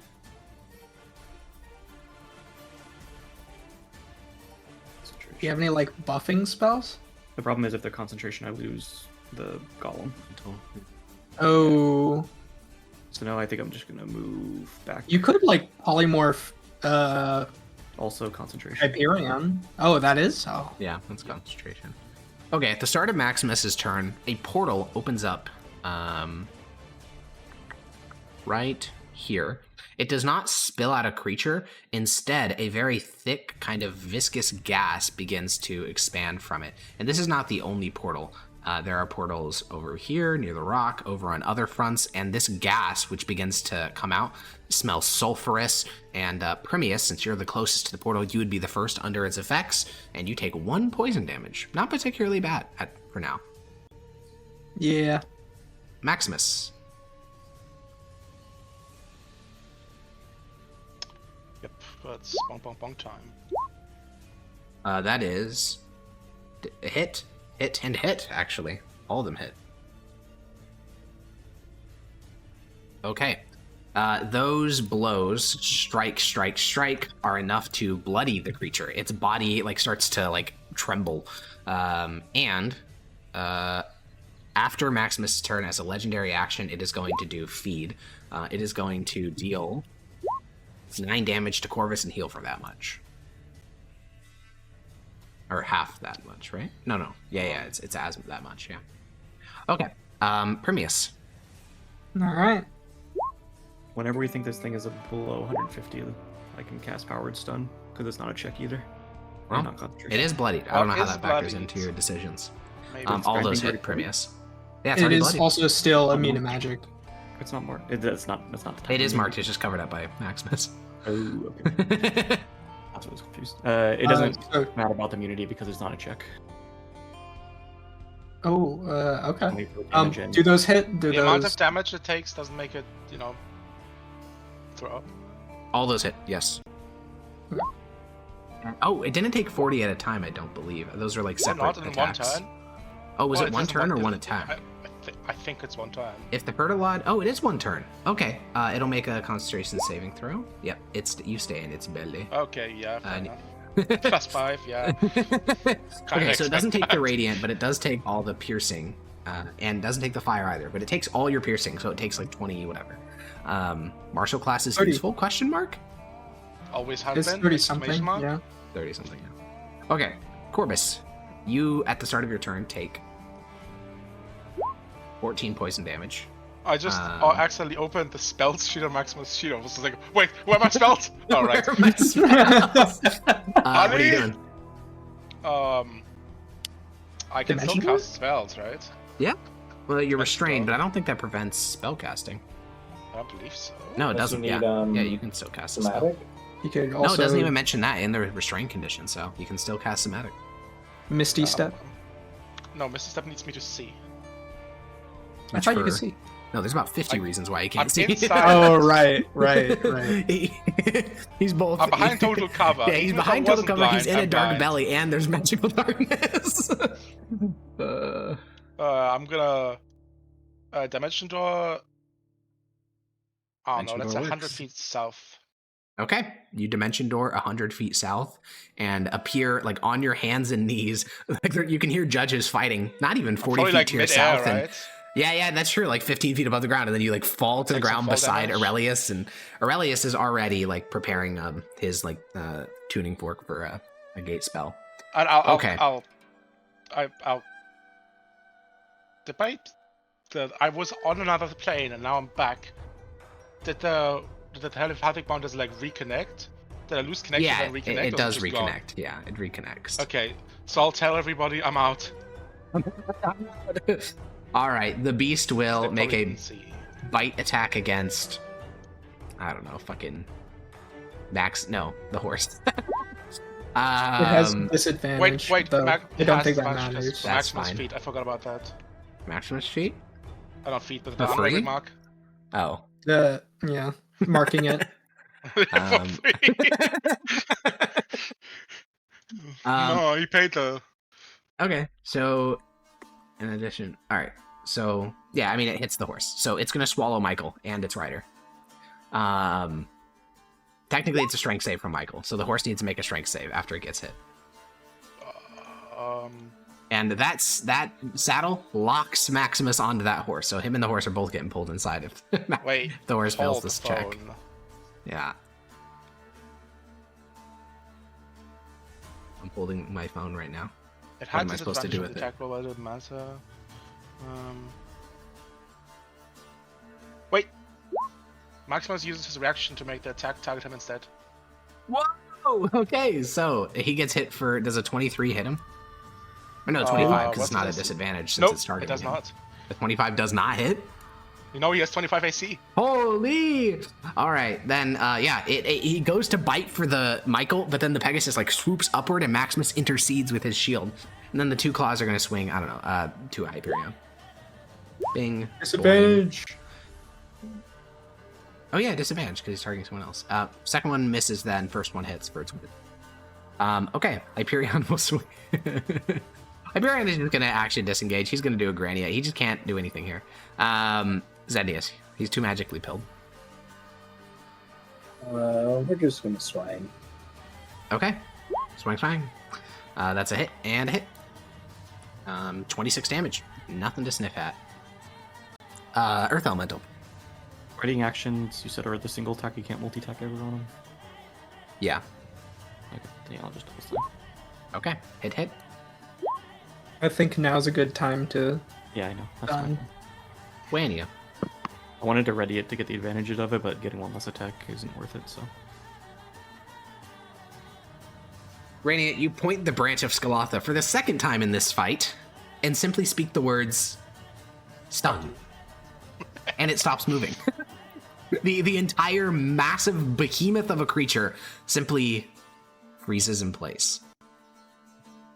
Brutal. Okay, Maximus. Advantage on all Let's these, go. or neutral on these So it's attacks. immune to magic, but not to that. That's based, I guess. Well, there's no save. No check. There's just no No save or damage. check or damage or There's anything. no It save just for happens. getting hit by Eldritch Blast either. Yeah, but that's damage. That's damage. It's check or damage. And it's the same for the trip of a lifetime. No save, no damage, no check. It just happens. Well, I guess it's at advantage and also disadvantage, so there's just a neutral attacks here. Yeah, these are neutral. Yeah. Hit. Zednius is going to get advantage for his attacks, though. He will, yeah. If he even gets to his turn, Premius. All right. So, Premius, you're watching yourself through the eyes of Zednius and Grania simultaneously as both of these are sent through the telepathic bond. And this creature is massive, but it is also completely still. So, how do you finish it off? I think. Sorry. That really got me. I think I just cut open its belly and Okay. I just You walk up, you plunge your rapier in there, your mithril rapier, and you just slice open its stomach. Hot, viscous innards splatter onto the ground, and a moment later, the entire behemoth itself kind of slaps onto the earth. Now, the gas leaking through all those little rifts is starting to get thick, and you guys can hear Judges coughing. So over the cacophony, Aurelius is going to shout, "We're leaving!" So, let me measure some distances real quick. So everyone can get there within 1 round, so you're all going to take 1 poison damage as you make your way to Aurelius. Is he casting Gate? He is casting Gate. Wait, why We is don't he know what casting plane Gate? we're going to. Why the fuck? What else is he going to cast to get the entire Judge? Teleport? That takes 8 people! You are Can dented. I volunteer to take us to via teleport instead? No, he's opening a gate spell and you're all coming with him. He's demanding it. He doesn't want you guys to get split up. God. Okay. So, 1 by 1, Judges and Inquisitors join up. Nearly over half of the Inquisitors and Judges were dead and then revived. A few beasts are still fighting, like Helquith's team is still fighting to the death. You see the conscript is still clinging on. And as the portal opens, people begin to rush towards it. You guys are some of the last ones to go since you're still in fighting shape. Maximus swoops around on his Pegasus, trying to like ward off bats and the like. And within a moment, as the portal appears, dozens of people begin to hurtle through. Aurelius remains a bit longer, throwing out wards and the like at creatures as they approach the portal. And you what? The golem fights on. The golem, yeah. The earth elemental pummels monsters, keeping them at a distance as the last Judges slip through. And Grania, you are probably one of the last to leave because you're a spellcaster. You know, you have all these advantages. But then you step through the portal, and Corvus. Yeah. You were one of the first to step through because you're highly injured. You don't have that many spells. He also kind of just demanded you go through rather than cast your own teleport and didn't really leave room for discussion. So you just, went through the portal. As you step through the portal, you feel your body hurtling. Not just some great distance like you're teleporting, but an unfathomable distance. Your organs do not just undergo rearrangement. They undergo total transfiguration, refiguration, and refiguration again. Then your body is spat out from the portal. So, you land face first, Corvus, in something wet. You blink and push up from your chest and you look around and you're on a beach.